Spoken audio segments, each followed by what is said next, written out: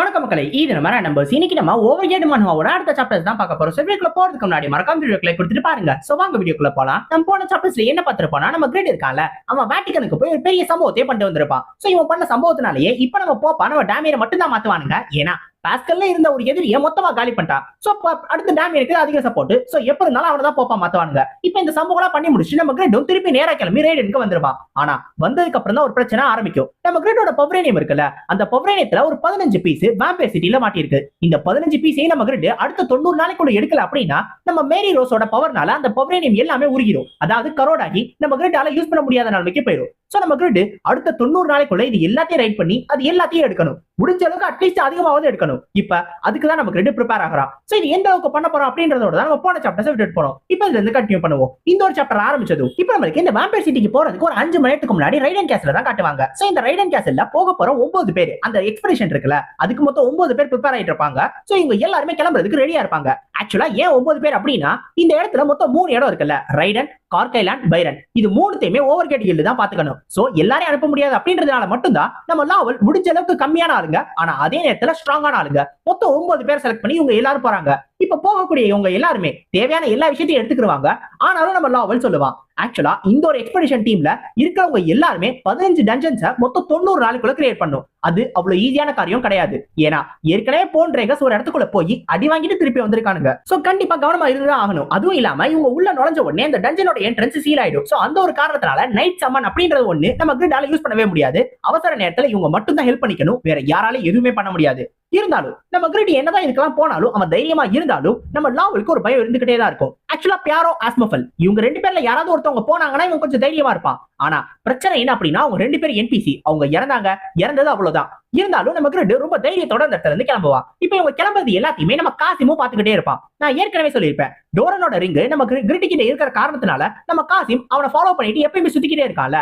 ஆக்சுவலா இவன் அவங்கள ஃபாலோ பண்ணிட்டு போக மாட்டான். இவங்க போறது வாம்பயர் சிட்டிக்கு அப்படின்றது இந்த காசிமுக்கு நல்லாவே தெரியும். இந்த வாம்பயர்லயே பியூர் பிளட்டட் வாம்பயர்ஸ் தான் இருக்கிறதுலே ஸ்ட்ராங்கான ஒண்ணுங்க. அதுங்கல்ல ஏர்ல் ரேங்கிங் அதுக்கு மேல ஏதாவது ஒரு வாம்பயர் வந்துச்சு அப்படின்னா நம்ம கிரிடால கூட சமாளிக்க முடியாது. அந்த அளவுக்கு அதுங்க ரொம்ப ரொம்ப ஸ்ட்ராங்கா இருக்குங்க. இருந்தும் கூட நம்ம காசிம் அவங்கள ஃபாலோ பண்ணிட்டு போகாம இருக்கிறதுக்கான ஒரே ஒரு காரணம், இங்க ஐரின் இருக்கால, ஐரினை ப்ரொடெக்ட் பண்ணணும்னு யோசிப்பான். அதுவும் இல்லாம இவங்க எல்லாம் பிளேயர்ஸ், செத்து போனா திரும்பி வந்துருவாங்கல்ல, இவங்க எல்லாருக்கும் அந்த இமோர்டாலிட்டி கர்ஸ் இருக்கு. சோ இவங்க திருப்பி வந்துருவாங்க அப்படின்றது காசிமுக்கு தெரியும். நம்ம காசிம் நம்ம கிரிட்டை ப்ரொடெக்ட் பண்ணும் இல்ல ஐரினை ப்ரொடெக்ட் பண்ணும் அப்படின்னு நினைக்கிறதுக்கான ஒரே ஒரு காரணம் அந்த ரிங் மட்டும் தான். அது அவங்க டீச்சரோட ரிங். அந்த டீச்சர் தான் அந்த டோரனுக்கு கொடுத்திருப்பாரு. சோ தன்னோட ஃப்ரெண்டோட ரிங் இவன் கிட்ட இருக்கு அப்படின்னா இவனை ப்ரொடெக்ட் பண்றதா நல்லது அப்படின்னு சொல்லி இந்த காசிம் யோசிப்பான். அதுவும் இல்லாம இந்த காசிமோட ட்ரைப் இருக்காங்கல்ல, அந்த மொத்த ட்ரைபையுமே சகாரனின் பேர் மொத்தமா இல்லாம அழிச்சிட்டானுங்க. ஏற்கனவே உள் ட்ரைப் அழிக்க ட்ரை பண்ணாங்கல்ல, அதே மாதிரி இவன் ட்ரைபை அழிச்சிட்டானுங்க. ஆனா அதுல மிச்சம் இருக்கிற ஒரே ஒரு சர்வைவர் காசிம் மட்டும்தான். சோ என்னைக்காவது ஒரு நாள் நம்ம கிரிட் ஒரு பெரிய ஆளா மாறி, அவன் ரொம்ப ஸ்ட்ராங்கான ஆளா மாறி சகாரன் பேரே திருப்பி அவன் கண்ட்ரோல் கீழ கொண்டு வர ட்ரை பண்ணுவான்ல, அது வரைக்கும் அவனை நின்று நான் காப்பாத்துவேன்,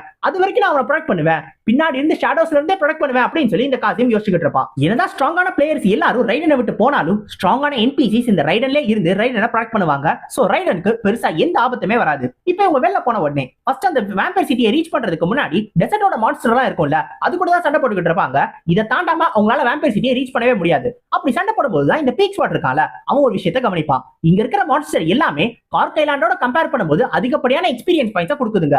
இதனால மட்டும் தான் ஓவர்கேட் இவ்வளவு ஸ்ட்ராங்கா இருக்காங்க அப்படின்னு சொல்லி அவனுக்கு ஒரு எண்ணம் வரும். சோ இந்த எக்ஸ்பீரியன்ஸ் எல்லாம் கிடைச்சிச்சுன்னா தன்னால கண்டிப்பா 310 லெவலுக்கு போயிட முடியும் அப்படின்னு சொல்லி நம்ம பீக் ஸ்குவாடுக்கு ஒரு நம்பிக்கை இருக்கும். ரொம்ப சந்தோஷமாவும் இருக்கும். எல்லாருமே அந்த ஒரு சந்தோஷத்துல தான் இருப்பாங்க. ஆனா நம்ம கிரிட் மட்டும் தான், அட பாவிகளா நான் இன்னும் 300 ரீச் பண்ணலையே அப்படின்னு சொல்லி யோசிச்சுட்டு இருப்பான். ஆக்சுவலா நம்ம கிரிட் இன்னுமே 296 லெவல்ல தான் இருக்கான். அவனும் 300 ரீச் பண்ணணும்னு முக்கிக்கிட்டே இருக்கான். ஆனா கிடைக்கவே மாட்டேங்குது. அப்பதான் நம்ம கிரிட்க்கு ஒரு ஐடியா வரும். அதேதான் எக்ஸ்பீரியன்ஸ் பாயிண்ட்ஸ்ன்றப்ப இந்த சிஸ்டம் ஏதோ ஒன்று சொன்னுச்சுல, அதை ஓபன் பண்ண வேண்டியதான் சொல்லி நம்ம கிரிட் வேக வேகமா தேட ஆரம்பிச்சிருவா. விவிஐபி மெம்பர்ஸ்க்கு மட்டுமே உரித்தான நம்ம கிரிட்டோட ரெப்புடேஷன் ஸ்டோர் ஓபன் ஆயிடும். ஆக்சுவலா இந்த ஒரு ரெப்புடேஷன் ஸ்டோரை ஓபன் பண்ணணும்னா 30,000 ரெப்புடேஷனை ரீச் பண்ணும். இதை பத்தி நான் ஏற்கனவே சொல்லியிருப்பேன். இதை நம்ம கிராவல் மட்டும் தான் இது வரைக்கும் ஓபன் பண்ணதா நமக்கு காட்டியிருப்பாங்க.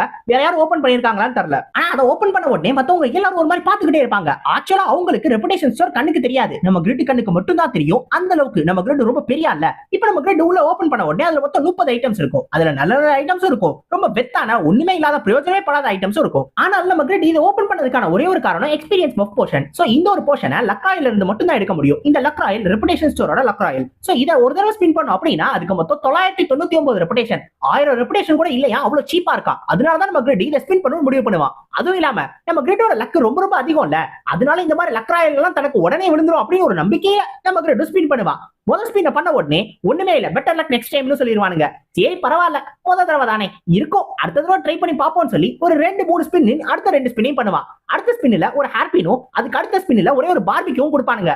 பரவாயில்ல, இந்த ஹேர்பின் எடுத்து தலையில மாட்டிக்கலாம், இந்த பார்பிக்யூ எடுத்து சாப்பிட்டுக்கலாம், எவ்வளவு அழகா இருக்கு. அடச்சை, இதையாடா நான் எடுக்க வந்தேன், ஏடா இதையாடா கொடுத்துக்கிட்டு இருக்கீங்க, 1000 ரெப்புடேஷன்டா, 1000 ரெப்புடேஷனை வாங்கிட்டு வெறும் பார்பிக்யூ ஹேர்பினும் கொடுக்குறீங்களேடா, இதை வச்சு நான் என்னடா பண்ண போறேன், நம்ம கிட்ட கத்திக்கிட்டே இருப்பான். அப்புறம் அதோட இதை விட்டுலாம் அப்படின்னு சொல்லிட்டு நம்ம கிட்ட க்ளோஸ் பண்ணிட்டு நேரா வேம்பயர் சிட்டிக்கு வந்துருவானுங்க. இப்ப 13வது வேம்பயர் சிட்டி நம்ம போன் ரேகஸ் ஏற்கனவே என்ட்ரானாங்கல, அந்த வேம்பயர் சிட்டிக்கு தான் திரும்பி வந்திருப்பாங்க. இப்ப இதுக்குள்ள போன உடனே ஃபர்ஸ்ட் என்ன இருக்கும் அப்படிங்கறத நம்ம போன் சொல்லுவான். இவங்க உள்ள போன உடனே ஃபர்ஸ்ட் டார்க்னஸா தான் இருக்கும், அந்த இடத்துல ஃபுல்லா டார்க்கா இருக்கும். சோ இவங்களுக்கு கண்டிப்பா கண்ணு தெரியாது, ஆனாலும் லைட்டை யூஸ் பண்ண கூடாது.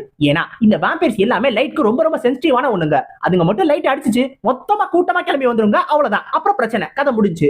அதனால லைட்டை யூஸ் பண்ணாம நம்ம கொஞ்சம் பார்த்து தான் போகணும். அதுக்கப்புறம் சிட்டியை ரீச் பண்ண உடனே கண்டிப்பா அந்த இடத்துல வெளிச்சம் இருக்கும் நம்ம போன் சொல்லுவான். அப்ப நம்ம ரேகஸ் இன்னொரு விஷயத்த சொல்லுவான். அது என்ன அப்படின்னா, இவங்க உள்ள நுழைஞ்ச உடனே இவங்களால வேம்பயரை பார்த்த முடியாது. ஆக்சுவலா இந்த சிட்டிக்குள்ள நுழைஞ்ச உடனே இவங்களால ஃபெமிலியர் மான்ஸ்டர் மட்டும் தான் பார்க்க முடியும். இந்த வேம்பயருக்கு ஃபெமிலியர் மான்ஸ்டர் அதுங்க தான் இவங்கள சண்டை போட வருங்க.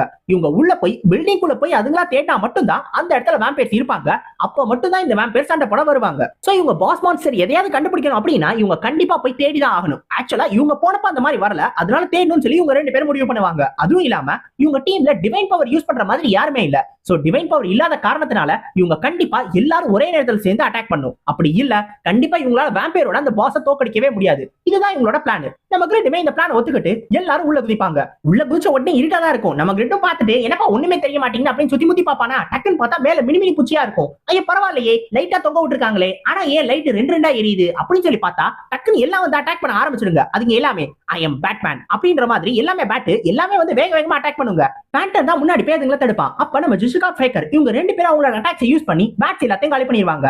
ஆனா இது இவங்க எதிர்பார்க்காத ஒண்ணு. ஆனா இவங்க அடுத்து போய் ஒரு ஸ்டெப் எடுத்து வச்ச உடனே அடுத்து நிறைய உல்ஃப் வந்து அட்டாக் பண்ண ஆரம்பிச்சிடும். ஒரு பெரிய உல்ஃபோட பேக்கே வந்திருக்கும். இப்ப இதை எதிர்த்து சண்டை போடுறது நம்ம ஜெட்னோஸும் நம்ம கிரிட்டும். இப்ப இதையும் ரொம்ப ஈஸியாவே தோக்கடிச்சிருவாங்க. ஆனா அதுல நம்ம போனுக்கு ரேகஸ்க்கும் ஒரு சின்ன சந்தேகம் இருக்கும். ஏன்னா அவங்க 2 பேரும் உள்ள போன தடவை வரப்ப இவங்க சிட்டி கிட்ட போற வரைக்கும் எந்த ஒரு மான்ஸ்டரும் வந்து இவங்க அட்டாக் பண்ணவே இல்ல. அப்படி இருக்கிறப்ப இந்த தடவை மட்டும் ஏன் அட்டாக் பண்ணுது?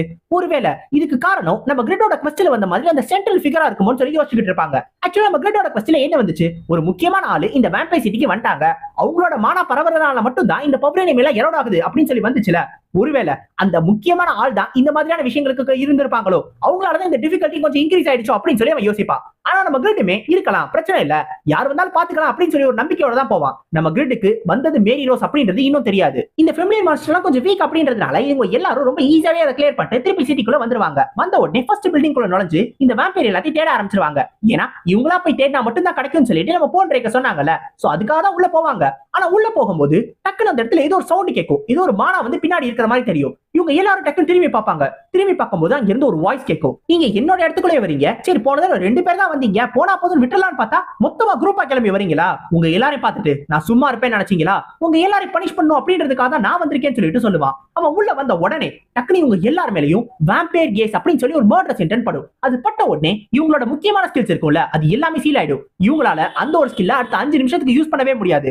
ஆனா அதையும் தாண்டி அவன் உள்ள வந்த உடனே கரெக்டா எக்ஸ்ட்ரீம் பிளட் டிரான்ஸ்ஃபியூஷன் சொல்லி ஒரு பெரிய அட்டாக்கை யூஸ் பண்ணுவான். அந்த அட்டாக்கை யூஸ் பண்ண உடனே யாரோ ஒருத்தரோட பெரிய ஹெச்பியை மொத்தமா உறிஞ்சிடுவான். அந்த உறிஞ்சிட்டு இப்ப இவங்க எல்லாரையும் பாப்பான். நீங்க எல்லாரும் வந்தது எனக்கு ரொம்ப கோவத்தை ஏற்படுத்துது, இருந்தாலும் உங்களை எல்லாரையும் நான் திருப்பி பார்ப்பேன், வந்துட்டு ஒவ்வொருத்தரா கொள்ளுவேன், நீங்க எல்லாரும் என் கையில தான் சாக போறீங்க, நான் திருப்பி போயிட்டு வரேன், போயிட்டு மறுபடியும் வரேன்னு சொல்லிட்டு அந்த இடத்துல இருந்து மறைஞ்சு போவான். அவன் மறைஞ்சு போன உடனே இவங்க எல்லாரும் ஒரு மாதிரி என்னாச்சுன்னு பாத்துக்கிட்டே இருப்பாங்க.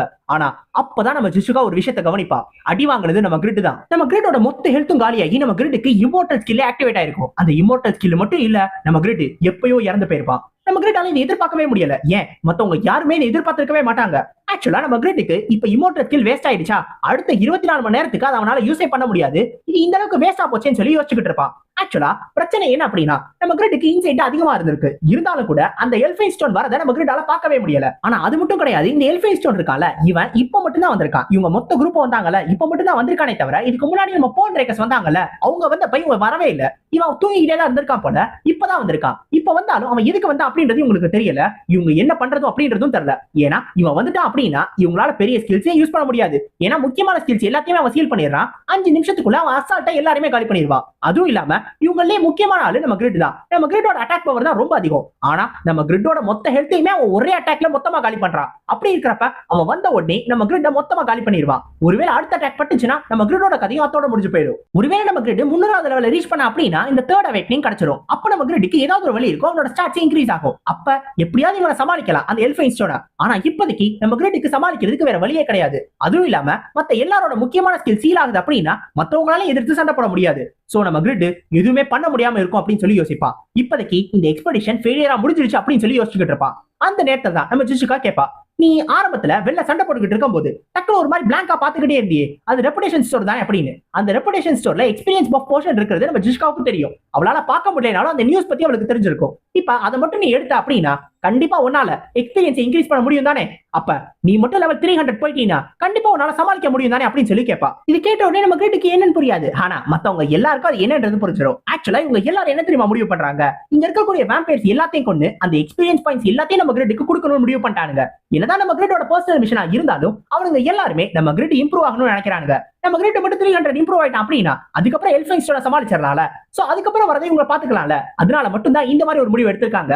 நம்ம கிரிட் இதை கேட்பான், ஏன் இந்த மாதிரிலாம் பண்றீங்க, இதெல்லாம் வேணாமே அப்படின்னு. ஆனா மத்தவங்க எல்லாரும் இல்ல எங்க கில்டு மாஸ்டர் நாங்க தானே ப்ரொடெக்ட் பண்ணோம், அதனால நாங்க அப்படிலாம் விட்டுற மாட்டோம். கண்டிப்பா இந்த எல்லா எக்ஸ்பீரியன்ஸும் உனக்கு தான் கிடைக்கும். உன்னை 300 லெவல் ரீச் பண்ண வைக்கிறோம், அதுக்கப்புறம் அந்த எல்ஃபைன்ஸோட சமாளிக்கிறோம் அப்படின்னு சொல்லுவானுங்க. இப்ப எல்லாரும் சேர்ந்து திருப்பி அந்த ஃபெமிலியர் மான்ஸ்டரோட சண்டை போட்டுக்கிட்டு இருப்பாங்க. இப்ப நம்ம கிரிட் என்ன தெரியுமா பண்ணுவாப்ல, அவரு அந்த பக்கம் பொறுமையா உட்காந்து இந்த ரெப்புடேஷன் ஸ்டோர்ல இருந்து ஏதாவது கிடைக்குதான்னு சொல்லிட்டு லக்ராயில திருப்பி யூஸ் பண்ணுவான். ஆனா building block bitter sweet canteen சொல்லிட்டு கேவலமானதா கிடைக்கும். நம்ம கிரிட் அதுல வெறுப்பாயிருவான். ஏன்டா இப்படி ஒண்ணுமே கிடைக்க மாட்டேங்குது அப்படின்னு சொல்லி கடுப்புல இருப்பான். நம்ம கிரிட் திருப்பி அழுத்திக்கிட்டே இருப்பான். ஆனா ஒரு எக்ஸ்பீரியன்ஸ் ப்ரொபோஷனை கொடுக்கவே மாட்டானுங்க. டேய் ப்ளீஸ் கொடுத்து தொலைங்கடா, 34,000 ரெப்புடேஷன் வச்சிருந்தேன்டா, 28,000 ரெப்புடேஷன், அது 28 ஸ்பின் பண்ணி ஒண்ணு கூட கொடுக்க மாட்டீங்கடா, ஏன்டா இப்படி பண்றீங்க அப்படின்னு சொல்லி அழுதுகிட்டு இருப்பான். அதுவும் இல்லாம இன்னும் வெறுப்பேத்துற மாதிரி கடைசி 10 ஸ்பின்ல oh sorry better luck next time, oh sorry better luck next time திருப்பி அதே தான் கொடுத்துக்கிட்டே இருப்பானுங்க. ஒண்ணுமே கிடைக்காது. அட பாவிகளா ஏன்டா இப்படி பண்றீங்கன்னு சொல்லி கடைசியில படுத்தே விட்டானேன்ற மாதிரி நம்ம கிட்ட மண்டியே போட்டுருவான். டேய் ப்ளீஸ்ரா இப்பயாவது கொடுங்கடா, நான் கெஞ்சி கேட்டுக்கிறேன்னா அழுதுகிட்டே இருக்கும் போது கரெக்டா அந்த எக்ஸ்பீரியன்ஸ் போர்ஷன் கிடைக்கும். ஆனா பிக்காளி பசங்களா ஏன்டா இப்ப தரீங்க, ஏன்டா முன்னாடியே நான் கெஞ்சினேனே அப்பெல்லாம் என்னோட கண்ணீர் உங்களுக்கு தெரியலையா, ஏன்டா இப்படி கல்லஞ்சக்காரங்களா இருக்கீங்க, கேவலமான கேம்டா டூ அப்படின்னு சொல்லி துப்பிக்கிட்டே இருப்பான். இப்ப நம்ம கிரிட்டுக்கு இந்த எக்ஸ்பீரியன்ஸ் போர்ஷன் கிடைச்சிருச்சு அப்படின்றதுனால இவங்க எல்லாரும் அவங்களோட பிளானை செயல்படுத்தணும் முடிவு பண்ணிடுவாங்க. நேரா பில்டிங்குள்ளே போயிருவாங்க. ஃபர்ஸ்ட் பில்டிங்குள்ள நுழைஞ்சிருவாங்க. இப்ப உள்ள போன உடனே அங்க இருக்கக்கூடிய வேம்பயர்ஸ் எல்லாம் ஒண்ணா சேர்த்தா மட்டும் தானே நம்ம கிரிட்டால சீக்கிரமா கிளியர் பண்ண முடியும். சோ அதுக்கு இவங்க ஏற்கனவே நம்ம கிரிட் யூஸ் பண்ண ஸ்ட்ராட்டஜியை யூஸ் பண்ணுவானுங்க. அது என்ன அப்படின்னா டிஃபென்சிவ் எபிலிட்டி அதிகமா வச்சிருக்கிற ஒரு தம்பியை கூப்பிட்டு அந்த தம்பி மேல இந்த மேலக்கஸோட க்ளோக் இருக்குல்ல, மேலக்கஸோட க்ளோக் அதை எடுத்து போட்டு விட்டு தம்பி ஓடுப்பான்னு சொன்னா எல்லா மான்ஸ்டரும் ஒண்ணா சேர்ந்துற போது. இப்ப இந்த இடத்துல யார் டிஃபென்சிவ் எபிலிட்டி அதிகமா வச்சிருக்கா, ஒன்னு டோபன் இருக்கணும். அதுதான் நம்ம கிரிட் ஏற்கனவே யூஸ் பண்ணா. ஆனா இங்கதான் டோபன் இல்லையில, அதனால நம்ம மொட்டத்தல தம்பியான வேண்டரை கூப்பிடுவானுங்க. வேண்டரை ஓட விட்டு ஏப்பா நீ ஓடுப்பான்னு உடனே அந்த மான்ஸ்டர் எல்லாம் துரத்த ஆரம்பிச்சிடும். ஆனா அதுங்களாம் என்ன கடுப்புல இருந்துச்சு கூட தெரியல. எல்லா வேம்பேரும் வந்த உடனே இந்த மொட்டையை பொழந்துடுறேன் அப்படின்ற மாதிரியே ஒரு கோவத்தோட இந்த வேண்டரை போட்டு அடின்னு அடிக்குங்க. நம்ம வேண்டரும் முடிஞ்ச அளவுக்கு சமாளிச்சிருப்பான். நம்ம வேண்டரால முடியலன்னு தெரிஞ்ச உடனே இப்ப மிச்சம் இருக்கிறவங்க எல்லாரும் சுத்தி இருக்கிற அந்த வேம்பயர்ஸ் எல்லாத்தையும் மொத்தமா ஒரே லைனுக்கு கொண்டு வரணும்னு முடிவு பண்ணிடுவாங்க. ஏன்னா இதுங்களாம் விலகி இருக்குங்கல. சோ அது எல்லாத்தையும் ஒண்ணா சேர்த்தா மட்டும்தான் இவங்களால ஏதாவது பண்ண முடியும். அதுக்காக சுத்தி எல்லாரும் அட்டாக் பண்ண ஆரம்பிச்ச உடனே கரெக்டா அந்த வேம்பயரை ஒரே ஒரு ஸ்ட்ரெயிட் லைன்ல கொண்டு வந்துருவாங்க. இப்ப நம்ம கிரிட்டோட நேரம் வந்துரும். நம்ம கிரிட் கரெக்டா அந்த மேல இருந்து ஜம்ப் பண்ணுவா. ஜம்ப் பண்ணி இதுங்க எல்லாத்தையும் காலி பண்ணனும்னா அதுக்கு ஒரு பெரிய ரேஞ்ச் அட்டாக்கை யூஸ் பண்ணும். ஆனா அதே நேரத்துல ஒரு அட்டாக் கூட நிறுத்திட முடியாது. சோ ஃபியூஷன் ஸ்கில் ஆன டிரான்செண்டர் லிங்கை யூஸ் பண்ணனும்னு முடிவு பண்ணுவா. இப்ப அதை வச்சு நம்ம கிரிட் அட்டாக் பண்ண ஆரம்பிச்சிருவா. இப்ப அதை வச்சு அட்டாக் பண்ண உடனே முக்காவாசி வேம்பயரை நம்ம கிரிட் அசால்ட்டாவே காலி பண்ணிடுவா. இப்ப வேகமா அடுத்தடுத்த வேம்பயர்ஸையும் காலி பண்றதுக்காக போவா. ஆக்சுவலா நம்ம கிரிட்டுக்கு இந்த ரெப்புடேஷன் ஸ்டோர்ல இன்னொரு 5 ஸ்பின் மிச்சம் இருக்கு. ஆக்சுவலா 5 ஸ்பின் மட்டும் தான் மிச்சம் இருக்கு. ஏற்கனவே அவன் 29 ஸ்பின் யூஸ் பண்ணிருப்பான். இருந்தாலும் பரவாயில்ல, அட்லீஸ்ட் இப்பயாவது கிடைச்சிச்சு அப்படின்னு சொல்லி நம்ம கிரிட் ரொம்ப சந்தோஷமா இருப்பான். இப்ப இந்த சந்தோஷத்தோட அதுங்க எல்லாத்தையும் காலி பண்ண ஆரம்பிச்சிட்டான். நார்மலா இந்த 296ல இருந்து 300 போகணும் அப்படின்னா ஒருத்தவங்களுக்கு 6 மாசமாவது தேவைப்படும். ஆனா இப்ப நம்ம கிரிட் அந்த எக்ஸ்பீரியன்ஸ் போர்ஷன் வச்சிருக்கான். அதோட இந்த வேம்பயர்ஸ் எல்லாத்தையும் சீக்கிரமாவும் காலி பண்றான். சோ இது மூலமா நம்ம கிரிட்டுக்கு போறதுக்கு இது ஒரு சின்ன ஆப்பர்ச்சுனிட்டியா இருக்கு. இப்ப இது எல்லாத்தையும் காலி பண்ண உடனே நம்ம கிரிட் 297 லெவலுக்கு வந்துருவா. இப்ப இவங்க எல்லாரும் அடுத்த பில்டிங்க்கு போறதுக்கு முன்னாடி ஒரு சின்ன ரெஸ்ட் எடுக்கணும்னு முடிவு பண்ணுவாங்க. அதுவும் இல்லாம நம்ம மொட்டை தம்பிக்கு கண்டிப்பா ரெஸ்ட் தேவை. அதனாலதான் இவங்க ரெஸ்ட் எடுத்துக்கிட்டு இருப்பாங்க. இப்ப இங்க ஜிஷுகா இருக்கால, அவ இவங்க குரூப்ல இருக்கக்கூடிய ஒரு ஃபேட்டலான வீக்னஸ் பத்தி சொல்லுவா. அது என்ன அப்படின்னா இப்ப இவங்க குரூப்ல நம்ம வேண்டர், குரோய், அப்புறம் நம்ம கிரிட். இவங்க எல்லாராலையுமே ஒரு பெரிய அட்டாக்க தாங்கிக்க முடியும். இவங்க 3 பேரை தவிர மத்தவங்க யாருக்கு ஒரு பெரிய அட்டாக் பட்டாலும் சரி அவங்க கண்டிப்பா செத்துருவாங்க. அப்படி ஒருவேளை நடந்துச்சு அப்படின்னா இவங்க பிளான் போட்டாங்கல்ல, இந்த பிளான்ல ஒரு பெரிய ஓட்ட விழுந்துரும். சோ அந்த ஓட்ட விழுக கூடாது அப்படின்னா அதை மொட்டையை வச்சுதான் முட்டு கொடுக்கணும் அப்படின்னு சொல்லி முடிவு பண்ணி திருப்பி வேண்டரை போட்டு அந்த வேண்டர் மேல க்ளோக்கையும் போட்டு அவன் அடுத்த பில்டிங்லயே ஓட விட்டுருவானுங்க. இந்த 2வது பில்டிங்லயே நம்மளுக்கு ஓடுற வேலை தான் போல இவனை இங்கே வெயிட்ட குறைக்கணும் முடிவு பண்ணிட்டானுங்க. சோ இப்போ நம்ம கிரிட் உள்ள இறங்கி எல்லா வேம்பைர்ஸையும் காலி பண்ண ஆரம்பிச்சிருவான். ஆனா முன்னாடி பில்டிங்க கம்பேர் பண்ணும்போது இந்த பில்டிங்ல இருக்கக்கூடிய வேம்பைர்ஸ் எல்லாம் கொஞ்சம் லெவல் அதிகமா இருக்குங்க. இதுல காலி பண்றது நம்ம கிரிட்டுக்கே கொஞ்சம் கஷ்டமா இருக்கும். இப்போ இந்த வேம்பைர்ஸை காலி பண்ணும்போது நம்ம கிரிட்டுக்கு ஐட்டம் டிராப் இருக்கும்ல, அதுல பெரிய எலிக்சியர்லாம் எதுவும் கிடைக்காது. ஆனா சின்ன சின்ன ஐட்டம் டிராப் இருக்கும். அதுல 1-2 ஐட்டம் இருக்குல்ல, அது நம்ம கிரிட்டுக்கு பிரயோஜனப்படும். இப்போ அதை யூஸ் பண்ணி நம்ம கிரிட் மிச்சம் இருக்கிற வேம்பைர்ஸையும் காலி பண்ண ஆரம்பிச்சிருவா. சோ இந்த மாதிரி காலி பண்ணிட்டே இருக்கும்போது நம்ம கிரிட்டுக்கு வேற டோர் அண்ட் ரிங் வேற இருக்கா, அதை வச்சு ஹீல் பண்ணிக்கிட்டே இருக்கானா. சோ நம்ம கிரிட்டுக்கு பிரச்சனையே இல்லாம தான் போகும். ஆனா அந்த நேரத்துல கரெக்டா 2 பியூர் பிளட்டட் வேம்பைர்ஸ் நம்ம கிரிட்டை காலி பண்றதுக்காக வருங்க. ஆக்சுவலா இந்த 2 பியூர் பிளட்டட் வேம்பைர்ஸ் இருக்குங்கல்ல, இதுங்க பேரன் ரேங்க சேர்ந்ததுங்க. இந்த எல்ஃபைன் ஸ்டோன் இருக்கால, அவன் ஏர்ல் ரேங்க சேர்ந்தவன். சோ அவன் லெவல்ல இல்லைனாலும் இந்த 2மே ரொம்ப ரொம்ப ஸ்ட்ராங் ஆனதுங்க தான். இப்போ இதுங்க அட்டாக் பண்ண வரப்ப நம்ம கிரிட் எதிர்பார்த்திருக்கவே மாட்டானா. அப்ப நம்ம கிரிட்டை வந்து காப்பாத்துறது நம்ம வேண்டர் தான். நம்ம வேண்டர் அவனோட இன்வின்சிபிள் ஸ்கில்லான கார்டியன் பவர் அப்படின்ற ஸ்கில்ல யூஸ் பண்ணிடுவான். இப்போ அதை வச்சுதான் எப்படியோ காப்பாத்திருப்பான். நம்ம கிரிட்டுமே திருப்பி இதுங்க அட்டாக் பண்ணணும்னு முடிவு பண்ணி அவனோட பேங்கோட ஸ்வாட் டான்ஸை யூஸ் பண்ணுவா. ஆனா அந்த நேரத்துல அதுங்க ஸ்ட்ராங் மட்டும் கிடையாது, புத்திசாலியும் கூடவா. உடனே ஒரு ஸ்கில்ல யூஸ் பண்ணி நம்ம கிரிட்டோட அட்டாக் மிஸ் ஆகிற மாதிரி பண்ணிருங்க. நம்ம கிரிட்டை மாத்தி மாத்தி அட்டாக் பண்ண ஆரம்பிச்சிருங்க. இப்போ அதுங்க புத்திசாலித்தனமா அட்டாக் பண்ற காரணத்தினால நம்ம கிரிட்டாலுமே அதுங்களை ஒழுங்கா சமாளிக்கவே முடியாது. நம்ம கிரிட்டுக்குமே அடுத்து என்ன பண்றதுன்னு தெரியாம யோசனை இருந்துகிட்டே இருக்கும். கரெக்டா அந்த நேரத்துல நம்ம கிரிட் யூஸ் பண்றது ஒன்னே மட்டும்தான், அவனோட கோல்டன் பிளேட்ஸ். இதுங்கள்ல டிவைன் பவர் இருக்கு. சோ இந்த கோல்டன் பிளேட்ஸ் வச்சு நம்ம கிரிட் அட்டாக் பண்ண அப்படின்னா கண்டிப்பா நம்ம கிரிட்டால அதுங்களுக்கு அதிகப்படியான டேமேஜ் கொடுக்க முடியும்ல. ஏன்னா டிவைன் பவர்ன்ற ஒண்ணு இந்த வேம்பையருக்கு பாய்சன் மாதிரி. சோ அதுங்க அட்டாக் அதிகமான அட்டாக் பண்ண முடியும். இப்ப இது பட்டது மூலமா அதுங்க ஒரே இடத்துல நம்ம கிரிட் புடிச்சு வச்சிருவா. இப்ப நம்ம கிரிட் அவனோட பெரிய ஸ்கில்ல யூஸ் பண்ணும். ஆனா ஃபியூஷன் ஸ்கில் எல்லாமே கூல் டவுன்ல இருக்கு. ஆனா பிரச்சனை இல்ல, இப்ப நம்ம கிரிட் அதுங்க இருக்கிற நிலைமைக்கு கண்டிப்பா நார்மல் ஸ்கில் யூஸ் பண்ணியே காலி பண்ணிடலாம்னு சொல்லி வெறும் லிங்க் யூஸ் பண்ணி அதுங்க 2 பேரையும் காலி பண்ணிடுவா. நம்ம கிரிட் 298வது லெவலுக்கும் போயிருவா. ஒரு வழியா இன்னொரு பெரிய அச்சீவ்மெண்ட். 2 பில்டிங்க கம்ப்ளீட் பண்ண உடனே நம்ம கிரிட் 298க்கு வந்துட்டா. இன்னும் 2 லெவல் தான். அடுத்து நம்ம கிரிட் 300க்கு போயிருவான். இப்போ நம்ம கிரிட் இந்த 2 வேம்பைர்ஸை தோக்கடிச்ச உடனே நம்ம கிரிட்டுக்கு ஒரு மிஸ்டீரியஸான ஒரு பீஸ் கிடைக்கும். இப்போ இது என்ன பீஸ், இது என்னது அப்படின்றது நம்ம கிரிட்டுக்கு எக்ஸாக்ட்டா தெரியாது. நம்ம கிரிட் இதுல இன்னொரு 3 பீஸை சேர்த்தா மட்டும்தான் அது என்னன்றது நம்ம கிரிட்டுக்கு தெரிய வரும். சோ இது ஏதோ ஒரு பெரிய குவெஸ்டோட கம்பைன் பண்ணது. இப்போதைக்கு நம்ம கிரிட்டுக்கு அதை பத்தின இன்ஃபர்மேஷன் கிடையாது. இவங்க எல்லாரும் செகண்ட் பில்டிங்க கம்ப்ளீட் பண்ணிட்டாங்க. சோ எல்லாரும் சேர்ந்து ஒரு சின்ன ரெஸ்ட் எடுத்துக்கிடுவாங்க. இப்போ நம்ம வேண்டரோட இன்வின்சிபிள் ஸ்கில் அவன் யூஸ் பண்ணிட்டான். அதே மாதிரி நமக்கு கிரிட்டோட அந்த இன்வின்சிபிள் ஸ்கில் திருப்பி வரவே இல்ல, அதாவது இம்மோர்டல் ஸ்கில் திருப்பி வரவே இல்ல. இப்போதைக்கு நம்ம ஹுரோயால மட்டும் தான் அந்த அட்டாக்க டேங்க் பண்ண முடியும். ஆனா பிரச்சனை என்ன அப்படின்னா நம்ம ஹுரோயினா அடிப்பானா அப்படின்னு சொல்லி நம்மளால சொல்ல முடியாது. எல்ஃபைன் ஸ்டோன் யார வேணாலும் அடிக்கலாம். சோ நம்ம ஹுரோ என்ன பிளான் பண்ணுவா அப்படின்னா தான் எப்படியாவது அந்த எல்ஃபைன் ஸ்டோன் கிட்ட பேசி ஏதாவது கண்ட மேடிக்கு திட்டி அவனோட கவனத்தை என் பக்கம் இழுக்கணும். அப்ப அவன் என்ன அடிப்பான், அந்த அட்டாக்க நான் டேங்க் பண்ணிடலாம் அப்படின்னு சொல்லி யோசிப்பான். ஏன்னா இப்போதைக்கு நம்ம ஹுரோய் பேட்டில எந்த கான்ட்ரிபியூஷனும் பண்ணல, அவனால பெருசா சண்டை போட முடியாது. அட்லீஸ்ட் தான் இதையாவது பண்ணணும் அப்படின்னு சொல்லி தான் அவன் யோசிச்சுக்கிட்டு இருப்பான். ஆனா கரெக்டா அந்த நேரத்துல நம்ம கிரிட்டோட இம்மோர்டல் ஸ்கில் இருக்குல்ல, அதோட கூல் டவுன் கம்ப்ளீட் ஆயிரும். நம்ம கிரிட்டுக்கு திருப்பி இம்மோர்டல் ஸ்கில் வந்துரும். சோ இப்போதைக்கு 2 பேர் கிட்ட ஸ்கில் இருக்கு. அவன் யார் அடிச்சாலும் பரவாயில்ல, நம்ம கண்டிப்பா ஈஸியா தடுத்துடலாம், திருப்பி எல்ஃபைன் ஸ்டோனை சமாளிச்சிடலாம் அப்படின்னு சொல்லி உங்க எல்லாருக்கும் கொஞ்சம் சந்தோஷத்தோட இருப்பாங்க. கொஞ்சம் நிம்மதியா இருக்கும்போது அந்த டைம் போறதுக்குள்ள டக்குனு வேம்பையர் கேஸ் வந்து இவங்க எல்லாரும் மேலே பட ஆரம்பிச்சிடும். இந்த வேம்பையர் கேஸ் எப்ப தெரியுமா வரும், எல்ஃபைன் ஸ்டோன் வரும்போது மட்டும் தான் வரும். சோ எல்ஃபைன் ஸ்டோன் மறுபடியும் என்ட்ரி கொடுப்பான். அந்த எல்ஃபைன் ஸ்டோன் உள்ள வரும்போது ஒரு மாதிரி திமிரா சிரிச்சுக்கிட்டே தான் வருவான். ஏன்னா அவன் ஏற்கனவே அவனை பொறுத்த வரைக்கும் ஒரு ஆளா அவன் காலி பண்ணிட்டான். இப்ப அடுத்த ஆளையும் காலி பண்றதுக்காக வரான்ல, அவன் கையால தான் எல்லாரும் சாக போறாங்க அப்படின்னு சொல்லி ஒரு திமிரோட தான் அவன் வருவான். உள்ள வந்த உடனே அவனோட அந்த ஸ்கில்ல யூஸ் பண்ண போவான். அப்ப நம்ம ஹுரோயும் அவனோட கவனத்தை திசை திருப்பிடலாம் அப்படின்னு சொல்லிட்டு அவன் பேச ட்ரை பண்ணுவான். ஆனா அவன் உள்ள என்ட்ரி கொடுக்கும் போதே எக்ஸ்ட்ரீம் பிளட் டிரான்ஸ்ஃபியூஷனை யூஸ் பண்ணிடுவான். யூஸ் பண்ண உடனே அது கரெக்டா ஒருத்தர் மேல பட்டு அவங்களோட மொத்த ஹெல்த்தும் காலி ஆயிடும். இந்த எல்ஃபைன் ஸ்டோன் போன தடவை மாதிரியே இந்த தடவை அவன் பெரிய ஸ்கில்ல யூஸ் பண்ணி முடிச்சிட்டான்ல, சோ உடனே அவன் கிளம்பணும்னு முடிவு பண்ணிடுவான். அந்த இடத்துல இருந்து அப்படியே மறைஞ்சு போயிடுவான். அடுத்த ஆள காலி பண்றதுக்கு நான் திருப்பி வருவேன் அப்படின்னு சொல்லிட்டு போவான். ஆனா இந்த தடவை யார் மேல தெரியுமா ஸ்கில்ல யூஸ் பண்ணுவான், நம்ம ஹுரோய் திரும்பி பார்க்கும்போது அப்பதான் தெரிய வரும் நம்ம கிரிட் மேலதான் அவன் திருப்பி ஸ்கில்ல யூஸ் பண்ணிருக்கான். சோ அவன் கிரிட்டை மட்டும் தான் டார்கெட் பண்றான். ஆனா கிரிட்டை எதுக்காக டார்கெட் பண்றான் அப்படின்றது தெரியல. நம்ம கிரிட் கிட்ட இன்வின்சிபிள் ஸ்கில் இருக்குன்றதுனால டார்கெட் பண்றானா, இல்ல நம்ம கிரிட் தான் ஸ்ட்ராங்கஸ்டான ஆளுன்றதுனால டார்கெட் பண்றானான்னு தெரியல.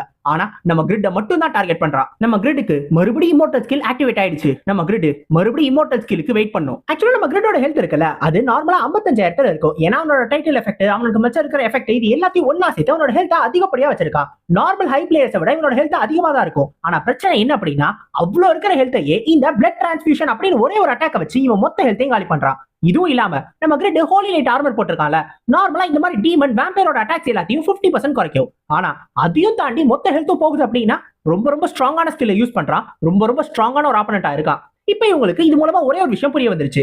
இவங்க குரூப்பை கண்டிப்பா 24 மணி நேரத்துக்கு ஒரு தடவை வந்து அவன் அட்டாக் பண்ணுவான். வந்து அட்டாக் பண்றவன் ஸ்ட்ராங்கான ஆளுங்களை மட்டும் தான் அட்டாக் பண்ணுவான். சோ நம்ம கிரிட் மட்டும் தான் டார்கெட்.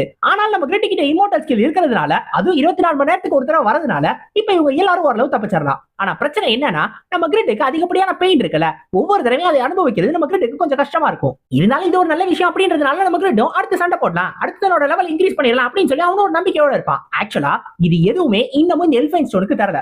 இந்த எல்ஃபைன் ஸ்டோன் ஒவ்வொருத்தரா போய் காலி பண்ணும் அப்படின்னு சொல்லி தான் முடிவு பண்ணா. ஆனா இந்த எல்ஃபைன் ஸ்டோன் யார் ஸ்ட்ராங்கா இருப்பாங்களோ அவங்க மேல மட்டும் அட்டாக்கை யூஸ் பண்ணிட்டு நேரா போய் தூங்குறதுக்கு போயிருவான். அவன் இன்னும் கண்டுபிடிக்கல. அவனுக்கு தெரிய வந்துச்சுன்னா கண்டிப்பா அப்பதான் இவங்களுக்கு பிரச்சனை.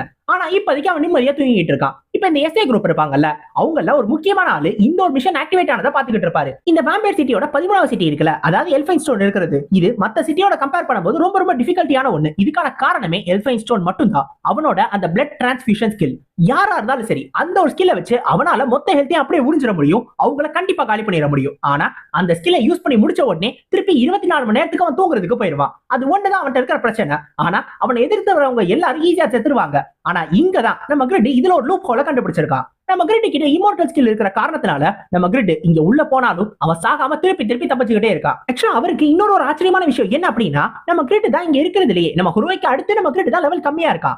ஏன் மத்தவங்க எல்லாருமே யூனிஃபைடு ரேங்கிங்ஸ்ல அட்லீஸ்ட் 20 குள்ள இருப்பாங்க. ஆனா அப்படி இருக்கிற ஒரு குரூப்ல நம்ம கிரிட் ஸ்ட்ராங்கஸ்டான ஒரு மெம்பரா இருக்கான். அதுதான் அவருக்கு ரொம்ப ரொம்ப ஆச்சரியமான ஒண்ணா இருக்கும். சோ நம்ம கிரிட் எல்லா எக்ஸ்பெக்டேஷன்ஸுமே டிஃபை பண்ணக்கூடிய ஒரு ஆளு. சோ அந்த மாதிரியான ஒரு திறமை நம்ம கிரிட் கிட்ட மட்டும் தான் இருக்கு. அதை இவர் புரிஞ்சுக்கிறாரு. இப்ப அடுத்து 3வது நாள்ல 5வது பில்டிங்க்கு போயிருவாங்க. இந்த 5வது பில்டிங்ல இவங்க சண்டை போட்டுக்கிட்டு இருக்காங்க. இப்ப இந்த 5வது பில்டிங் போனதுக்கு அப்புறம் இந்த வேம்பயர்ஸோட லெவல் ரொம்ப ரொம்ப அதிகமா இருக்கும். அந்த ஒரு காரணத்தினால நம்ம கிரிட் மட்டுமே எல்லாத்தையும் சமாளிக்க முடியாது. மத்தவங்க எல்லாரும் சேர்ந்து ஹெல்ப் பண்ணி அந்த வேம்பயர்ஸோட ஹெல்த்தை குறைச்சா மட்டும் தான் நம்ம கிரிட்டால கடைசியில போது அதுங்க எல்லாத்தையும் சமாளிக்க முடியும். சோ இது போக போக இன்னும் டஃப் ஆயிட்டே இருக்கு. இருந்தாலும் இவங்க விட்டு கொடுக்காம சண்டை போட்டுக்கிட்டே இருப்பாங்க. அதுவும் இல்லாம நம்ம கிரிட் எல்லா எக்ஸ்பீரியன்ஸையும் அவனே எடுத்துக்கிறான் அப்படின்றதுனால மத்தவங்க எல்லாருக்கும் நம்ம கிரிட் ஐட்டம்ஸ் பிரிச்சு கொடுக்க ஆரம்பிச்சிருவான். அந்த மாதிரி ஒரு ஐட்டம் பீக் ஸ்வாட் கிட்ட கொடுத்திருப்பான். இப்ப அந்த ஒரு ஐட்டம் மூலமா நம்ம பீக் ஸ்வாடோட ஸ்கில்ஸ்மே இன்னும் கொஞ்சம் இம்ப்ரூவ் ஆக ஆரம்பிச்சிரும். இப்ப நம்ம கிரிட்டுக்கு எல்லாமே சரியா போயிட்டு இருக்கு. இப்ப நம்ம கிரிட் மட்டும் தேர்ட் அட்வான்ஸ் மட்டும் கம்ப்ளீட் பண்ணிட்டான். அதாவது தேர்ட் அவேக்னிங் மட்டும் கிடைச்சிருச்சு அப்படின்னா அவனால எல்ஃபைன் ஸ்டோனை கண்டிப்பா சமாளிக்க முடியும்னு ஒரு நம்பிக்கையில இருக்கும்போது கரெக்டா அந்த எல்ஃபைன் ஸ்டோன் வருவான். எக்ஸ்ட்ரீம் பிளட் டிரான்ஸ்ஃபியூஷனை யூஸ் பண்ணுவான்.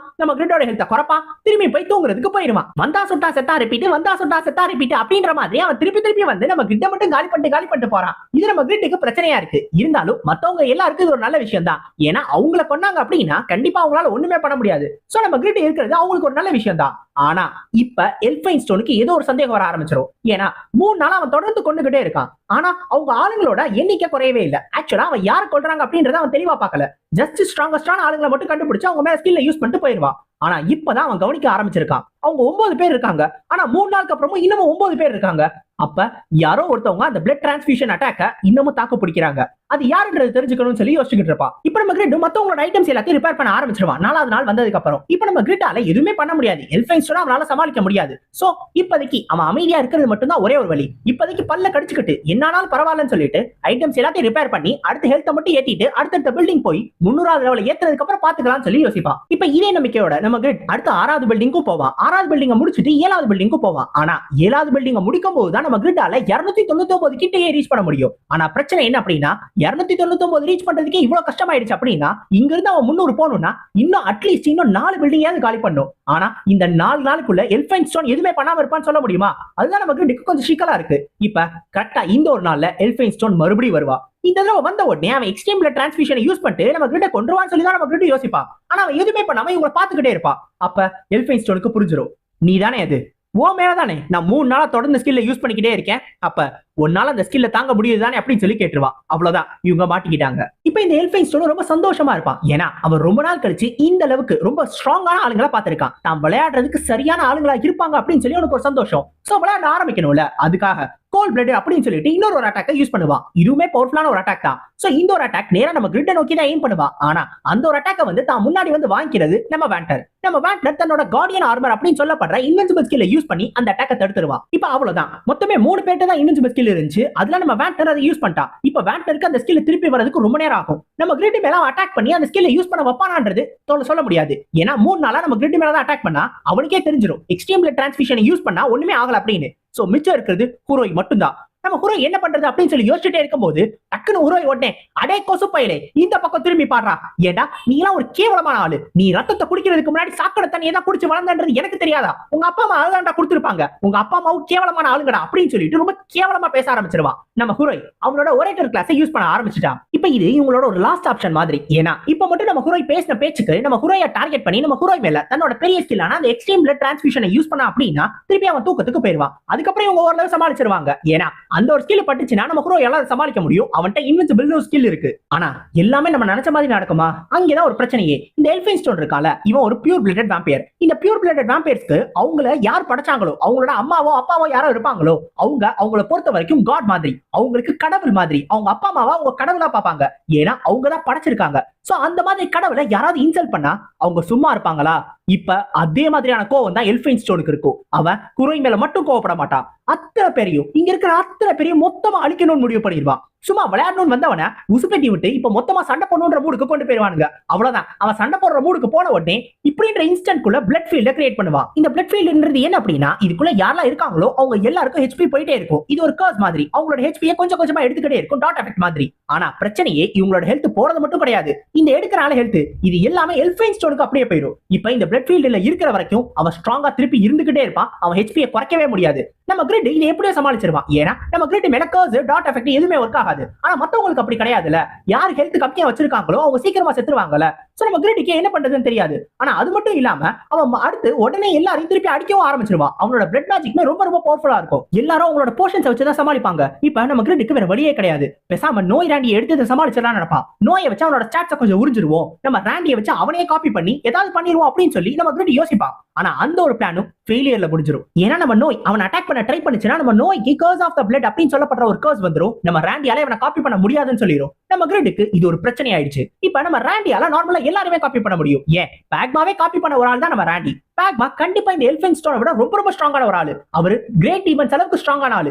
இருந்தும் கூட இவனை காப்பி பண்ண முடியாததுக்கான ஒரே ஒரு காரணம் அது ஒரு டிவைன் லா, ஸ்பீசிஸ்க்கான ரெஸ்ட்ரிக்ஷன்ஸ். அதாவது இந்த ஸ்பீசிஸை நம்மளால காப்பி பண்ண முடியாது அப்படின்னு சொல்லி டோப்பல் கேங்கருக்கு ஒரு ரெஸ்ட்ரிக்ஷன் இருக்கும். இப்ப வெறும் மேஜிக்கை மட்டுமே யூஸ் பண்ணிக்கிட்டு இருந்தா சும்மா போர் அடிக்கும்ல. அதனால அவனே ஆக்டிவா இறங்கி சண்டை போடணும்னு சொல்லி அந்த எல்ஃபைன் ஸ்டோன் தன்னோட ஸ்வாடையை வெளில எடுப்பான். இயாருட் இப்ப அந்த ஸ்வாடை வச்சு அடிக்கணும்னு முடிவு பண்ணிடுவான். ஆக்சுவலா அந்த ஸ்வாட ஒரே ஒரு கிளான்ஸ் பார்த்த உடனே நம்ம கிரிட்க்கு அது புரிஞ்சு போயிடும். அதோட கிராஃப்ட்மேன்ஷிப் இருக்குல்ல, அது நம்ம பேக்மாவுக்கு ஈக்குவலா இருக்கு. சோ யாரோ ஒரு ரொம்ப ரொம்ப பெரிய பிளாக் ஸ்மித் அதை உருவாக்கி இருக்காரு. நம்ம கிரிட்க்கு இந்த ஒரு ஸ்வாட எங்கேயோ பார்த்த மாதிரியான ஒரு ஃபீலிங் இருக்கும். ஆனா எங்கன்னு அவருக்கு தெரியாது. அப்பதான் அவன் யோசிச்சு பார்க்கும்போது டக்குனு அந்த உடஞ்சு போன பீஸ் ஞாபகம் வரும். அந்த ரெண்டு பேரன் வேம்பயர்ஸை தோக்கடிக்கும் போது ஒரு உடஞ்சு போன பீஸ் கிடைச்சிச்சுல, அதுவும் இதுவும் ஒரே மாதிரி இருக்கு. ஆனா இது ரெண்டுக்குள்ள என்ன கனெக்ஷன்ன்றது நம்ம கிரிட்க்கு தெரியல. அதை யோசிக்கிறதுக்கான நேரமும் இப்ப இல்ல. இப்ப நம்ம கிரிட் எல்லாரும் திரும்பி பார்த்து அவன் வந்துகிட்டு இருக்கான், எல்லாரும் தயாரா இருக்கு அப்படின்னு சொல்லும் போது நேரா அவன் கிரிட் அடிக்கிறதுக்காக வரமாட்டான். ஆக்சுவலா கிரிட் தான் முன்னாடி இருப்பான். ஆனா நம்ம கிரிட்டை தாண்டி நேரா ஹுரோயை வெட்டுறதுக்காக போவான். ஏன்னா நம்ம ஹுரோயை தானே திட்டுனா, அதனால ஹுரோயை வெட்டுறதுக்காக போகும்போது பீக் ஸ்வாட் உள்ள போந்து அந்த ஒரு அட்டாக்கா வாங்கிடுவான். இந்த ஒரு அட்டாக்குக்கே நம்ம பீக் ஸ்வாடுக்கு ஃபேட்டலான டேமேஜ் விழுந்துரும். இப்ப இவனை தடுக்கணுன்றதுக்காக நம்ம போன சைடுல இருந்து வந்து அட்டாக் பண்ணுவாரு. ஆனா போனையுமே அசால்ட்டா தட்டி விட்டுருவான். இப்ப மத்தவங்க எல்லாருமே ஒன்னா சேர்ந்து வந்து அட்டாக் பண்ணணும்னு முடிவு பண்ணிடுவாங்க. ஏன்னா இவங்க எல்லாரும் ஒன்னா சேரல அப்படின்னா கண்டிப்பா இவனை தடுக்கவே முடியாது அப்படின்னு. அதுவும் இல்லாம பிளட் ஃபீல்ட் வேற ஆக்டிவேட்டா இருக்கிறதுனால இவங்களோட ஹெச்பியுமே குறைஞ்சுக்கிட்டே இருக்கு. சோ முடிஞ்ச அளவுக்கு இந்த ஃபைட்டை சீக்கிரமா முடிக்கணும்னு நினைப்பாங்க. ஆனா நம்ம கிரிட்க்கு நல்லாவே தெரியும் அவன் அவ்வளவு சீக்கிரம் தோக்கடிக்கவே முடியாது, அவன் ரொம்ப ரொம்ப ஸ்ட்ராங்கான ஒரு ஆள் அப்படின்னு. அப்ப அத்தனை பேரும் தங்களோட பெரிய பெரிய ஒரு பவர்ஃபுல்லான அட்டாக்கை யூஸ் பண்ணுவாங்க. ஆனா அந்த அட்டாக்ஸ் எல்லாத்தையும் அசால்ட்டா சமாளிக்கிறவன் ஏன் நம்ம கிரிட் அவனோட கில் அட்டாக்கை யூஸ் பண்ணுவான், பேக்மா ஸ்வாட் டான்ஸ் கில்ல. ஆனா அந்த ஒரு அட்டாக்கை சமாளிச்சிருவான். இப்ப நம்ம கிரிட்க்கு இவனை பார்க்கும் போதெல்லாம் ஹெல்காவோட அந்த ஒரு ஞாபகம் தான் வரும். ஆக்சுவலா ஹெல்காவும் இந்த அளவுக்கு ஸ்ட்ராங்கா தான் இருந்தா. ஆனா ஹெல்காவுக்கு ஒரு வீக்னஸ் இருந்துச்சு. அது என்ன அப்படின்னா அந்த ஃபயர் ஸ்டோனை எடுத்துட்டா அவனோட மேஜிக் பவர் குறைஞ்சிரும். ஆனா இவனை பார்க்கும்போது அந்த மாதிரி எந்த வீக்னஸையும் நம்ம கிரிட்டால பார்க்கவே முடியல. நம்ம கிரிட் ரொம்ப ரொம்ப ஒரு கார்னர்ல மாட்டிட்டு இருக்கான். இப்ப அந்த எல்ஃபைன் ஸ்டோன் இவனை பார்த்து சொல்லுவான், நான் ஒன்னதான் கடைசியா தோக்கடிக்க போறேன், அதனால நீ வெயிட் பண்ணு, நீ தானே ஸ்ட்ராங்கான ஆளு, ஸ்ட்ராங்கான ஆள்லாம் கடைசிக்கு தான் வரணும், நீ வெயிட் பண்ணு, மத்தவங்க எல்லாரையும் நான் காலி பண்ணிட்டு வரேன் அப்படின்னு சொல்லுவான். நம்ம கிரிட்க்கு என்ன பண்றதுனே தெரியல. இவனை எப்படி தோக்கடிக்கிறதுன்னு தெரியாம முழிச்சுக்கிட்டு இருக்கான். இந்த ஒரு சாப்டர் ஆரம்பிச்சதும் எல்ஃபைன் ஸ்டோன்லாம் வந்துட்டு போனதுக்கு அப்புறம் என்னாச்சு அப்படின்றது தான் இதுல இருந்து காட்ட ஆரம்பிப்பாங்க. இப்ப 7வது பில்டிங் வரைக்கும் தானே 4 நாள்ல கம்ப்ளீட் பண்ணிருப்பாங்க. இப்ப இந்த 5வது நாள்ல 8வது பில்டிங் 9வது பில்டிங் எந்த விதமான பிரேக்குமே இல்லாம கம்ப்ளீட் பண்ணிருப்பாங்க. இப்ப அதை முடிச்சுட்டு அடுத்து 10வது பில்டிங் போறதுக்கு நம்ம கிரிட் ரெடியா இருப்பான். இப்ப நம்ம ஜிஷுகாவும் வந்து சொல்லுவா, இந்த மாதிரி பிரேக்கே இல்லாம பண்றது நல்லது கிடையாது, ஒரு சின்ன பிரேக் எடுத்துக்கலாம் அப்படின்னு. ஆனா நம்ம கிரிட் அதை ஏத்துக்கவே மாட்டான். அடுத்த பில்டிங்க்கு உடனே போவோம், ஏன்னா இன்னொரு 20% எக்ஸ்பீரியன்ஸ் மட்டும் எனக்கு கிடைச்சிருச்சு அப்படின்னா நான் கண்டிப்பா லெவல் 300 போயிருவேன். அது வரைக்கும் நம்ம பிரேக்கே இருக்க கூடாது அப்படின்னு நம்ம சொல்லுவான். அங்க இருக்கிறவங்க எல்லாருக்குமே அடுத்தடுத்த பில்டிங் அவங்க கம்ப்ளீட் பண்ண உடனே ரொம்ப டயர்டா இருக்கும். ஏன்னா ஒரு சின்ன பிரேக் கூட எடுக்கல. இருந்தாலும் கூட நம்ம கிரிட் ஏன் இந்த மாதிரி நடந்துக்கிறா, நம்ம கிரிட் இந்த முடிவை எடுக்கிறதுக்கான காரணம் என்னன்றது உங்களுக்கு நல்லாவே தெரியும். அதுக்கான காரணம் என்ன அப்படின்னா, எல்ஃபைன்ஸ்டோனோட சண்டை போடும்போது நம்ம கிரிட் அவனோட கையாலேயே அவன் எடுத்த முடிவுனாலேயே ஒருத்தன் இறந்து போயிட்டான். அவன் குரூப்ல இருக்கிற ஒருத்தன் இறந்து போனதுனால மட்டும்தான் நம்ம கிரிட் ரொம்ப கோவத்துல இருக்கான். இப்ப நம்மளுக்கு 14 மணி நேரத்துக்கு முன்னாடி என்ன ஆச்சு அப்படின்றத காட்டுவாங்க. இவங்க சண்டை போட்டுட்டு இருக்கும்போது ஃபர்ஸ்ட் நம்ம ரேகஸ் சண்டை போடலாம்னு சொல்லி போகும்போது நம்ம ரேகஸோட அட்டாக் அவன் மேல படவே படாது. ஏன்னா இந்த எல்ஃபைன்ஸ்டோன் தன்னோட ஒரு பாடி பார்ட்ட டக்குன்னு ஸ்மோக்கா மாத்தி அந்த அட்டாக்ல இருந்து தப்பிச்சிருவான். ஆனா நம்ம ரேகஸ் தன்னோட பாடியை ரொம்ப வித்தியாசமா வளைக்கக்கூடியவன். அந்த ஒரு காரணத்தினால அன்பிரடிக்டபிளான அட்டாக்ஸை யூஸ் பண்ணி அப்பயும் கூட எல்ஃபைன்ஸ்டோனுக்கு சின்ன சின்ன டேமேஜ் நம்ம ரேகஸால கொடுக்க முடியும். ஆனா நம்ம ரேகஸ் மட்டும் கிடையாது, அடுத்து நம்ம போன் இருக்கால, நம்ம போன் தொடர்ச்சியா அடிச்சுக்கிட்டே இருப்பான். தன்னோட ஸ்பீரை வச்சு மாத்தி மாத்தி தன்னோட ஸ்கில்ஸா கண்டினியூஸா யூஸ் பண்ணிக்கிட்டே இருப்பான். சோ இந்த மாதிரி யூஸ் பண்றப்ப இதை தடுக்கிறதுமே நம்ம எல்ஃபைன்ஸ்டோனுக்கு இன்னும் கொஞ்சம் கஷ்டமா இருக்கும். இதையும் தாண்டி மூணாவது ஆள் நம்ம ஃபேக்கர். நம்ம ஃபேக்கரோட ஸ்பீடு நம்ம எல்ஃபைன்ஸ்டோனாலே பிரெடிக்ட் பண்ண முடியாத லெவல்ல இருக்கும். ஏன்னா நம்ம ஃபேக்கர் இருக்கிறதுலே ரொம்ப ரொம்ப ஃபாஸ்டான ஒரு அசசன். இப்போ இவங்க 3 பேர் ஒண்ணா சேர்ந்து அவங்களோட காம்போ அட்டாக்ஸ் கொடுக்கும்போது இந்த ஒரு காம்போ உண்மையிலேயே பெர்ஃபெக்ட்டா இருக்கும். நம்ம எல்ஃபைன்ஸ்டோனை கார்னர் பண்ற மாதிரி இருக்கும். ஆனா தன்னோட ஏஆர்ட்ட வச்சு ஒரே ஒரு சிங்கிள் ஸ்கில் பிளட் கிரைன் ஒரே ஒரு ஸ்கில்ல யூஸ் பண்ணி உங்க காம்போவை உடைச்சது மட்டும் இல்லாம நம்ம ஃபேக்கரை தனியா கார்னர் பண்ணிடுவான். இப்ப அவன் ஃபேக்கரை மொத்தமா கதையை முடிச்சிடலாம் அப்படின்னு சொல்லி ட்ரை பண்ணுவான். அப்ப ஃபேக்கரை காப்பாத்துறதுக்காக நம்ம ஜெட்னோஸ் ஷிசுகா இவங்க 2 பேருமே அவங்களோட அட்டாக்ஸை யூஸ் பண்ணுவாங்க. ஆனா அந்த அட்டாக்ஸ் ஈஸியா தடுத்தது மட்டும் இல்லாம ஃபேக்கரையும் காலி பண்றதுக்காக வரும்போது ஃபேக்கரை காப்பாத்துறதுக்காக கரெக்டா உள்ள வருது நம்ம கிரிட் தான். நம்ம கிரிட் தன்னோட ஃபெயிலியரை வச்சு யாரோட கிளாஷ் பண்ணுவா. ஆனா அந்த ஒரு கிளாஷ்லயே நம்ம ஃபெயிலியரோட அந்த டியூரபிலிட்டி குறைய ஆரம்பிச்சிரும். அதை பார்த்தோன்னே நம்ம கிரிட்க்கு புரிஞ்சிரும், தன்னோட ஒரு பெரிய பிளாக் ஸ்மித் தான் இந்த ஒரு யாரோட செஞ்சிருக்காரு. அதனால மட்டும் தான் இது இந்த அளவுக்கு ரொம்ப டியூரபிளா இருக்கு. இருந்தாலும் தான் தோல்வி அப்படியே ஒத்துக்க மாட்டான்ல, அதனால கோல்டன் பிளேட்ஸை வச்சு மாத்தி மாத்தி அவனை அட்டாக் பண்ண ஆரம்பிச்சிருவான். கோல்டன் பிளேட்ஸ்ல டிவைன் பவர் இருக்கிற காரணத்தினால இது அவனுக்கு லைட்டா டேமேஜ் கொடுக்கும். ஆனா அவனை கொல்ற லெவல்ல இருக்காது. இப்போ இந்த எல்ஃபைன்ஸ்டோன் எதிர்த்து சண்டை போடுறவங்கல 9 பேரோட ஹெல்த் 50% கீழே கொண்டு வந்தா. ஆனா இன்னும் கிரிட்டோட ஹெல்த் மட்டுமே 80% இருக்கு. ஏன்னா நம்ம கிரிட் மேல ஆரம்பத்துல அந்த பிளட் ஃபீல்டோட கர்ஸ் ஒர்க் ஆகல. அதுவும் இல்லாம இப்ப டிவைன் பவர் வேற யூஸ் பண்றானா. சோ கிரிட் தான் முதல்ல கொல்லணும். கிரிட் கொன்னா மட்டும் தான் இப்போதைக்கு இந்த சண்டை சீக்கிரமா முடிக்க முடியும். இல்லனா அப்புறமே அவன் பிரச்சனையா வந்துருவான் அப்படின்றது எல்ஃபைன்ஸ்டோனுக்கு புரிஞ்சு போச்சு. அதே மாதிரி நம்ம கிரிட்டுமே இவனை சீக்கிரமா கொல்லணும்னு சொல்லி யோசிச்சுட்டு இருக்கான். ஆக்சுவலி இந்த எல்ஃபைன்ஸ்டோன் இருக்கால, இவன் இது வரைக்கும் ஃபேஸ் பண்ண பாசஸ்ல ரொம்ப ஸ்ட்ராங்கா நம்ம கிரிட்டுக்கு ஃபீல் ஆனா. ஆனா அதுக்காக இந்த எல்ஃபைன்ஸ்டோன் ஹெல்காவோட ஸ்ட்ராங்கர் எல்லாம் அர்த்தம் கிடையாது. அவன் ஸ்கில்ஸை யூஸ் பண்ற விதத்தினால மட்டும் தான் அவன் ஸ்ட்ராங்கரா தெரியறான். இப்ப இந்த ஒரு சான்ஸை யூஸ் பண்ணி நம்ம ஹுரையை உள்ள புந்து, அடே உன்னோட முன்னோர்கள் எல்லாருமே இந்த மாதிரி சாக்கடை தண்ணியை தான் குடிச்சிருப்பாங்க அப்படின்னு சொல்லிட்டு உள்ள புந்து அவன் மட்டும் திட்ட ஆரம்பிச்சிருவான். இந்த ஒரு திட்டுலயே அவனோட ஸ்கில்ஸ் இன்னும் கொஞ்சம் குறைய ஆரம்பிச்சிடும். லைட்டா டேமேஜ் விழுக ஆரம்பிச்சிடும். இப்ப நம்ம கிரிட்டுக்கு வேற வழியே கிடையாது. இந்த சண்டையை முடிஞ்ச அளவுக்கு சீக்கிரமா முடிக்கணும்னா தன்னோட பெரிய பெரிய ஃபியூஷன் ஸ்கில்ஸ் எல்லாத்தையும் அடுத்தடுத்து யூஸ் பண்ணணும். இப்ப அவனால லியஃபல் ஸ்பேர் இருக்குல்ல, அதோட அந்த பிளேட்ஸை மட்டும் வச்சு இவனை கொல்ல முடியாது. சோ தன்னோட ஸ்வாட வச்சு தான் கதையை முடிக்கணும்ன்றதுக்காக லிங்க்டு கில்லை யூஸ் பண்ணுவான். இப்ப இந்த ஒரு ஸ்கில்லை யூஸ் பண்ணி அவனுக்கு அதிகப்படியான டேமேஜை கொடுத்துருவான். ஆனா இது எல்லாத்தையும் பண்ணியும் கூட நம்ம கிரிட்டுக்கு மனசுக்குள்ள ஒரு பயம் இருந்துகிட்டே இருக்கும். ஒரு சின்ன நடுக்கம். அந்த ஒரு நடுக்கம் எதனால வருதுன்றது அவனுக்கே தெரியாது. அதுக்கான காரணம் என்ன அப்படின்னா, எல்ஃபைன்ஸ்டோனை இதை வச்செல்லாம் கொல்லவே முடியாது அப்படின்றதுதான். ஆக்சுவலி இந்த எல்ஃபைன்ஸ்டோன் வந்த உடனே பிளட் ஃபீல்ட்னு ஒன்னு கிரியேட் பண்ணால, இந்த பிளட் ஃபீல்டுக்குள்ள யாரெல்லாம் இருக்காங்களோ அவங்க மேல ஒரு கர்ஸ் ஒர்க் ஆகும். அது அவங்களோட ஹெச்பியை குறைச்சிக்கிட்டே இருக்கும். ஆனா அந்த ஹெச்பி அவங்கள்ட்ட குறையிறது மட்டும் இல்லாம அது எல்லாத்தையும் வாங்கி அது எல்ஃபைன்ஸ்டோனுக்கு திரும்பி ஹெச்பியா ஏற ஆரம்பிச்சிடும். சோ இந்த பிளட் ஃபீல்ட்ல இருக்கிற வரைக்கும் அவனை கொல்றதுக்கு வாய்ப்பே கிடையாது. அவனோட ஹெல்த் திருப்பி ஃபுல்லா ஏறி மறுபடியும் இந்த எல்ஃபைன்ஸ்டோன் தன்னோட பழைய நிலைமைக்கு வந்துருவான். இப்ப இதை பார்த்த உடனே நம்ம கிரிட்டுக்கு ரொம்ப அதிர்ச்சியா இருக்கும். நம்ம கிரிட்டுக்கு என்ன பண்றதுனே தெரியல. இருந்தாலும் நம்ம கிரிட் இதுக்கு ஏதாவது ஒரு பிளான் இருக்குமா, இதுல ஏதாவது ஒரு விஷயம் இருக்குமா அப்படின்னு சொல்லி யோசிச்சுக்கிட்டே இருப்பான். நம்ம கிரிட் இது வரைக்கும் நிறைய நேம்டு பாசஸ் ஃபேஸ் பண்ணிருக்கான். இந்த நேம்டு பாசஸ் கூட சண்டை போட்டு நம்ம கிரிட்டுக்கு அவங்களோட கேரக்டர் ஸ்டடி இருக்குல்ல, அது எல்லாமே புரிய ஆரம்பிச்சிருச்சு. ஆக்சுவலா அவங்கள வெறுமனே ஒரு பாஸா மட்டும் பார்க்காம அவங்க கேரக்டர் ஸ்டடி பண்ணி அவங்களை எப்படி கொல்லணும் அப்படின்றது நம்ம கிரிட்டுக்கு புரிய ஆரம்பிச்சிருச்சு. இப்ப இந்த பாஸ்கல் அவன் எதிர்த்து சண்டை போட்டான்ல, இப்ப இந்த பாஸ்கலை கொல்லும் போது கூட அந்த எந்த பிரச்சனையுமே வராத மாதிரி பெர்ஃபெக்ட்டான டைம் பார்த்து பிளான் பண்ணி தான் நம்ம கிரிட் கொண்டான். சோ அந்த மாதிரியான பிளான்லாம் நம்ம கிரிட்டுக்கு இப்பதான் புரிய ஆரம்பிச்சிருக்கு. சோ இப்படிதான் இப்ப இந்த எல்ஃபைன்ஸ்டோனையும் பாப்பா. இப்ப இந்த எல்ஃபைன்ஸ்டோன் ஒவ்வொரு நாளும் என்ன பண்றா, வந்து ஒருத்தரை கொண்டுட்டு திரும்பி தூங்குறதுக்கு போயிடறான். அதுக்கான காரணம் என்ன அப்படின்னா, மத்தவங்களுக்கு ஒரு பயத்தை கொடுக்கணும் அப்படின்றதுனால மட்டும்தான் நம்ம எல்ஃபைன்ஸ்டோன் இந்த மாதிரி பண்றான். சோ அப்படி இருக்கிறப்ப நம்ம எல்ஃபைன்ஸ்டோன் ஒருத்தர் தான் கொல்ல போறான் அப்படின்னா, அந்த ஒருத்தரை இவங்களே கொடுத்துட்டாங்கன்னா அந்த எல்ஃபைன் கண்டிப்பா இந்த இடத்துல இருந்து போயிடுவான். அப்படி போயிட்டான் அப்படின்னா இவங்களுக்கு மறுபடியும் ஒரு நாள் ப்ரிப்பேர் பண்றதுக்கான டைம் கிடைச்சிரும். ஆனா இந்த ஒரு நேரம் இவங்களுக்கு கிடைக்கணும் அப்படின்னா அதுக்கு நம்ம கிரிட் அவன் கூட இருக்கிற ஒருத்தரை நம்ம கிரிட்டாவே பலி கொடுத்தாகணும். அந்த பலியை எப்படி தன்னோட கையாலே கொடுக்கிறது, அதுதான் நம்ம கிரிட்டால ஏத்துக்கவே முடியாது. என்ன பண்றதுன்னு தெரியாம அவன் யோசிச்சுக்கிட்டு இருக்கும் போது அப்ப அந்த பலியை தானாவே முன்னாடி வந்து நானே பலியாக்கிறேன் அப்படின்னு சொல்லி சொல்றது யார் தெரியுமா? நம்ம ஹீரோய் தான். நம்ம ஹீரோய் தான் முன்னாடி வருவான். அவன் என்ன அப்படின்னா, நான் தான் ஏற்கனவே அவனை இன்சல்ட் பண்ணியிருக்கேன், நான் தான் அவனை அவமானப்படுத்தினேன், அதனால மட்டும் தான் அவன் ரொம்ப கோவப்பட்டா, அதனால என்ன பலி கொடுக்குறேன்னு சொன்னீங்கன்னா நானே முன்னாடி போய் நான் சாகுறேன்னு சொன்னேன்னா கண்டிப்பா அவன் அதை ஏத்துக்குருவான், திருப்பி உங்களுக்கு ஒரு நாள் டைம் கிடைக்கும் அப்படின்னு சொல்லுவான். ஆனா என்னதான் இது ஒரு கேமா இருந்தாலும் நம்ம கிரிட்டால இதை ஏத்துக்கவே முடியாது. ஏன்னா தன்னோட ஒரு நண்பாவ அவனை போய் நீயே போய் சாவுப்பா அப்படின்னு சொல்லி தன்னோட சாவுக்கு அவனே அமுச்சு வைப்பானா? அததான் நம்ம கிரிட்டால செய்ய முடியல. நம்ம கிரிட் அதை பத்தி யோசிச்சுக்கிட்டு இருக்கும் போது அப்ப நம்ம ஹீரோய் சொல்லுவா, லார்ட் நீங்க ஒரு விஷயத்த நல்லா யோசிச்சு பாருங்க, இந்த பவ்ரேனியம் உங்களுக்கு ரொம்ப முக்கியம். இந்த பவ்ரேனியம் கிடைச்சா மட்டும்தான் உங்களால இன்னும் டெவலப் ஆக முடியும். அப்படி நீங்க டெவலப் ஆனா மட்டும்தான் நீங்க ரைடனையும் இந்த கில்டையும் நல்லா டெவலப் ஆவீங்க. சோ அப்படி இருக்கிறப்ப உங்களை தான் நீங்க பார்க்கணும். அதனால என்ன ஒரு பெயிட்டா யூஸ் பண்ணிக்கோங்க, நான் சாகுறதுல எனக்கு கவலையே இல்ல அப்படின்னு சொல்லிடுவான். நார்மலா ஒருத்தவங்க இந்த மாதிரி பாஸ் கூட சண்டை போட்டு அவங்க இறந்து போனாங்க அப்படின்னா கண்டிப்பா உங்களுக்கு லெவல் மைனஸ் ஆகும், எக்ஸ்பீரியன்ஸ் பாயிண்ட்ஸ் குறைஞ்சு போகும். இப்ப நார்மல் இருக்கிறவங்களுக்கு அவங்க திருப்பி இதை ஏத்திடுவாங்க. ஆனா நம்ம ஹீரோய் மாதிரி ஆட்களுக்கு அது ரொம்ப கஷ்டம். ஏன்னா நம்ம ஹீரோய் ஒரு நான் காம்பேட் கிளாஸ் வச்சிருக்கிறவ, அதாவது ஒரேட்டர் கிளாஸ். சோ அப்படி இருக்கிறப்ப நம்ம ஹீரோய் அதை திருப்பி ஏத்தி கொண்டு வரணும்னா நம்ம ஹீரோய்க்கு ரொம்ப நாள் ஆகும். இருந்தும் கூட நம்ம ஹீரோ இதை செய்யறேன்னு சொல்றான் அப்படின்னா அதுக்கான ஒரே ஒரு காரணம் நம்ம கிரிட் மட்டும்தான். நம்ம கிரிட்டுக்காக மட்டும்தான் அவன் இந்த சாக்ரிஃபைஸ பண்றேன்னு சொல்றான். நம்ம ஹீரோ மறுபடியும் சொல்லிக்கிட்டே இருப்பான், ப்ளீஸ் நீங்க இந்த முடிவை எடுத்தே ஆகணும். ஏன்னா என் ஒருத்தனை பாத்தீங்கன்னா நம்ம எல்லாரோட உழைப்புமே வீணா போயிடும். அதனால தயவு செஞ்சு கில்டுக்காக இந்த முடிவு எடுங்க, எல்லாருக்காகவும் பாருங்க, என் ஒருத்தனை மட்டும் பாக்காதீங்க அப்படின்னு சொல்லுவான். இதுதான் நம்ம கிரிட்டுக்கு இந்த ஒரு சிச்சுவேஷன்ல இதுதான் சரியான முடிவுன்னு தோணாலும் நம்ம கிரிட்டால அந்த ஒரு முடிவை அவனால எடுக்க முடியல. இப்ப நம்ம கிரிட் நம்ம ஹீரோயை பார்த்து சொல்லுவான், உன்னோட ரிசால்வ நான் அவ்வளவு ஈஸியால எடுத்துக்கவே மாட்டேன், அதனால நானே மறுபடியும் உன்கிட்ட கேட்கிறேன், எனக்காக இந்த ஒரு உதவிய பண்ணுவியா நண்பா அப்படின்னு சொல்லி கேட்பான். இந்த நண்பான்ற வார்த்தையை கேட்கறதுக்கு எவ்வளவு சந்தோஷமா இருக்கு. நான் கண்டிப்பா பண்ணுவேன் லார்ட், எனக்காக உங்க உயிரையும் கொடுப்பேன்னு சொல்லி நம்ம ஹீரோயும் சொல்லிடுவான். இப்ப நம்ம கிரிட்டோ மத்தவங்க எல்லார்கிட்டயும் சொல்லுவா, எல்லாரும் நல்லா கேட்டுக்கோங்க, இப்ப நம்ம ஹீரோயை கொடுத்து நம்மளுக்கு இன்னும் அந்த தேவையான நேரத்தை வாங்கிக்க போறோம் அப்படின்னு சொல்லுவா. இது கேட்ட உடனே எல்லாரும் ரொம்ப கோவப்படுவாங்க. ஏன்னா ஹீரோய் சாகிறதுக்கு அப்படியே அவங்க பாத்துக்கிட்டே இருப்பாங்களா, அதை அவங்களால ஏத்துக்கவே முடியாது. இருந்தாலும் நம்ம ஹீரோய் எல்லாரும் வாயை மூடுங்க, நான் இங்க என்ன சொல்றேனோ அதான் நீங்க கேட்கணும், அதனால நல்லா கவனமா கேட்டுக்கோங்க, இப்ப நம்ம இதை தான் பண்ணி ஆகணும், இந்த ஒரு முடிவு மட்டும்தான் இப்போதைக்கு இருக்கு.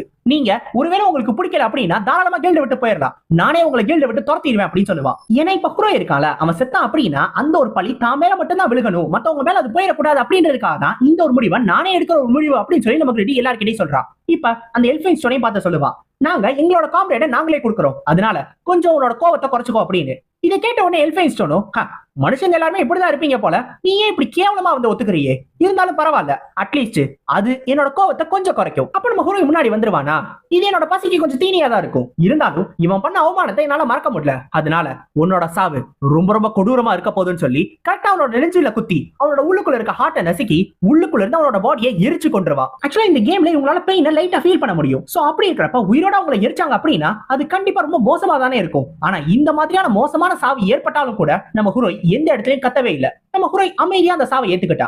இது எல்லாமே நம்ம கிரிட்டுக்காக தான் அவன் பண்ணியிருக்கான். ஆனா இத பாக்குற நம்ம கிரிட் எந்த இடத்துலயும் கண் சிமிட்டவே இல்ல, இது எல்லாத்தையும் அப்படியே பார்த்துக்கிட்டே இருந்தா. அதுக்கான காரணம் என்ன அப்படின்னா, இந்த சாவு தன்னோட கண்ணுல அப்படியே நிக்கணும், இது தன்னோட மெமரியில இருக்கணும். அப்படி இருந்தா மட்டும்தான் திருப்பி எல்ஃபைன் ஸ்டோனை எதிர்த்து சண்டை போடும் போது இது எல்லாம் கோவமா மாறும். இந்த கோவம் தான் அவனை கொல்லும். நான் கண்டிப்பா உன்னை தேடி வருவேன், இதை நான் அப்படியே விட்டுற மாட்டேன், ஹீரோயோட சாவை நான் அப்படியே விட்டுற மாட்டேன், நான் கண்டிப்பா உன்னை கொல்லுவேன் எல்ஃபைன் ஸ்டோன் அப்படின்னு நம்ம கிரிட்டும் ரொம்ப ஆத்திரத்தோட இருப்பான். இப்ப நம்ம ஹீரோய் மறுபடியும் ரிவைவ் ஆகி திரும்பி ரைடன் கேசலுக்கே போயிருவான். ஏன்னா அதான் ரிவைவல் பாயிண்டா. அங்க போன உடனே நம்ம லாவல் இதை பார்த்துட்டு, என்னாச்சு ஹீரோய் நீங்க எதுக்கு வந்தீங்க, என்னாச்சு ரைடு ஃபெயிலியர் ஆயிடுச்சு அப்படின்னு சொல்லி கேட்கும் போது, இல்ல ரைடு இன்னும் ஃபெயிலியர் ஆகல, இப்போதைக்கு அவங்க சண்டை போட்டுக்கிட்டு தான் இருக்காங்க, ஆனா எனக்கு தெரிஞ்சு அது ஆகிறதுக்கும் நிறைய வாய்ப்பு இருக்கு, எனக்கு தெரிஞ்சு நம்ம நாளைக்கு வரைக்கும் பார்ப்போம், நாளைக்கு அவங்க எல்லாருமே இங்க வரதுக்கும் நிறைய வாய்ப்பு இருக்கு அப்படின்னு நம்ம ஹீரோய் சொல்லுவா.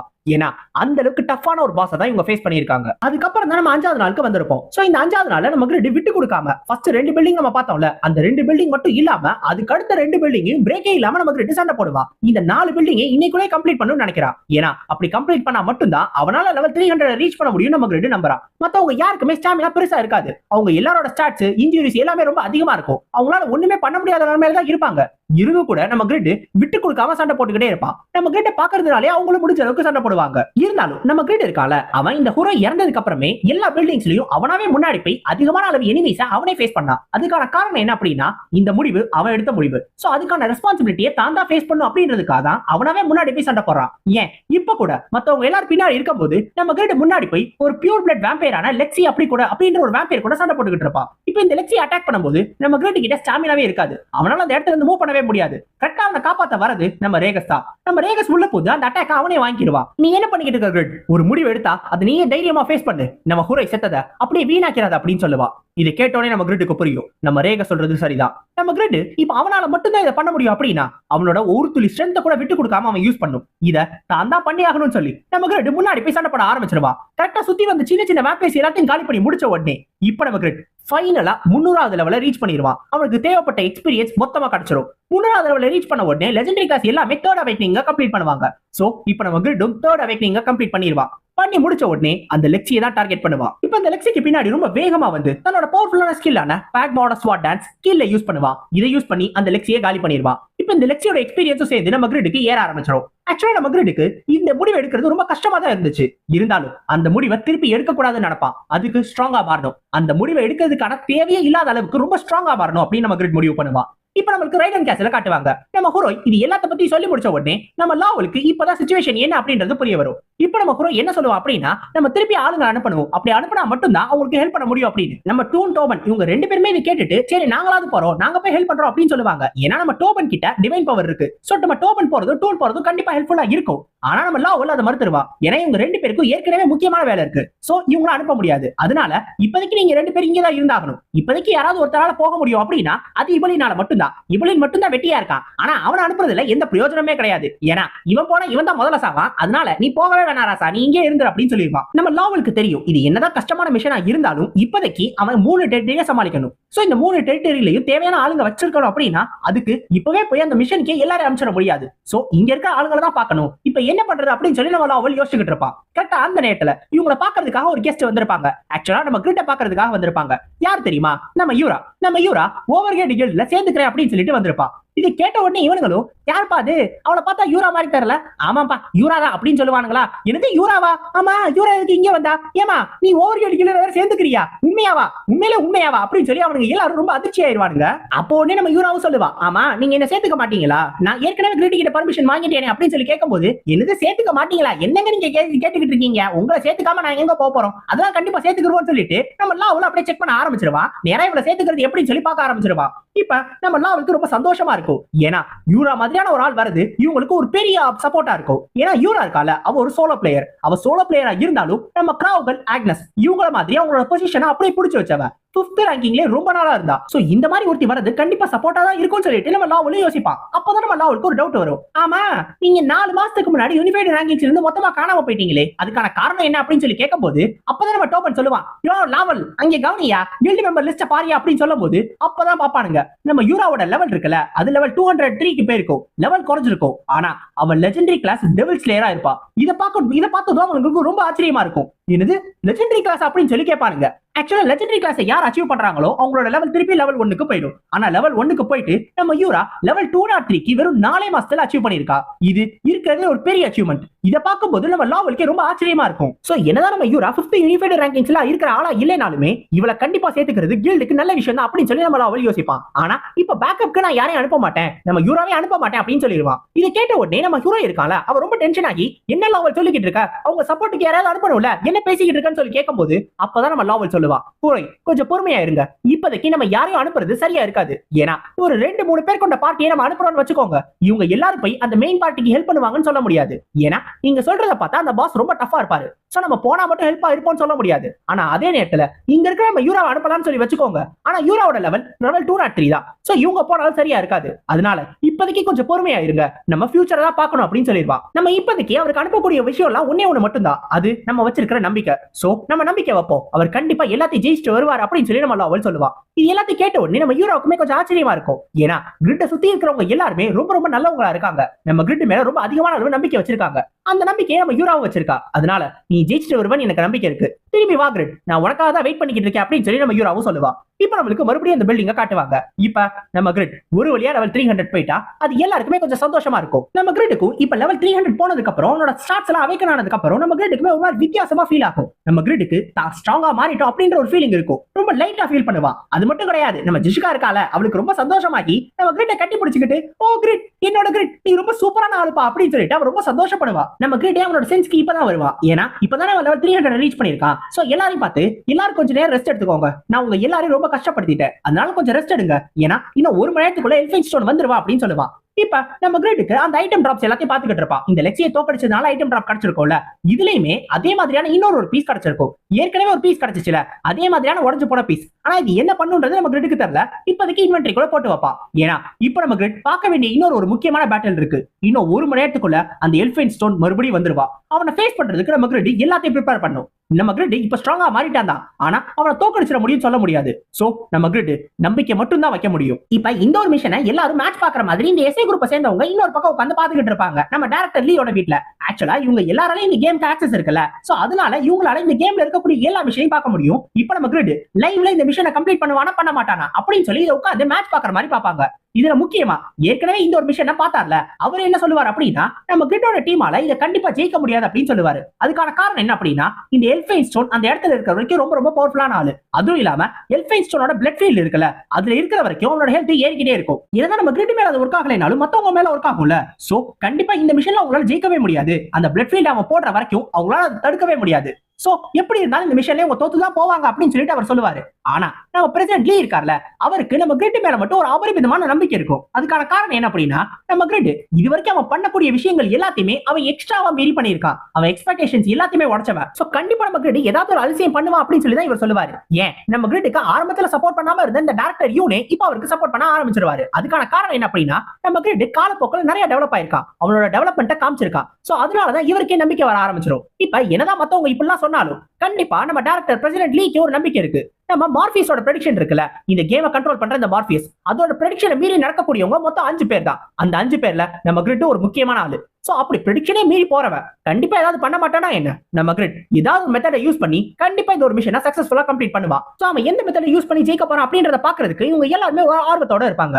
இந்த ஒரு சாப்டர் ஆரம்பிச்சது இப்ப இந்த எல்ஃபைன் ஸ்டோன் இருக்கால, அவன் நம்ம ஹுரோயை கொண்டுட்டு போனதுக்கு அப்புறம் அடுத்த அந்த 23 மணி நேரம் தூக்கம் அவனுக்கு ரொம்ப ரொம்ப சந்தோஷமான ஒண்ணா இருக்கும். ஏன்னா அவனோட கடவுள், அதாவது அவங்க அப்பா அம்மாவை பத்தி ரொம்ப கேவலமா பேசின நம்ம ஹுரோயை அவன் கொண்டுட்டான். அது அவனுக்கு உண்மையிலே சந்தோஷமா தான் இருக்கும். ஆனா இந்த எல்ஃபைன் ஸ்டோன் தூங்கும் போது கூட அந்த வேம்பயர் சிட்டில என்ன நடக்குது அப்படின்றத அவனால தெரிஞ்சுக்க முடியும். ஆனா அப்படி அவன் தெரிஞ்சுக்கிற அந்த விஷயங்கள் எல்லாமே அவனுக்கு ரொம்ப கோவத்தை ஏற்படுத்தும். ஏன்னா அந்த பில்டிங்ல இருந்தவங்க நிறைய வேம்பயர்ஸ் செத்து போவாங்க. இந்த வேம்பயர்ஸ் கூட திரும்பி கொண்டு வந்தலாம்னு வச்சுக்கலாம். அந்த பில்டிங்ல நிறைய அழிஞ்சு போயிடும், பில்டிங்க கூட திரும்பி கட்டிடலாம். ஆனா பியூர் பிளட் வேம்பயர்ஸ்ல நிறைய பேர் இறந்து போயிருப்பாங்க. இது அவனால ஏத்துக்கவே முடியாது. ஏன்னா இந்த பியூர் பிளட் வேம்பயர்ஸ் இவங்களோட கடவுள்னு சொல்லப்படுற அந்த ஜெனரேஷன்ல ஸ்ட்ராங்கா இருக்கிற வேம்பயரால மட்டும் தான் உருவாக்க முடியும். சோ அதனாலதான் இவங்க எல்லாருமே அந்த ஒரு வேம்பயரை கடவுளா பார்ப்பாங்க. ஆனா அப்படி இருந்தும் கூட இந்த வேம்பயர்ஸ் எல்லாம் செத்துக்கிட்டே இருக்குன்னா அதை அவனால ஏத்துக்கவே முடியல. அந்த ஒரு காரணத்தினால இந்த ஹுரோய் மாதிரி ஒருத்தனை கொன்னா பத்தாது, இந்த தடவை போய் அவனுங்க குரூப்ல 2 பேரையாவது கொல்லணும். அப்படி கொன்னா மட்டும்தான் அவங்களுக்கு அந்த பயம் வரும். அந்த பயத்தை நான் காட்டியே தீரணும், அவங்களுக்கு அந்த பயத்தை நான் இன்னும் கொடுக்கணும், அப்பதான் அவனுங்களாவே இந்த இடத்துல இருந்து ஓடி போவானுங்க அப்படின்னு சொல்லி அந்த ஒரு முடிவோட இப்ப எல்ஃபைன் ஸ்டோன் திரும்பி போவான். அடுத்த நாளுக்கு அவன் திருப்பி என்ட்ராவான். அவன் என்ட்ரான உடனே அவன் முக்கியமா முதல்ல டார்கெட் பண்றது ஃபேக்கர் தான். ஏன்னா இந்த ஃபேக்கரோட அந்த ஸ்பீட் இருக்குல்ல, அது அவனுக்கு கொஞ்சம் அனாயிங்கா இருக்கு. சோ ஃபேக்கரை காலி பண்ணணும்னு நினைப்பான். ஆனா ஃபேக்கரை கடைசியா காலி பண்ணிக்கலாம், அதுக்கு முன்னாடி வேற யாராவது 2 பேரை காலி பண்ணலாம்னு சொல்லி நம்ம எல்ஃபைன் ஸ்டோன் உள்ள நுழைவான். அவன் உள்ள நுழைஞ்சு டார்கெட் பண்றது மொத்தம் 2 பேரை, ஒன்னு போன் இன்னொன்னு ரேகஸ். இவங்க 2 பேரையும் கொண்டு ஒரு எக்ஸாம்பிள் செட் பண்ணலாம் அப்படின்னு சொல்லி தான் எல்ஃபைன் ஸ்டோன் நினைப்பான். அதுக்காக அவங்க 2 பேர் மேலுமே எக்ஸ்ட்ரீம் பிளட் டிரான்ஸ்ஃபியூஷனை யூஸ் பண்ணுவான். ஆக்சுவலா இவன் உள்ள நுழையும் போது அவன் எங்கிருந்து வர அப்படின்றதை இவங்க யாருனாலையும் பார்க்கவே முடியல. அந்த ஒரு காரணத்தினால இப்பயும் பார்க்க முடியாது, இவங்க 2 பேரும் செத்துருவாங்க அப்படின்னு சொல்லி தான் அவன் பிளான் போடுவான். ஆனா அந்த பிளானை உடைக்கிறதுக்கு குறுக்க இந்த கௌஷிக் வந்தான்ற மாதிரி ஒருத்தன் வரணும்ல. கரெக்டா இந்த அட்டாக்கு குறுக்க ஒருத்தன் வருவான், வந்து அந்த அட்டாக்க கவச மாதிரி தடுப்பான். தடுத்தது மட்டும் இல்லாம இந்த கொசு இங்கதான் இருக்கா, இப்படிதான் ஒவ்வொரு தடவை பின்னாடி வந்து அடிச்சுட்டு போறியான்னு சொல்லி நம்ம கிரிட் கேட்பான். நம்ம கிரிட்ட பார்த்த உடனே அவனுக்கு ஒரு பெரிய அதிர்ச்சி. ஏன்னா இந்த ஒரு அட்டாக் எப்படி இவன் தடுத்தான் அப்படின்னு சொல்லி யோசிச்சுக்கிட்டு இருப்பான். ஆனா தடுத்தது மட்டும் கிடையாது, அந்த ஷாக்கை இன்னும் அதிகப்படுத்தணும்ல. அதுக்கு நம்ம கிரிட் ரிவால்வை யூஸ் பண்ணி அந்த அட்டாக் அப்படியே ரிஃப்ளெக்ட் பண்ணி அவனுக்கே அதே பவரை திருப்பி அனுப்பிச்சு விட்டுருவான். இந்த ஒரு அட்டாக்க பிளாக் பண்றது நம்ம எல்ஃபைன் ஸ்டோனுக்கே கஷ்டமாயிடும். அந்த ஒரு காரணத்தினால இதுல இருந்து தப்பிச்சிடலாம் நினைப்பான். ஆனா அந்த நேரத்துல கரெக்டா இதையும் நம்ம கிரிட் கெஸ் பண்ணி பின்னாடி இருந்து கோல்டன் பிளேஸ் வச்சு அடிச்சு அந்த அட்டாக் அவன் மேலே டைரக்டா பண்ற மாதிரி பண்ணிடுவான். இப்ப அவனோட அட்டாக் அவன் மேலே ஃபுல்லா பட்டு அதுல அவனே அடி வாங்கி கீழே விழுந்துருவான். கீழே விழுந்த உடனே இந்த எல்ஃபைன் ஸ்டோன் அவங்க எல்லாரும் எந்திரிச்சு பார்த்து ஃபர்ஸ்ட் வேம்பயர் கேஸை யூஸ் பண்ணி எல்லாரோட முக்கியமான ஸ்கில்ஸ் எல்லாத்தையும் சீல் பண்ணிடுவான். சீல் பண்ணது மட்டும் இல்லாம அடுத்த பிளட் ஃபீல்ட் கிரியேட் பண்ணணும்னு நினைப்பான். ஏன்னா இந்த எக்ஸ்ட்ரீம் பிளட் டிரான்ஸ்ஃபியூஷன் அவன் மேல பட்ட காரணத்தினால அவனுக்கே அதிகப்படியான டேமேஜ் போயிருக்கும். இதுல இருந்து ஹீல் பண்ணனும்னா இப்போதைக்கு பிளட் ஃபீல்ட் மட்டும் தான் அவன்கிட்ட இருக்கிற ஒரே ஒரு வழி. ஆனா அதை பண்றதுக்கு நம்ம கிரிட் விடுவானா, அதை விடக்கூடாது அப்படின்றதுக்காக அங்க இருந்து வேகமா வந்து ஒரே சொருகு கரெக்டா அவனோட நெஞ்சிலே கத்தியை இறக்கி அவனை பின்னாடி தள்ளிடுவா. இதை இவன் எதிர்பார்த்திருக்கவே மாட்டான். எப்படி இதை பண்ணா, இதுக்கு வாய்ப்பே கிடையாது அப்படின்னு சொல்லி அவன் யோசிக்கும் போது இப்ப நம்ம கிரிட் சொல்லுவா, நம்ம எல்ஃபைன் ஸ்டோன் இதோடலாம் அட்டாக் முடிஞ்சிடல, இன்னும் நீ நிறைய அடி வாங்க வேண்டியது இருக்கும், குறைக்கு நீ பண்ணதுக்கு இன்னும் அடுத்தடுத்து அடி விழுந்துகிட்டே இருக்கும் அப்படின்னு. இதை கேட்ட உடனே எல்ஃபைன் ஸ்டோனுக்கு ரொம்ப கோவம் வந்து டக்குனு பிளட் எக்ஸ்ப்ளோஷன் சொல்லப்படுற ஒரு பெரிய அட்டாக்கை யூஸ் பண்ணுவா. இதோட ரேஞ்ச் ரொம்ப பெருசா இருக்கும். நம்ம கிரிட் இதுல இருந்து தப்பிச்சு போனா அப்படின்னா பின்னாடி இருக்கிறவங்களுக்கு பிரச்சனை. சோ இந்த அட்டாக்கை டைரக்டா நின்னு ஃபேஸ் பண்ணனும் நம்ம கிரிட் முடிவு பண்ணுவா. ஆனா அப்ப நம்ம கிரிட்க்கு இது ஒருவேளை இந்த அட்டாக் பட்டுச்சுனா அவனுக்கு ஏதாவது பிரச்சனை தானே. சோ அந்த ஒரு காரணத்தால இந்த அட்டாக்க முன்னாடி வந்து வாங்கிறது நம்ம வேட்னர். நம்ம வேட்னர் கரெக்டா முன்னாடி வந்து இந்த ஒரு அட்டாக்க அவனே எடுத்துக்கிறவா. ஏன்னா நம்ம கிரிட்ட ப்ரொடெக்ட் பண்ணும் அப்படின்றதுக்காகவே. இந்த பிளட் எக்ஸ்ப்ளோஷன் அவன் மேல ஒர்க் அவுட் ஆகலன்னு தெரிஞ்ச உடனே இந்த எல்ஃபைன் ஸ்டோனை அடுத்து பிளட் மிசைலை யூஸ் பண்ணுவா. இந்த பிளட் மிசைல் வச்சு நிறைய பிளட் அட்டாக் அடுத்து திருப்பி வந்து பட்டுக்கிட்டே இருக்கும். நம்ம கிரிட் இதுல இருந்து தப்பிக்கிறதுக்காக அவனோட ஃபாஸ்ட் லைட் ஸ்டெப்ஸை யூஸ் பண்ணி வேக வேகமா மூவ் பண்ணிக்கிட்டே இருப்பா. அப்ப கரெக்டா ஒரே ஒரு பிளட் மிசைல் மட்டும் நம்ம கிரிட் மேல படுறதுக்காக வருமா, அதை தடுக்கிறது நம்ம ஜிஷுகாவோட ஆரோ. கரெக்டா நம்ம ஜிஷுகா பின்னாடி இருந்து சொல்லுவா, கிரிட் நீ தைரியமா முன்னாடி போ, அவனோட ஒரு அட்டாக் கூட உன் மேல படாது, நான் இங்க இருக்கிற வரைக்கும் எந்த ஒரு அட்டாக்கே உன் மேல படாம நான் பாத்துக்கிறேன் அப்படின்னு. இப்ப இந்த ஒரு தைரியத்தால நம்ம கிரிட் முன்னாடி போன உடனே இதை பார்த்து கடுப்பாகிற எல்ஃபைன் ஸ்டோன் டக்குனு மேல ஃப்ளேம் மேஜிக்கை யூஸ் பண்ணி பறக்கலாம் ட்ரை பண்ணுவா, மேல இருந்து இவங்க எல்லாரையும் அடிக்கலாம் அப்படின்னு. ஆனா அதை தடுக்கிறது நம்ம ஜெட்னோஸ். நம்ம ஜெட்னோஸ் அவனோட வின் மேஜிக்கை யூஸ் பண்ணி அங்கே புடிச்சு போட்டுருவான். டக்கு இங்கே கடை அப்படின்னு சொல்லி அவனை புடிச்சு அமைக்கிடுவா. இப்ப இதை பார்த்த உடனே அவனுக்கு இன்னும் கோவம் இன்னும் ஏற ஆரம்பிக்கும். ஏன்னா அடுத்தடுத்து இவங்க எல்லாரும் அடிச்சுக்கிட்டே இருக்கானுங்க. ஆனா அத்தோட விடக்கூடாது அப்படின்றதுக்காக நம்ம ஃபேக்கர் அப்பயே பின்னாடி வந்து டக்கு டக்குன்னு குத்திட்டு போவான். இவனுங்க மாத்தி மாத்தி அடிச்ச உடனே இந்த எல்ஃபைன் ஸ்டோனுக்கு ரொம்ப கோவம் ஏறிக்கிட்டே இருக்கும். ஏண்டா நீங்க எல்லாரும் சேர்ந்து என்ன அடிக்கிறீங்களா, உங்க எல்லாரும் என்ன பண்றேன் பாரு அப்படின்னு சொல்லி அவன் கேட்கும் போதே டக்கு நம்ம போனு தம்பி இங்க கொஞ்சம் கவனிப்பா அப்படின்னு சொல்லி மேல இருந்து மேக்ஸ் பேரை யூஸ் பண்ணி மேல இருந்தே ஒரு அடி அவனை இன்னும் கீழே இறக்கவா. இதை பார்த்த உடனே எல்ஃபைன் ஸ்டோன் லைட்டா அவன் தலையை மட்டும் தூக்கும் போது பின்னாடி ஒரு கை வந்து நிக்கும். நம்ம ரேகஸ் கரெக்டா LTS ஓட ஸ்ட்ராங்கஸ்டான பிளேயர்ல கடைசியா அடிக்கிறதுக்காக அவனை போட்டு அடி 10 ஹிட் காம்போவை நார்மலா கம்ப்ளீட் பண்ணா கோல்டன் சேரியட் வரும். ஆனா இந்த தடவை இன்னொரு ஒரு படி மேல போய் 15 ஹிட் காம்போவை கம்ப்ளீட் பண்ணுவா. அப்படி கம்ப்ளீட் பண்ண உடனே லைட்னிங் ஸ்பியர்னு சொல்லப்படுற ஒரு பவர்ஃபுல்லான அட்டாக் இந்த எல்ஃபைன் ஸ்டோன் மேல படும். அவங்க வேலையை முடிச்சிட்டாங்க. அடுத்து பீக் ஸ்வாட் மட்டும் தான் மிச்சம் இருக்கான். அவனும் டக்குனு அவனோட பவர்ஃபுல்லான அட்டாக்கை யூஸ் பண்ணுவா, அன்ஷீத் ப்ளோ. இப்ப இதை யூஸ் பண்ணி இவனுமே எல்ஃபைன் ஸ்டோனுக்கு இன்னொரு ஒரு பெரிய ஃபேட்டல் டேமேஜ் கொடுப்பா.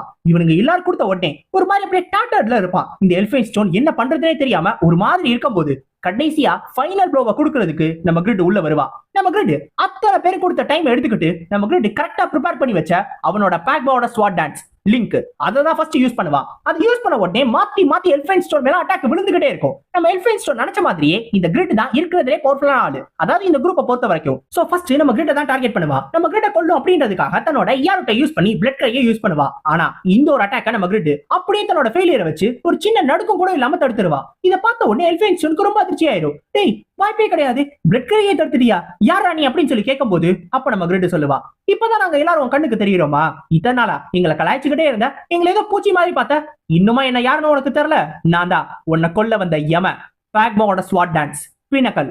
இதை யூஸ் பண்ணி அடுத்தே அவனுக்கு ஸ்ட்ரைட்டா ஒரு கோடு அவனோட ஷோல்டர்ல ஒரு பெரிய வெட்டு. நம்ம கிரிட் அத்தோட அவனோட பழைய ஞாபகம் எல்லாத்தையும் தூண்டி விட்டுருவா. இந்த பிரகாம் இருக்கால, அவன் ஆரம்பத்துல நம்ம எல்ஃபைன் ஸ்டோன் கிட்ட ஒரு விஷயத்த சொல்லியிருப்பான். அது என்ன அப்படின்னா, நம்மள மாதிரியான வேம்பயர்ஸை கொல்றதுக்கு ஒரு டிரான்செண்டட் பீயிங் வருதுன்னா அந்த டிரான்செண்டட் பீயிங் கண்டிப்பா ஒரு மனுஷனா தான் இருக்கும் அப்படின்னு. இந்த ஒரு விஷயத்த நம்ம எல்ஃபைன் ஸ்டோனால அப்ப ஏத்துக்கவே முடியல. அதுக்கான காரணம் இந்த பிரகாம் சொன்ன அப்படின்றதுக்காகவே. ஏன்னா பிரகாம் மேல நம்ம எல்ஃபைன் ஸ்டோனுக்கு அதிகப்படியான கோபம் இருக்கு. இந்த பிரகாம் இருக்கால, அவன் ஒரு வேம்பயரா தான் இருந்தான். ஆனா வேம்பயரா இருந்து அவனை மொத்தமா இந்த கிளானை விட்டு ஒதுக்கி வச்சிட்டாங்க. அதுக்கான காரணம் வேம்பயர் குலத்துக்கே ஒரு பெரிய துரோகத்தை பண்ணியிருக்கான். இந்த வேம்பயர்ல இருப்பாங்கல்ல, அவங்களே நிறைய பியூர் பிளட்டட் வேம்பயர்ஸை எடுத்து அவங்க எல்லாரையும் வச்சு ரிசர்ச் பண்ணா, அவங்க எல்லாரையும் கொண்டு ரிசர்ச் பண்ணா. அந்த ஒரு காரணத்தினால மட்டும்தான் இந்த பிரகாம இந்த கிளான் விட்டே துரத்தி விட்டானுங்க. அதுல அப்படி கொன்னவங்கல்ல இவனோட லவ்வரான லியாவும் செத்து போயிட்டா. அந்த லியாவுக்காக மட்டும்தான் இத்தனை வருஷமா அவன் தூக்கத்துல இருந்திருக்கான். ஏன்னா எல்லாமே அவளை மறக்கத்தான் அப்படின்ற மாதிரி தான் தூங்கி இந்த வழியை மறக்கணும்னு நினைச்சா.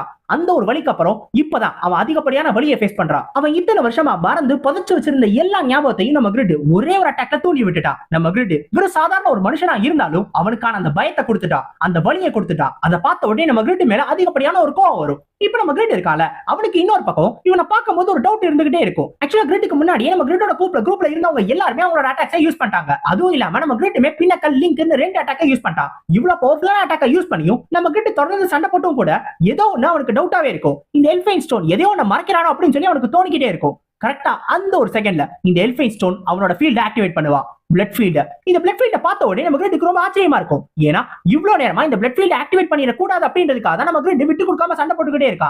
ஆனா இந்த ஒரு இன்ஸ்டன்ட்ல அவ பிளட் ஃபீல்ட ஆக்டிவேட் பண்ணிட்டான். அது மட்டும் கிடையாது, அவ ஆக்டிவேட் பண்ண உடனே அத்தனை பேரோட ஹெல்த்தும் அவனுக்கு வர ஆரம்பிச்சிருச்சு. நம்ம கிரிட் அதை ரெசிஸ்ட் பண்ணிட்டாலும் மத்தவங்களால அதை ரெசிஸ்ட் பண்ண முடியாதுல்ல. சோ மத்தவங்க எல்லாரோட ஹெல்த்தும் அவனுக்கு வர ஆரம்பிச்சிருச்சு. இப்போ இந்த ஹெல்த் எல்லாம் வர வர அவனுக்கு கொஞ்சம் கொஞ்சமா ஹீல் ஆக ஆரம்பிச்சிருவான். அவனோட உடம்புல இருக்க காயங்கள் எல்லாம் குணமாக ஆரம்பிச்சிடும். அது மட்டும் கிடையாது, இந்த எல்ஃபைன் ஸ்டோன் அவனோட உண்மையான பவரை ரிலீஸ் பண்ண ஆரம்பிச்சிருவான். இப்ப அத்தனை பேரையும் பார்த்து சொல்லுவான், நான் இத்தனை நாளா மறைச்சு வைக்கணும்னு நினைச்ச அந்த ஒரு மெமரிஸ் எல்லாத்தையும் நீங்க திருப்பி தோண்டி எடுத்துட்டீங்கல்ல, உங்க யாரையும் சும்மா விட மாட்டேன். அத்தனை பேரையும் இங்க இருக்கிற ஒவ்வொருத்தனையும் நான் கண்டிப்பா என்னோட கையாலே கொள்ளுவேன். என் கையால தான் உங்களுக்கு சாவு அப்படின்னு எல்லாரையும் பார்த்து சொல்லுவான்.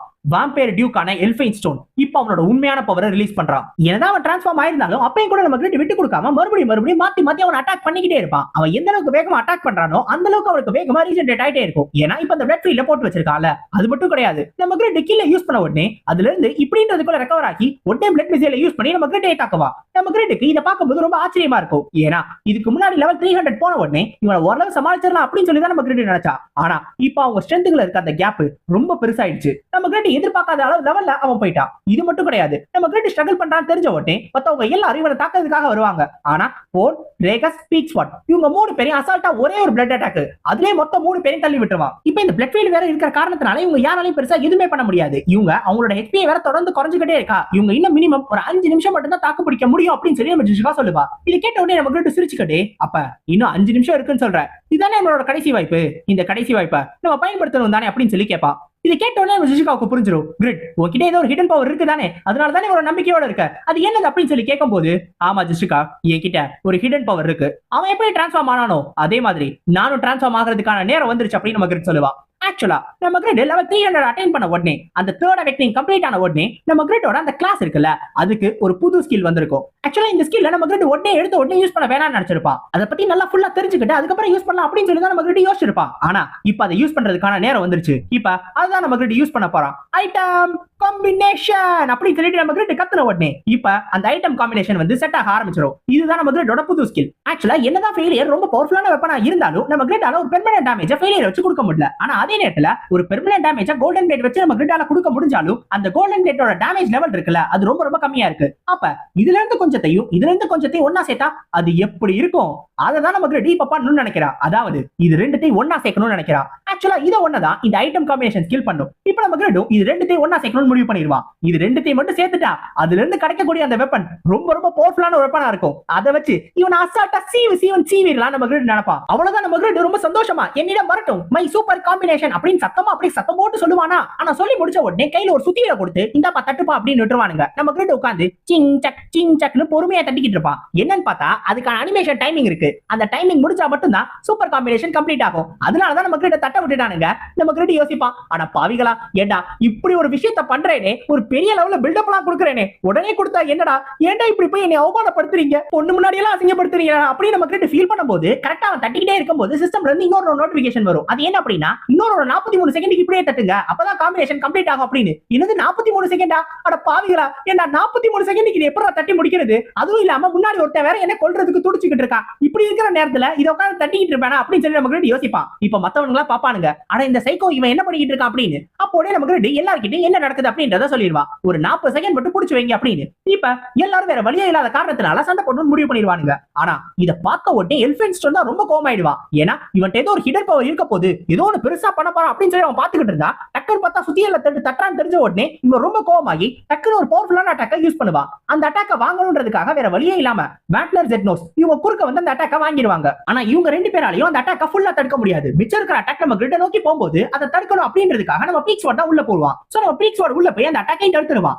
ஆனா அவன் தடுத்துட்டான்னு தெரிஞ்ச உடனே அவன் பக்கத்துல வர நம்ம எல்ஃபைன் ஸ்டோன் அதை தடுத்துட்ட, ஆனா இதை ஒன்னால தடுக்க முடியாதுன்னு சொல்லி டக்குன்னு இப்படி ஒரு ஸ்லாஷ் அப்படி ஒரு ஸ்லாஷ் ஈயாரட்ட வச்சு வெட்டி அவன் அங்கேயே கீழே தள்ளி விடுவான். ஆனா அடுத்து இவனை தடுக்கணும் அப்படின்றதுக்காக போன் ரேகஸ் இவங்க 2 பேருமே முன்னாடி ஜம்ப் பண்ணுவாங்க. ஆனா அவங்க முன்னாடி ஜம்ப் பண்ண உடனே அவங்க 2 பேரையும் காலி பண்ணுன்றதுக்காக இன்னொரு ஒரு பவர்ஃபுல்லான அட்டாக்கை யூஸ் பண்ணி அவங்க 2 பேரையும் அடிச்சது மட்டும் இல்லாம இதோட சேர்த்து இன்னொரு ஒரு பிளட் மேஜிக் அட்டாக்கே ஒரு இடத்துல யூஸ் பண்ணுவா. அந்த ஒரு அட்டாக்ல நம்ம ஃபேக்கர் மாட்டிக்கிடுவான். ரொம்ப நேரமா நம்ம ஃபேக்கர் இவன் கண்ணிலே மாட்டாம சுத்தினா, ஆனா இப்ப ஃபேக்கரையுமே பிடிச்சிட்டான். இப்ப எல்லாத்தையும் அவன் காலி பண்ணிட்டானா, மிச்சம் இருக்கிறது கிரிட் மட்டும் தான். தலையை மட்டும் வெட்டிட்டா இத்தோட இந்த வேலை முடிஞ்சு அப்படின்னு சொல்லிட்டு நம்ம கிட்ட கொல்றதுக்காக போகும்போது லாஸ்ட் லைன் ஆஃப் டிஃபென்ஸ் நம்ம ஜிஷுகா இன்னமும் அவ சாகாம அப்படியே தான் நிப்பா. கரெக்டா நம்ம ஜிஷுகா மாத்தி மாத்தி மாத்தி மாத்தி விட்டு கொடுக்காம ஆரோஸ ஃபயர் பண்ணிக்கிட்டே இருப்பா. அதை பார்த்ததும் எல்ஃபைன்ஸ்டோனுக்கு ரொம்ப ஆச்சரியமா இருக்கும். நம்ம எல்ஃபைன்ஸ்டோன் சிரிச்சுக்கிட்டே சொல்லுவான், பரவாயில்லையே உன் ஆளுங்க எல்லாரையும் நான் அடிச்சு போட்டுட்டேன், அப்படி இருந்தும் கூட உனக்கு இவ்வளவு தைரியமா? உன்னோட தைரியத்துக்கு நான் உண்மையிலே ரொம்ப பாராட்டுறேன். ஆனா இந்த தைரியம் அப்படி எங்க இருந்து வருது? உன்னால என்ன ஏதாவது பண்ண முடியும்னு நினைக்கிறியா என்ன? இந்த குச்சியை வச்சு என்ன குத்திடுவியா என்ன அப்படின்னு சொல்லி கேட்பா. ஆனால் நம்ம ஜிஷுகா விட்டு தர மாட்டா. அப்பயும் கூட வேகமா திருப்பி திருப்பி ஃபயர் பண்ணிக்கிட்டே இருப்பா.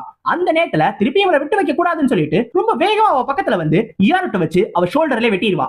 ஷோல்டர்ல வெட்ட உடனே இனிமேலும் அவளால ஒரு போவை வச்சு ஒரு ஆரோவை ஃபயர் பண்ண முடியாது. நம்ம கிரிட் அவகிட்ட வெறும் 40 செகண்ட் மட்டும் தான் கேட்டா. சொல்ல போனா எல்லார்கிட்டயுமே 40 செகண்ட் மட்டும் அவனை பிடிச்சு வைங்க அப்படின்ற மட்டும் தான் சொன்னா. அதுக்கப்புறம் நானே வந்து சண்டை போடுறேன்னு சொன்னா. இவங்க எல்லாரும் சேர்ந்து சண்டை போட்டாங்க. மொத்தம் 7 பேர் சண்டை போட்டு கூட 40 செகண்ட் வெறும் ஒருத்தர் அவங்களால பிடிச்சு வைக்க முடியல.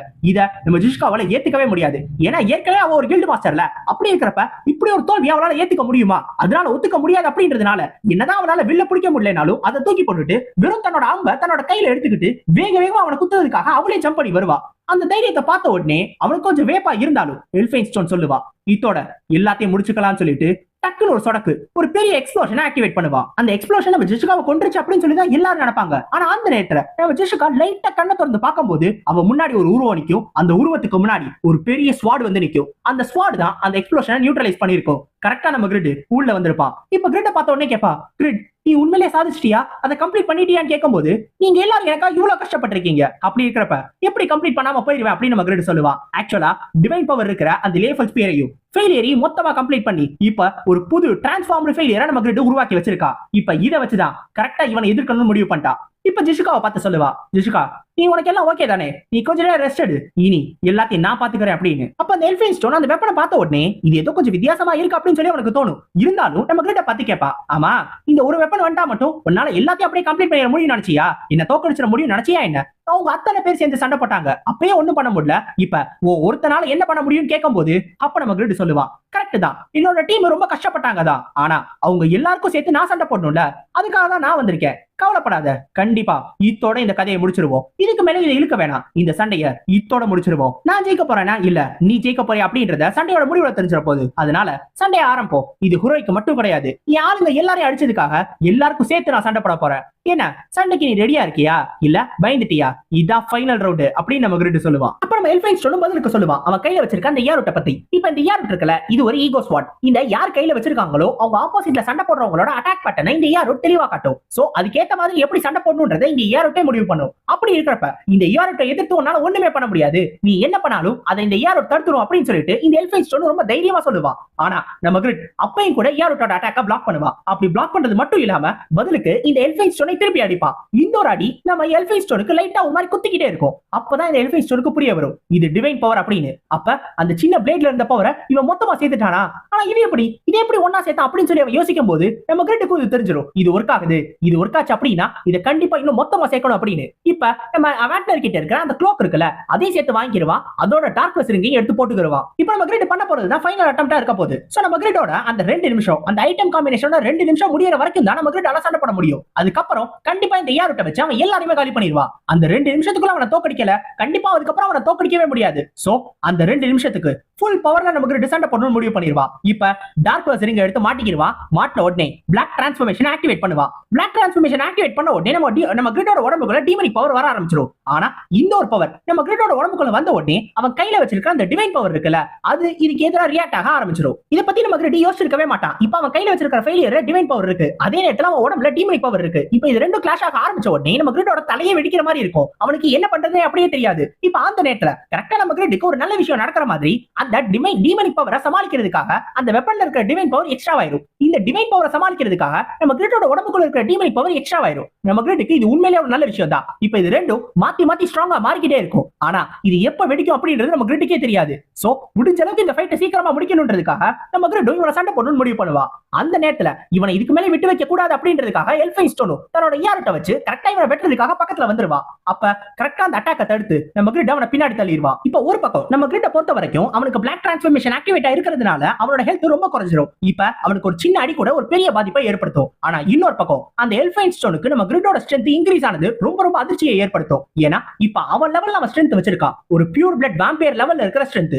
ஆனா இப்படி ஒரு ஸ்ட்ரென்த் ஒரு மனுஷனால எப்படி எடுத்துட்டு வர முடியும் அப்படின்னு சொல்லி யோசிப்பான். இப்ப பதிலுக்கு பதில் இவனுங்க மாத்தி மாத்தி அவங்களோட ஃபைனல் ஸ்கில்லை யூஸ் பண்ணிட்டே இருப்பானுங்க. இப்ப இந்த எல்ஃபைன் ஸ்டோனுக்கு தெளிவா புரிஞ்சிடும் நம்ம கிரிட்ட டைரக்டா ஃபேஸ் பண்ணா அவனுக்கு தான் ஆபத்து அப்படின்னு. ஏன்னா நம்ம கிரிட்டோட நார்மல் ஸ்ட்ரென்த் இப்ப ரொம்ப இன்க்ரீஸ் ஆயிடுச்சு. அதே மாதிரி அவனோட ஸ்கில்லோட ஸ்ட்ரென்த் எந்த அளவுக்கு இன்க்ரீஸ் ஆயிருக்கும். சோ அவன் பெரிய பெரிய ஸ்கில்லை யூஸ் பண்ணானா இவனுக்கு ரொம்ப ரொம்ப ஆபத்து அப்படின்றதுனால ரொம்ப தூரத்துல இருந்து சண்டை பண்ணணும்னு முடிவு பண்ணுவான். தன்னோட பிளட் மேஜிக்கை மட்டும் யூஸ் பண்ணணும்னு நினைப்பான். ஆனா இந்த ஒரு சான்ஸை நம்ம கிரிட்டும் பாத்துருவான். இந்த ஒரு சான்ஸை விட்டு கொடுக்க கூடாதுல. அதனால நம்ம கிரிட்டும் மாத்தி மாத்தி அவனோட லிங்க் டிரான்சென்ட் எல்லாத்தையும் ஆக்டிவேட் பண்ணிக்கிட்டே இருப்பான். கண்டினியூஸா எல்லா ஸ்கில்லையும் மாத்தி மாத்தி யூஸ் பண்ணிக்கிட்டே இருப்பான். இப்ப இது எல்லாமே அவனுக்கு டேமேஜ் கொடுத்துக்கிட்டே இருக்கும். இப்ப இந்த டிரான்சென்டோட அட்டாக்ல இருந்து இந்த எல்ஃபைன் ஸ்டோனால தப்பிக்கவே முடியாது. ஏன்னா அந்த டிவைன் பவர் இருக்கிற காரணத்தினால அந்த எல்லா அட்டாக்கும் மேல படும். ஸ்மோக் டிரான்ஸ்ஃபர்மேஷன் யூஸ் பண்ணி அவனால தப்பிக்கவும் முடியாது. அதே நேரத்துல வேற ஏதாவது ஒரு ஸ்கில்லை யூஸ் பண்ணி அதை பிளாக் பண்ணிடலாம்னு பார்த்தா அதுவும் பண்ண முடியாது. ஏன்னா இந்த ஸ்கில்லோட பவர் ரொம்ப ரொம்ப அதிகமா இருக்கும். இப்ப நம்ம கிரிட் விட்டு கொடுக்காம மாத்தி மாத்தி பண்ணிக்கிட்டே இருப்பான். நம்ம கிரிட்டுக்குமே ரொம்ப பிரச்சனை தான். ஏன்னா அவனோட டிவைன் பவர் டிமெனிக் பவர் ரெண்டு கிளாஷ் ஆயிட்டே இருக்கும். எப்ப வேணாலும் அவனும் சாகர நிலைமையில தான் இருப்பான்.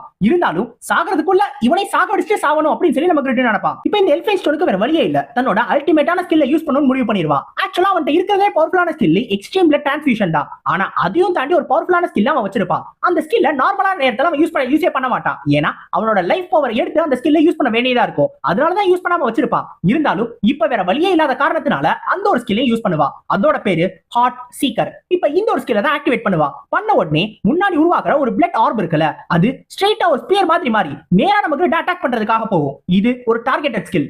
யார டார்கெட்டா வைக்கிறானோ அவங்க மேல கண்டிப்பா அட்டாக் பண்ணும். இது போய் பட்ட உடனே நம்ம கிரிட்டால இதை தடுக்கவே முடியாது. அவன் ஹார்ட்ல ஒரு பெரிய ஓட்டையே போட்டுரும். இந்த ஒரு நாள்ல நம்ம கிரிட் இன்னும் இம்மோர்டலை யூஸ் பண்ணாம இருப்பான். அந்த ஒரு காரணத்தால இம்மோர்டல் ஆக்டிவேட் ஆயிடும். அதனால ஜஸ்ட் மிஸ்ல நம்ம கிரிட் தப்பிச்சிருவான். ஆனா இந்த இம்மோர்டல் ஸ்கில் பத்தி ஏற்கனவே இந்த எல்ஃபைன் ஸ்டோனுக்கு தெரிஞ்சிருக்கும். ஏன்னா எக்ஸ்ட்ரீம்ல டிரான்ஸ்ஃபியூஷன் இவன் தாங்கிட்டான்ல. சோ இவனை காலி பண்ணும் அப்படின்னா அடுத்த ஸ்கில்லை யூஸ் பண்ணுறதுக்காக அடுத்த பிளட் வேவ்னு இன்னொரு ஸ்கில்லை ஆக்டிவேட் பண்ணுவா.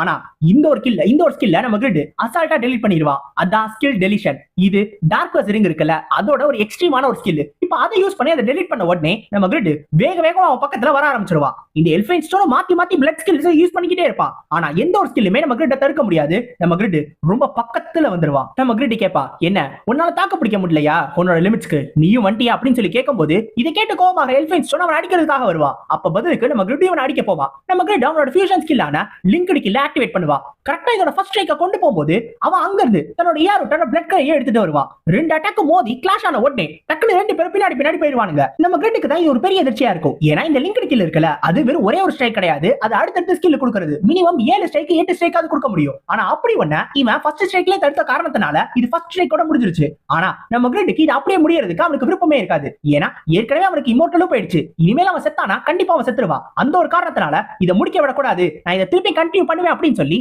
ரெண்டாவது ஸ்ட்ரைக்ல இருந்து அப்படியே தன்னோட ஃபுட் வர்க்க கண்டினியூ பண்ணிக்கிட்டே இருப்பான். அப்படி பண்ணும்போது திருப்பி ரெண்டாவது ஸ்ட்ரைக்ல இருந்து லிங்க்டு கில்லை யூஸ் பண்ண ஆரம்பிப்பான். லிங்க்டு கில்லோட அந்த ஸ்கில்ல முடிய விடவே மாட்டான். இவன் விட்டு கொடுக்காம சண்டை போடுறான்னு தெரிஞ்ச உடனே இதை பார்த்து கோவமாகற நம்ம எல்ஃபைன் ஸ்டோன் திருப்பி இவனை அடிக்கிறதுக்காக வரும்போது அப்ப எல்ஃபைன் ஸ்டோன் மேல படுறது ஒரு பெரிய ஸ்கில், லைட் வீல் அப்படின்னு சொல்லப்படுற இந்த ஸ்கில். இந்த ஸ்கில் ஆக்சுவலா அந்த லியஃபல் ஸ்பியரோட அந்த பிளேட் இருக்குல்ல, அதுல இருக்கக்கூடிய ஒரு ஸ்கில். இந்த ஸ்கில்ல பிளாக்கும் பண்ண முடியாது. இது கண்டிப்பா ஒருத்தவங்க மேல பட்டை தீரும். அந்த ஒரு ஸ்கில்லை வச்சு தான் இப்ப அட்டாக் பண்ணிருப்பான். இந்த ஸ்கில் பட்ட உடனே ஒரு நிமிஷம் அவனுக்கு என்ன பண்றதுனே தெரியாது. அப்படியே சில மாதிரி நின்ன உடனே இப்ப நம்ம கிரிட் லிங்க்டு கில்லோட செகண்ட் ஸ்ட்ரைக்ல இருந்து ஆரம்பிச்சிருவான். அடுத்தடுத்த அடி 2 3 4 5 6ன்னு தொடர்ந்து 6 அடி வரிசையா அடிச்சுக்கிட்டே இருப்பான். சாரி 5 அடி தொடர்ந்து அடிச்சுக்கிட்டே இருப்பான். இந்த அடியெல்லாம் வாங்கின உடனே நம்ம எல்ஃபைன் ஸ்டோன் ரொம்ப கோவமாகி, கேவலம் ஒரு மனுஷன் என்ன தோக்கடிக்கிறானா, இந்த தோல்வியை நான் ஏத்துக்கவே மாட்டேன், ஒரு மனுஷன் என்ன தோக்கடிக்கிறதுக்கு நான் விடவே மாட்டேன், அந்த பிரகாம் சொன்னதை நான் உண்மையாக்க விடவே மாட்டேன் அப்படின்னு சொல்லிட்டு திருப்பி சண்டை போட ட்ரை பண்ணும்போது திருப்பி இவங்களோட கிளாஷ்ல அப்பதான் நமக்கு ஒரு விஷயத்தை யோசிப்பான். என்னது பிரகாமா, நீ பிரகாம பத்தியா யோசிச்சுக்கிட்டு இருக்க?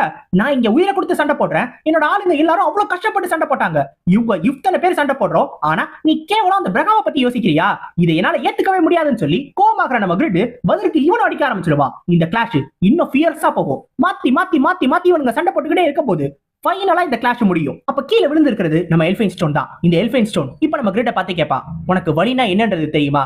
அந்த வலியை பத்தி எல்லாம் உனக்கு எங்க தெரிஞ்சிருக்க போகுது? ஒரு நோபலா இருக்கிற என்ன மாதிரியான ஆளா மட்டும்தான் இந்த வலியை புரிஞ்சுக்க முடியும் அப்படின்னு சொல்லுவான். அவன் லவ்வரை இழந்த அந்த ஒரு வலியை பத்தி பேசிக்கிட்டு இருக்கான். அவனோட லவ்வரான லியா இவளை எக்ஸ்பெரிமெண்ட் பண்றேன்னு சொல்லி இந்த பிரகாம் கொண்டுட்டான். ஆனா அந்த ஒரு வலியை அவனால இன்ன வரைக்கும் மறக்கவே முடியல.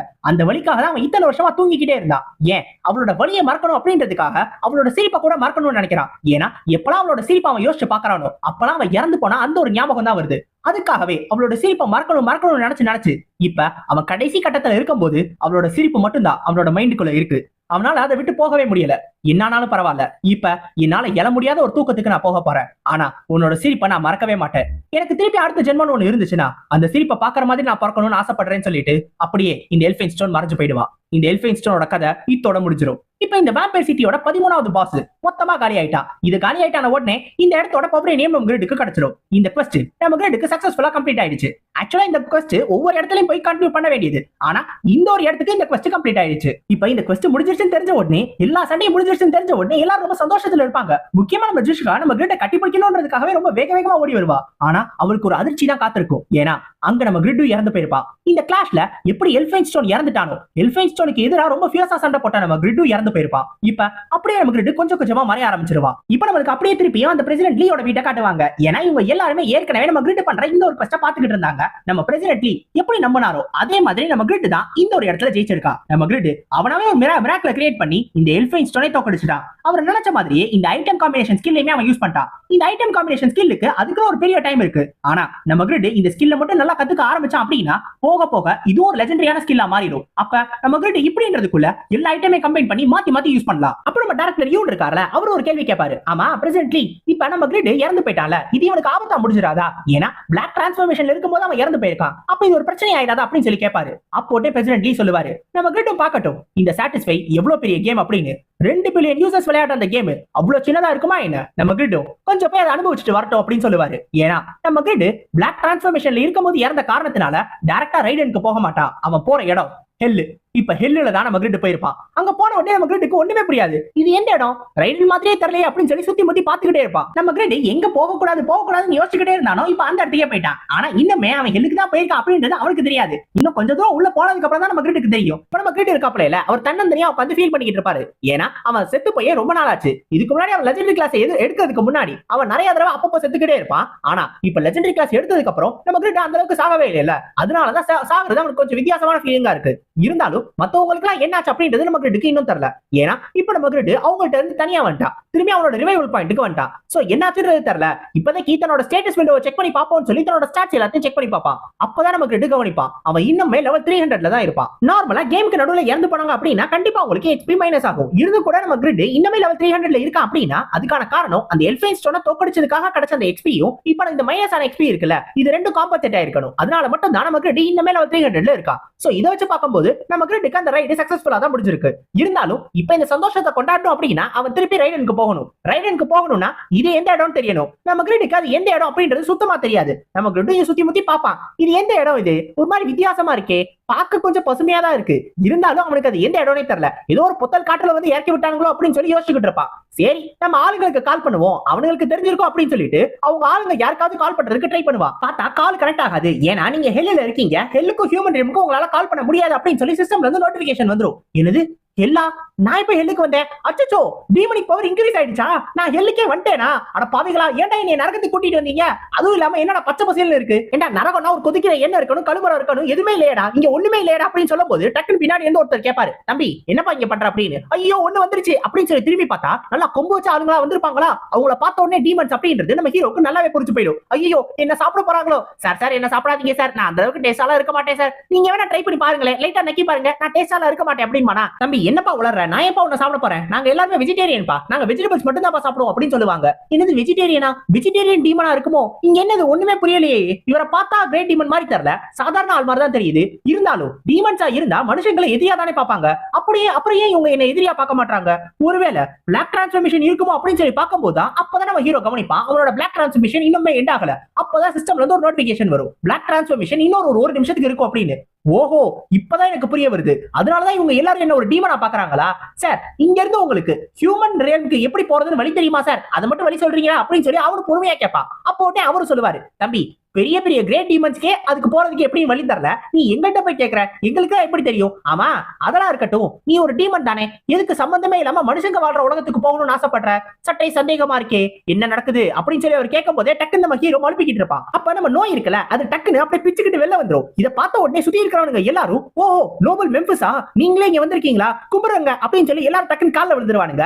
ஏன்னா எல்லா டீமன்ஸையும் பொறுத்த வரைக்கும் இந்த மெம்பிஸ் ரொம்ப ரொம்ப ஒரு பெரிய ஆளு. சோ அந்த ஒரு காரணத்தால தான் இந்த மாதிரி காலில் விழுகிறானுங்க. இப்ப இதை பார்த்த உடனே நம்ம ஹீரோ கிட்ட வந்து நம்ம நோய் சொல்லும், பாத்தியா மாஸ்டர் எப்படி எல்லாரும் என்னை கும்பிடுறாங்க அப்படின்னு, இப்பயாவது தெரிஞ்சுக்கோ என்னோட அருமை என்னன்னு. இதை கேட்டு நம்ம ஹீரோ கேட்பான், ஏண்டா அங்க ஒருத்தன் என்னை புரட்டி புரட்டி எடுத்தா, அப்பெல்லாம் நான் உன்னை கூப்பிட்டேன், அப்பெல்லாம் நீ வரல, அப்படி இருக்கிறப்ப இப்ப வந்துட்டு ஓவரா பேசுறியா, என்ன கதை இது அப்படின்னு சொல்லி கேட்ட உடனே டக்குன்னு அந்த நோயும் என்ன மன்னிச்சிருங்க மாஸ்டர் அப்படின்னு டக்குன்னு கால்ல விழுந்துரும். இப்ப இதை பார்த்த உடனே சுத்தி இருக்கிற எல்லா டீமன்ஸ்க்கும், ஓஹோ நீங்க தான் மெம்பிஸோட மாஸ்டரா, அப்ப நீங்களும் பெரிய ஆள் தான், நாங்க தான் தப்பா புரிஞ்சுக்கிட்டோம் போல, சார் சார் எங்களை மன்னிச்சிருங்க சார் அப்படின்னு சொல்லி எல்லா டீமன்ஸும் நம்ம ஹீரோ கிட்ட மன்னிப்பு கேட்டுக்குவாங்க. அந்த நேரத்துல ஒரு டீமன் பின்னாடி இருந்து வந்து நம்ம ஹீரோவோட கையை பார்த்து, இந்த கையில இருக்கிற காயங்களை பார்த்தா நீ கண்டிப்பா ஒரு பிளாக் ஸ்மித்தா தான் இருக்கணும், ஆனா ஒரு டீமன் பிளாக் ஸ்மித் என்ன தவிர வேற யாரும் இருக்கிற மாதிரி எனக்கு தெரியலையே, டீமன் குளத்துக்கே நான் ஒருத்தன் தான் பிளாக் ஸ்மித், நீ எங்க இருந்து வந்து அப்படின்னு சொல்லி அந்த டீமன் கேட்கும். இப்ப டீமன் பிளாக் ஸ்மித்ன்றதை கேட்ட உடனே நம்ம ஹீரோக்கு புரிஞ்சு போயிடும், கண்டிப்பா இவர் தான் ஏர் செஞ்சிருக்கணும், இல்ல இவரோட மாஸ்டரோ இல்ல இவருக்கு தெரிஞ்சவங்கள தான் ஏர் செஞ்சிருக்கணும். அப்ப இதை பத்தி கேட்டு பாத்துருவோமா, இவருக்கு ஏர் பத்தி ஏதாவது தெரிஞ்சிருந்துச்சுன்னா இவர்கிட்ட டிசைன் ஏதாவது வாங்கிட்டா நல்லா இருக்கும் அப்படின்னு சொல்லி நம்ம ஹீரோ அவர்கிட்ட கேட்கறதுக்காக போவான். ஆனா அந்த நேரத்துல டக்குன்னு பிளாக் டிரான்ஸ்ஃபர்மேஷன் எண்ட் ஆயிடும். நம்ம ஹீரோ பிளாக் டிரான்ஸ்ஃபர்மேஷன் எண்ட் ஆன உடனே மனுஷனா மாறிடுவான். இப்ப மனுஷனுக்கு ஹெல்ல வேலை கிடையாது, அதனால இவனை புடிச்சு திருப்பி ரைடர்ல தூக்கி போட்டுருவானுங்க, போ அந்த பக்கம் அப்படின்னு. என்னடா நினைச்சா அந்த பக்கம் போடுறீங்க, நினைச்சா இந்த பக்கம் போடுறீங்க அப்படின்னு சொல்லி நம்ம ஹீரோ கத்திக்கிட்டு இருப்பான். அப்ப அந்த ஹீரோவை பாக்குறதுக்காக ஹுரோய் யூரா இவங்க ரெண்டு பேரும் அந்த இடத்துக்கு வருவாங்க. இப்ப நம்ம ஹுரோய் நம்ம ஹீரோவை பார்த்த உடனே, என்ன மன்னிச்சிடுங்க லார்ட், நான் உங்களுக்கு இன்னும் ஹெல்ப் பண்ணிருக்கணும், நான் உங்களுக்கு ஹெல்ப் பண்ண முடியாம போயிடுச்சு, நான் இன்னும் ஸ்ட்ராங்கா இருந்திருக்கணும் அப்படின்னு சொல்லுவான். அதை கேட்ட உடனே நம்ம ஹீரோவும் இல்ல அதெல்லாம் பிரச்சனை இல்லை அப்படின்னு சொல்லுவான். ஆக்சுவலா இந்த ஹெல்காவ் எந்த அளவுக்கு ஸ்ட்ராங்கான மான்ஸ்டர் அப்படின்றது நம்ம ஹீரோக்கு தெரியும், இருந்தாலும் அதை தோக்கடிக்கிறது நம்ம ஹீரோக்கு ஓரளவு ஈஸியா தான் இருந்துச்சு. ஏன்னா அந்த ஃபயர் ஸ்டோன் எடுத்த உடனே அதோட மேஜிக் குறைஞ்சிருச்சு.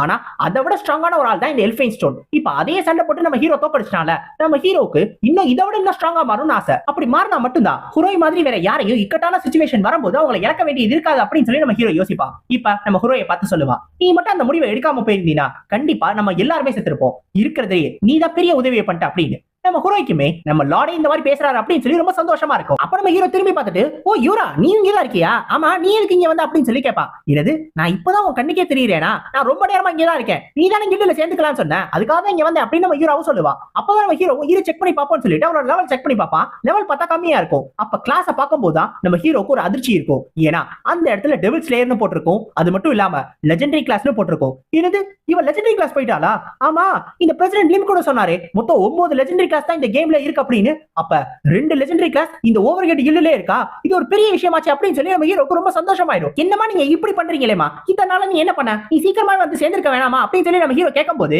அப்போ உடனே ஹீரோ கேட்பா, ஏண்டா இப்பதான் நான் எதுக்கு வந்தேன்னு கேட்டேன், இப்ப என்னடா சீக்கிரமா வந்து சேரலையான்னு கேட்கறேன், என்ன மாத்தி மாத்தி பேசுறியானே, சரி சரி உள்ளவா அப்படின்னு சொல்லி அவளே உள்ள கூட்டிட்டு போவா. இப்ப அடுத்து நம்மளுக்கு அதே வேம்பைர் சிட்டியை காட்டுவாங்க.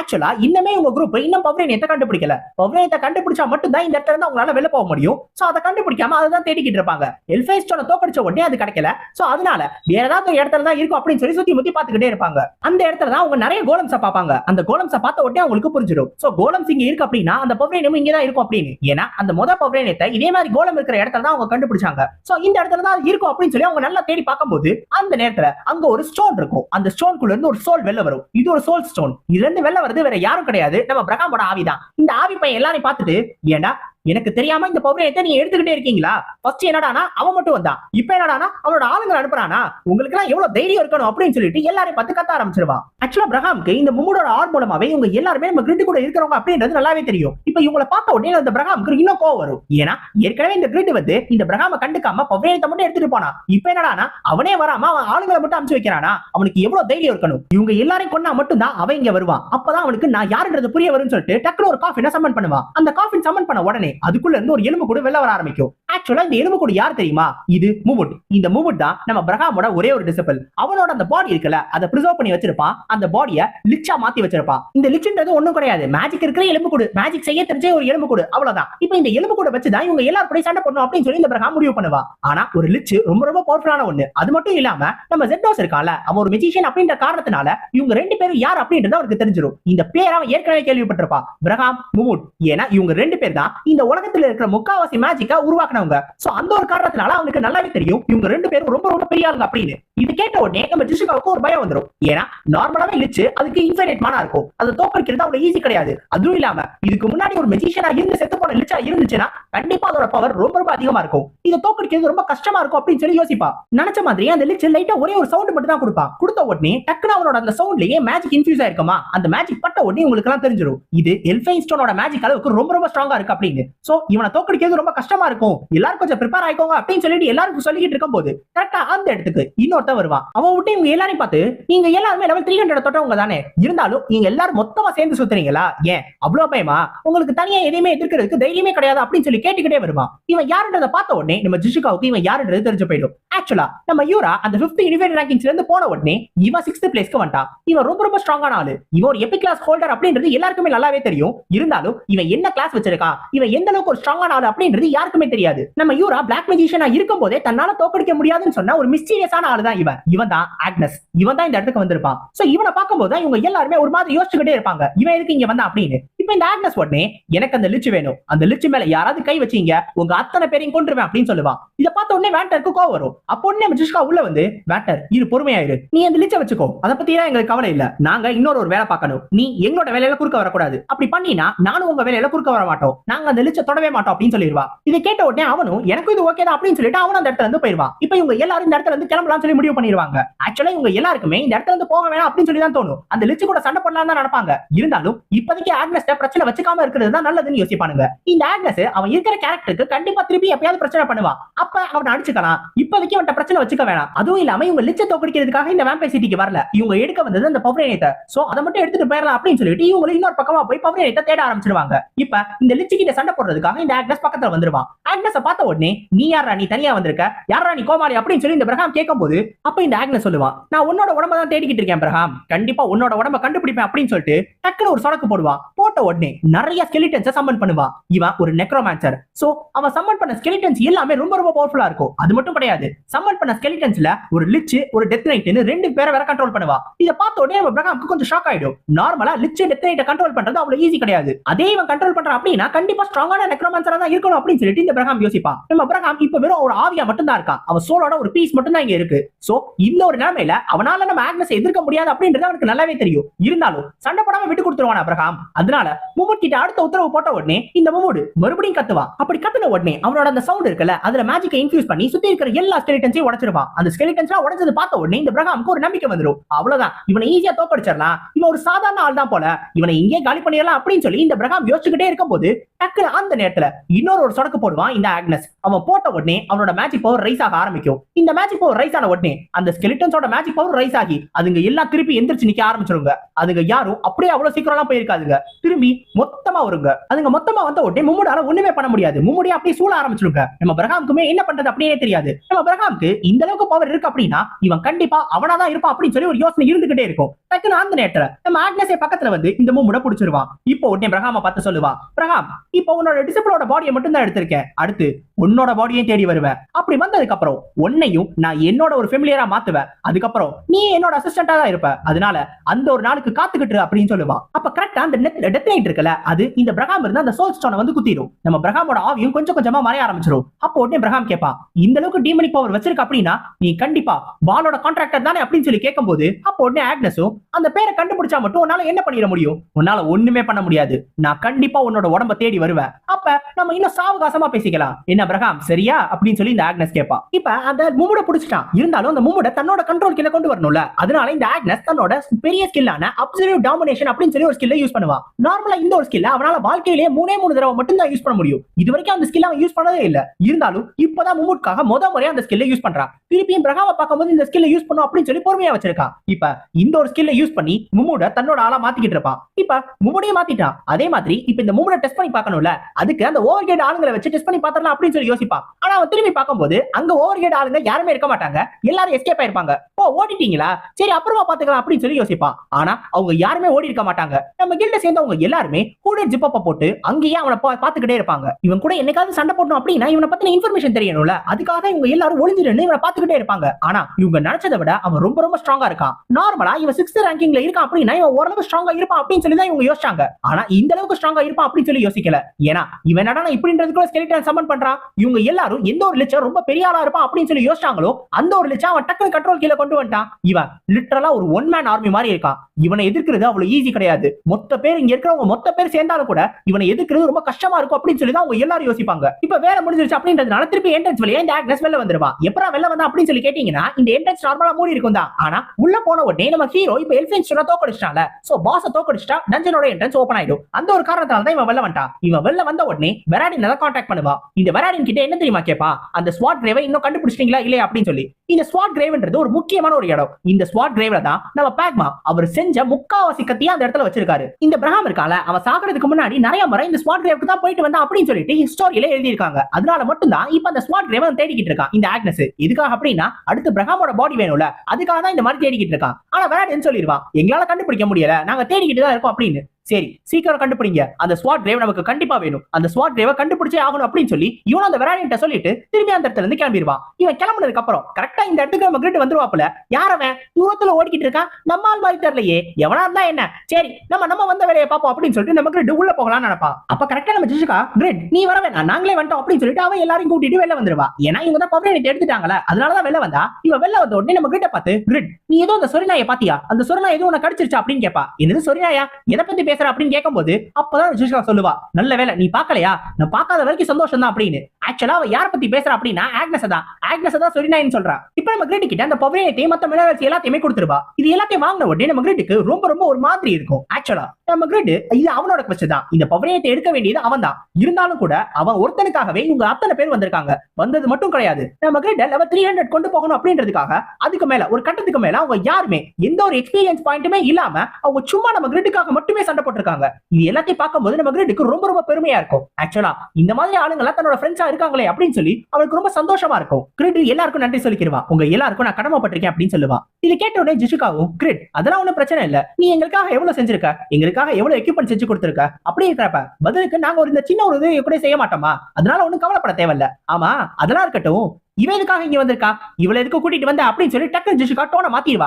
யார பத்தி பேசுறான்னா யூராவை பத்தி தான். ஆக்சுவலா ஜிஷிகாவுக்கும் யூராவுக்கும் சுத்தமா பிடிச்சிக்காது. ஏற்கனவே இன்டர்நேஷனல் காம்படிஷன்ல பார்க்கும்போதே இவங்க ரெண்டு பேரும் கிரிட்டுக்கா அடிச்சுக்கிட்டாங்களா, இப்ப பக்கத்திலே அடிச்சுக்கிடுவாங்க. இப்ப நம்ம கிரிட் இந்த ரிவார்ட்ஸ் எல்லாத்தையும் இன்னொரு தடவை பார்க்க ஆரம்பிச்சிருவா. அந்த உடஞ்சு போன பீசஸ் இருக்குல்ல, அதுல இன்னொரு பீஸ் கிடைச்சிருக்கும். இப்ப நம்ம கிரிட் 3 பீஸ் சேர்த்துட்டான் அப்படின்றதுனால இது என்ன அப்படின்ற ஒரு சின்ன இன்ஃபர்மேஷன் மட்டும் சிஸ்டம் கொடுக்கும். இது என்ன அப்படின்னா பிளட் ஸ்டோனால உருவாக்கப்பட்ட ஒரு சின்ன மிரரா, ரெட் மிரர் பீஸ்னு சொல்லுவாங்க. ஆனா இந்த ஒரு பீஸ் இருக்குல்ல, இதோட ஃபுல் செட் சகாரன் எம்பையரோட 3வது பிரின்ஸ் தேடிக்கிட்டு இருக்கானா. அவன்கிட்ட போய் இத கொடுத்தா ஒரு பெரிய ஈவென்ட் உருவாகும் அப்படின்னு சொல்லி அதுல போட்டிருக்கோம். அப்ப நம்ம கிரிட்டுக்கு இந்த சகாரன் எம்பையரோட இந்த 3rd பிரின்ஸ் இவனை எங்க கேள்விப்பட்டிருக்கோமே அப்படின்னு சொல்லி யோசனை வந்துகிட்டே இருக்கும். அப்பதான் நம்ம கிரிட்டுக்கு ஞாபகம் வரும், நம்ம கிரிட் ப்ளூ ஆர்கல் கத்தை எடுக்கிறதுக்காக கார்டியன் ஃபாரஸ்ட் போனால, அப்படி போனப்ப கூட அமெத்திஸ்ட் ஷீல்ட் அப்படின்னு சொல்லி ரிவார்டு ஒன்னு கிடைச்சிச்சு. ஆக்சுவலா அந்த ஒரு அமெத்திஸ்ட் ஷீல்ட் இருக்குல்ல, அந்த ஷீல்ட சகாரன் எம்பையரோட 3வது பிரின்ஸ் தேடிக்கிட்டு இருக்கானா. சோ அவன்கிட்ட போய் கொடுத்தா ஒரு பெரிய ஈவென்ட் வரும் அப்படின்னு சொல்லி அப்ப நோட்டிபிகேஷன்ல வந்திருக்கும். அதை பார்த்த உடனே நம்ம கிரிட்டுக்கு ஒரு டவுட் வரும், இவன் பேர் ஏன் திருப்பி வந்துகிட்டே இருக்கு அப்படின்னு. ஆனா நம்ம கிரிட்டுக்கு தெரியாம இன்னொரு விஷயமும் இருக்கு. அது என்ன அப்படின்னா சைரன் கிங்டம்க்கு நம்ம யுஃபெமினா போனால, அப்ப இந்த சைரன் கிங்டமோட மேப்பையுமே அந்த சகாரன் எம்பையரோட 3rd பிரின்ஸ் தேடிக்கிட்டு இருக்கான் அப்படின்னு சொல்லி யுஃபெமினாவோட क्वेश्चनே வந்திருக்கும். ஆக்சுவலி இந்த சகாரன் எம்பையரோட 3rd பிரின்ஸ் இருக்கால, இவன் ஏதோ ஒரு பெரிய ஸ்டோரியோட கனெக்ட் ஆயிருக்கான். இவனை போய் நம்ம கிரிட் பார்த்தா அப்படின்னா கண்டிப்பா ஏதோ ஒரு பெரிய ஈவென்ட் வரும். ஆனா இவன் யாரு என்ன ஏது அப்படின்றது இப்ப நம்ம கிரிட்டுக்கு தெரிய வரல, போக தெரிஞ்சுக்கலாம் அப்படின்னு சொல்லி நம்ம கிரிட் விட்டுருவான். அடுத்து நம்ம கிரிட் அடுத்த ரிவார்டு எடுப்பான். அது என்ன தெரியுமா, இயாருட். இந்த இயாருட் ஸ்வார்ட் நம்ம கிரிட்டுக்கு கிடைச்சிருச்சு. ஆக்சுவலி இந்த இயாருட் ஒரு யூனிக்கான பிளேடு, இது ஒரு growth type weapon. அதாவது இதோட கிளாஸ் நம்மளால இன்க்ரீஸ் பண்ண முடியும். இது லெஜெண்டரி மித்திக்கலுக்கு போகும். எந்த அளவுக்கு இதை யூஸ் பண்றோமோ அந்த அளவுக்கு இதோட லெவல் இன்க்ரீஸ் ஆகும். ஆக்சுவலா இதோட லெவலை நம்மளால இன்க்ரீஸ் பண்ண முடியும். ஆனா இப்போதைக்கு இது யூனிக் லெவல்ல தானே இருக்கு. ஆனா யூனிக் லெவல்ல இருக்கும்போதே இதோட ஸ்ட்ரென்த் ரொம்ப அதிகமா இருக்கும். ஒரு லெஜெண்டரி கிளாஸ் வெப்பன் அளவுக்கு ஸ்ட்ரென்த் அதிகமா வச்சிருக்கும். சோ அப்படி இருக்கிறப்ப இது மட்டும் லெஜெண்டரிக்கு போச்சுனா எந்த லெவல்ல இருக்கும் அப்படின்னு சொல்லி தான் நமக்கு ரெடி யோசிச்சு பாப்பா. ஆனா அது மட்டும் கிடையாது, ப்ளூ ஆர்கால்கம் இருக்குல்ல, அதை விட ஒரு டஃப்பான மெட்டீரியல் வச்சு தான் இந்த இயாருட்ட செஞ்சிருக்காங்க. நம்ம கிரிட் அதை பார்த்த உடனே கண்டுபிடிச்சிருவா. சோ இது ஹெல்லில மட்டுமே கிடைக்கக்கூடிய ஒரு மெட்டீரியலா இருக்கணும். அப்ப இதை செஞ்சது அந்த ஹெல்லில இருக்கிறதுல ஒரு சூப்பரான பிளாக் ஸ்மித்தா இருக்கணும். நம்ம கிரிட் ஹெல்லுக்கு போகும்போது ஒரு பிளாக் ஸ்மித்தை பார்த்தால, ஒருவேளை அவர் இதை செஞ்சிருக்கிற வாய்ப்பு இருக்கு, இல்ல அவருக்கு முன்னாடி வேற யாராவது செஞ்சிருக்கவும் வாய்ப்பு இருக்கு. இருந்தாலும் அடுத்த தடவை ஹெல்லுக்கு போகும்போது கண்டிப்பா இவர்கிட்ட அதை பத்தி கேட்கணும், அவர் இதை பத்தி ஏதாவது இன்ஃபர்மேஷன் கொடுப்பாரு அப்படின்னு சொல்லி தான் நம்ம கிரிட் யோசிச்சுட்டு இருப்பா. சோ அடுத்த ஒரு ரிவார்டா நம்ம கிரிட்டுக்கு எல்ஃபைஸ்டோட ரிங் தான் கிடைச்சிருக்கும். ஆக்சுவலா இந்த டோலரோட ரிங் மாதிரியே இதுவுமே ஒரு ஹீலிங் ரிங் தான். இதை போட்டுருந்தானா நம்ம கிரிட்டால ஹீல் பண்ண முடியும். ஆனா இதுல ஒரு ஹிடன் ஃபியூச்சரும் இருக்கும். அது என்ன அப்படின்னா இதையுமே நம்ம கிரிட்டால லெஜெண்டரிக்கு எடுத்துட்டு போக முடியும். நம்ம கிரிட் மட்டும் இந்த எல்ஃபைஸ்டோட ரிங்கை லெஜெண்டரிக்கு எடுத்துட்டு போயிட்டான் அப்படின்னா அந்த எல்ஃபைஸ்டோட இருக்கால, அவனே நம்ம கிரிட்டால கொஞ்சம் நேரத்துக்கு சமன் பண்ண முடியும். அவன் அப்படியே நம்ம கிரிட்டுக்கு ஹெல்ப் பண்றதுக்காக வருவான். ஆனா அந்த லெவல்ல இருக்கிற ஒரு பாஸ் மட்டும் நம்ம கிரிட்டுக்கு ஹெல்ப் பண்ண வந்தா நம்ம கிரிட் எவனால ஒண்ணுமே பண்ண முடியாது. ஆனா அதுக்கு இத லெஜெண்டரிக்கு எடுத்துட்டு போகணும். ஆனா இப்போதைக்கு அந்த மாதிரி ஒரு விஷயம் நடக்கும் தெரிஞ்சுக்கிறதுக்கே நம்ம கிரிட்டுக்கு ரொம்ப சந்தோஷமா இருக்கும். இப்போ நம்ம கிரிட் உடனே டக்குன்னு ஜிஷிகாவை பார்த்து, ஜிஷிகா எனக்கு ஒரு ஹெல்ப்மா அப்படின்னு சொல்லி கேட்பா. உடனே ஜிஷிகாவும், கிரிட் நான் உனக்கு ஹெல்ப் பண்றதுக்காக தான் வந்திருக்கேன் ஐயன், அதுக்காக தான் நான் பிறந்திருக்கேன், இங்க இருக்க மத்தவங்க மாதிரி இல்லாம நான் உனக்கு நிறைய ஹெல்ப் பண்ணுவேன், நீ என்ன வேணாலும் கேளு அப்படின்னு கேட்கும்போது, ஓ அப்படியாமா, அந்த இடத்துல நெருப்பை மட்டும் பத்த வைங்க, ஃபீனிக்ஸ் ஆரோ இருக்குல்ல அதை மட்டும் கொஞ்சம் யூஸ் பண்ணி நல்ல பெரிய நெருப்பா பத்த வை, இந்த கிடைச்ச பவரேட்டை நான் இப்பவே இதோட சேர்த்துறேன் அப்படின்னு சொல்லுவா. அசிங்கப்பட்டான் ஆட்டோக்காரன் அப்படின்ற மாதிரி நம்ம ஜிசுகாவை அப்பப்ப அவமானப்படுத்திக்கிட்டே இருக்கா. நம்ம ஜிசுகாவே நடமாடும் லைட்டர் மாதிரி தான் நம்ம கிரிட் யூஸ் பண்றான், தேவைப்படும் போதெல்லாம் அவளை நெருப்பு பத்தவை அப்படின்னு சொல்றான். நம்ம யூரா முன்னாடி நம்ம ஜிசுகாவுக்கு அசிங்கமா போயிடும். இப்ப அடுத்து இவங்க 13th வேம்பயர் சிட்டியை கம்ப்ளீட் பண்ண உடனே நேரா 14th வேம்பயர் சிட்டிக்கு போயிருவாங்க, அங்க இருக்கிற பவரேட்டை எடுக்கணும் அப்படின்றதுக்காக. ஆக்சுவலா இந்த 14th வேம்பயர் சிட்டில இந்த எல்ஃபைன் ஸ்டோன் அளவுக்கு ரொம்ப ஸ்ட்ராங்கான பாஸ்லாம் யாரும் கிடையாது. சோ அந்த ஒரு காரணத்தால இதை கிளியர் பண்றது அவ்வளவு பிரச்சனையா இருக்காது. ஆனா நம்ம கிரிட்டுக்கு இங்க ஒரே ஒரு பிரச்சனை என்ன அப்படின்னா, அந்த ரூட் இருக்குல்ல அதை நம்ம கிரிட்டால யூஸே பண்ண முடியாது, அதுக்கு தான் ரொம்ப போராடிக்கிட்டு இருப்பான். ஆக்சுவலா இந்த ரூட் இருக்குல்ல அது ஒரு ஈகோ ஸ்வாட் அப்படின்றதுனால அதுக்கு தனியா ஒரு கான்ஷியஸ்னஸ் இருக்கும், அது நம்ம கிரிட் கிட்ட பேசும். ஏப்பா நீ என்ன டீமனா, நீ ஒரு மனுஷன் தானே, நீ எல்லாம் என்ன தொடவே முடியாது, நான் எவ்வளவு பெரிய ஆள்னு உனக்கு தெரியுமா, என்ன யார் யாரெல்லாம் வச்சிருந்தாங்கன்னு உனக்கு தெரியுமா, நீ ஒரு பெரிய ஆளா மாறினா மட்டும் தான் உன்னை தொட விடுவேன் அப்படின்னு சொல்லிட்டு அது நம்ம கிரிட்ட தொடவே விடாது. அதுவும் கரெக்ட் தான், நம்ம கிரிட் ஒரு டீமனா இருந்தா மட்டும் தான் டீமன் ஸ்வாட் யூஸ் பண்ண முடியும். ஆனா நம்ம கிரிட் இப்ப டீமன் கிடையாது, அதுக்காக நம்ம கிரிட் டீமனா மாறணும் கூட அவனுக்கு ஆசையே கிடையாது. அதனால நம்ம பிளாக் டிரான்ஸ்ஃபர்மேஷன் வரும்போது மட்டும் இதை யூஸ் பண்ணிக்கலாம், அப்ப மட்டும் இதை யூஸ் பண்ணிக்கலாம் அப்படின்னு சொல்லி யோசிச்சுக்கிட்டு இருப்பான். கரெக்டா அந்த நேரத்துல நம்ம கிரிட் எதிர்பார்க்காம ஒரு பின்னாடி இருந்து ஒரு வேம்பயர் நம்ம கிரிட் அட்டாக் பண்றதுக்காக வரும். அப்ப அந்த வேம்பயரை தடுக்கிறது நம்ம யூரா தான். கரெக்டா நம்ம யூரா தன்னோட கன்னை வச்சு ஒரு ஷூட் பண்ணிடுவா. ஆக்சுவலா இந்த டெவில் ஸ்லேயருக்கு கன்ஸ் தான் மெயினான வெப்பன், அந்த ஒரு காரணத்தால தான் நம்ம யூரா கன்ஸை யூஸ் பண்றா. ஆனா இந்த கன்ஸை யூஸ் பண்றது அவ்வளவு ஈஸி கிடையாது, இந்த கன்னோட புல்லட்டா ஒருத்தவங்களோட மேஜிக்கை தான் யூஸ் பண்ணும். சோ நம்ம யூரா தான் அந்த புல்லட்டை உருவாக்கணும். ஆனா அந்த புல்லட்டை கரெக்டா எவ்வளவு ஃபோர்ஸ்ல உருவாக்கணும், அதை கரெக்டா எந்த நேரத்துல யூஸ் பண்ணும் அப்படின்றத நம்ம யூரா டிட்டர்மைன் பண்ணும். ஆனா அதே நேரத்துல அந்த புல்லட்டை உருவாக்குறது மட்டும் இல்லாம அக்யூரேட்டா டார்கெட்டை பார்த்து ஷூட் பண்ணும். சோ இது எல்லாத்தையும் பெர்ஃபெக்ட்டா பண்றதுக்கு நம்ம யூரா அடுத்தடுத்து கால்குலேஷன் பண்ணிக்கிட்டே இருக்கணும். சோ இந்த மாதிரியான ஒரு விஷயத்துக்கு நம்ம யூரா ஏற்கனவே ஒரு பெரிய பிளேயரா இருக்கிறது தான் ஒரு பெரிய காரணம். நம்ம யூரா ஏற்கனவே ஒரு பெரிய பிளேயர் அப்படின்றதுனால நம்ம யூராவுக்கு இந்த கேமோட மெக்கானிசம் நல்லாவே தெரிஞ்சிருக்கு. சோ ரொம்ப சீக்கிரமாவே இந்த கிளாஸை கத்துக்கிட்டா, அதனால மட்டும் தான் ரொம்ப வேகமா டெவலப் ஆகிட்டு இருக்கா. ஆனா அது மட்டும் கிடையாது, நம்ம யூராவை அடிக்கிறதுக்காக ஒரு வேம்பயர் பின்னாடி வந்துருமா, அப்ப கன்னை யூஸ் பண்ணல ஒரு ஸ்வாடை யூஸ் பண்ணி அந்த வேம்பயரை தோக்கடிச்சிருவா. ஆக்சுவலா கன்னு மெயினான வெப்பன் தான், ஆனா அதுக்காக கன்னை மட்டும் தான் யூஸ் பண்ண முடியும் கிடையாது. இந்த டெவில் ஸ்லேயர் கிளாஸை பொறுத்த வரைக்கும் வெப்பன் மாஸ்டரின்னு ஒரு ஸ்கில் இருக்கு. சோ முக்காவாசி வெப்பன் அவங்களால யூஸ் பண்ண முடியும், அதனால தான் நம்ம யூரா ஸ்வாடை யூஸ் பண்றா. சோ இந்த ஒரு கிளாஸ்மே உண்மையிலேயே ஒரு சூப்பரான கிளாஸ் தான். ஆனா இதுலயுமே ஒரு பிரச்சனை இருக்கு, அது என்ன அப்படின்னா நம்ம யூராவோட லெவல் இப்ப ரொம்ப கம்மி. சோ சின்ன வேம்பயரா இருந்தா நம்ம யூரா தோக்கடிச்சிருவா. ஆனா அப்ப இன்னொரு ஒரு பெரிய வேம்பயர் நம்ம யூராவை அடிக்கிறதுக்காக வரும். இந்த வேம்பயரை கண்டிப்பா நம்ம யூராவால சமாளிக்கவே முடியாது. கரெக்டா நம்ம யூராவுக்காக ஹெல்ப் பண்றது நம்ம ஜிஷிகா தான். நம்ம ஜிஷிகா தன்னோட ஆரோவை ஃபயர் பண்ணி நம்ம யூராவை காப்பாத்திடுவா. டக்குன்னு யூராவை பார்த்து, நான் கை தவறி விட்டுட்டேன், ஓ மேலதான் விடலாம்னு நினைச்சேன், அந்த வேம்பயர் மேல பட்டுருச்சு, இருந்தாலும் பார்த்து இருந்துக்கோ, ஏன்னா இந்த வேம்பயர்ஸ்லாம் கொஞ்சம் லெவல் அதிகமா இருக்கு அப்படின்னு சொல்லுவா. நம்ம யூரா இருக்கால, அவ இது வரைக்கும் தன்னோட வாழ்க்கையில உணராத ஒரு ஃபீலிங்க இப்பதான் ஃபீல் பண்ணுவா. அவளுக்கு ரொம்ப வித்தியாசமா இருக்கும். ஆக்சுவலா அவளோட அப்பா அம்மா போனதுக்கு அப்புறமே நம்ம யூரா ரொம்ப தனிமைக்கு போயிட்டா. அவ பெருசா எதுவுமே இல்லாம அவளோட வேலையில மட்டும் தான் கான்சென்ட்ரேட் பண்ணா. அந்த மாதிரியான ஒரு நேரத்துல தான் அவ சாட்டிஸ்ஃபையா பார்த்தா. சோ இந்த கேமை பார்த்த உடனே அவளுக்கு கொஞ்சம் இன்ட்ரெஸ்டிங்கா தோணுச்சு. இந்த கேமே விளையாட ஆரம்பிச்சா, ரேங்கிங்ல ரெஜிஸ்டர் பண்ணா, யூனிஃபைட் ரேங்கிங்ஸ்ல 5th ரேங்கிங்க்கு போயிட்டா. ஆனா எப்ப அவ 5th ரேங்கிங் ரீச் பண்ணாலோ திருப்பி மனுஷங்க எல்லாரும் அவளை ஒதுக்க ஆரம்பிச்சிட்டாங்க, யாருமே அவ பக்கத்துல வரதே இல்ல. ஒரு பக்கம் அவ ரொம்ப அழகா இருக்கா, அவ ரொம்ப மாடல் வேற, அந்த ஒரு காரணத்தினால ஒரு பொறாம வேற இருக்கும்ல. அதுவும் இல்லாம இப்ப கேம் வர நல்லா விளையாடுறா. சோ இதெல்லாத்தையும் பார்க்கும்போது மக்கள் எல்லாரும் அவள்கிட்ட இருந்து ஒதுங்க ஆரம்பிச்சிட்டாங்க. எல்லாருமே அவளை ஒரு பெரிய ஆளா பார்க்க ஆரம்பிச்சிட்டாங்க. ஒரு மெழுகுவத்தி என்னதான் ரொம்ப பிரகாசமா எரிஞ்சாலும் மெழுகுவத்தியோட வெளிச்சத்துல எல்லாரும் இருக்கணும்னு நினைக்க மாட்டாங்க, அடுத்தடுத்து பெரிய வெளிச்சத்துக்கு போயிருவாங்க. அந்த மாதிரிதான் நம்ம யூராவை எல்லாரும் தனிமைப்படுத்த ஆரம்பிச்சிட்டாங்க. நம்ம யூரா கிட்ட என்னதான் எல்லாமே இருந்தாலும் அவளுக்கு நண்பனா இருந்தது ஒன்னே ஒண்ணு மட்டும் தான், அது அவளோட தனிமை மட்டும் தான். அந்த தனிமையை நண்பனா வச்சுக்கிட்டு நம்ம யூரா ரொம்ப நாள் வருத்தப்பட்டா.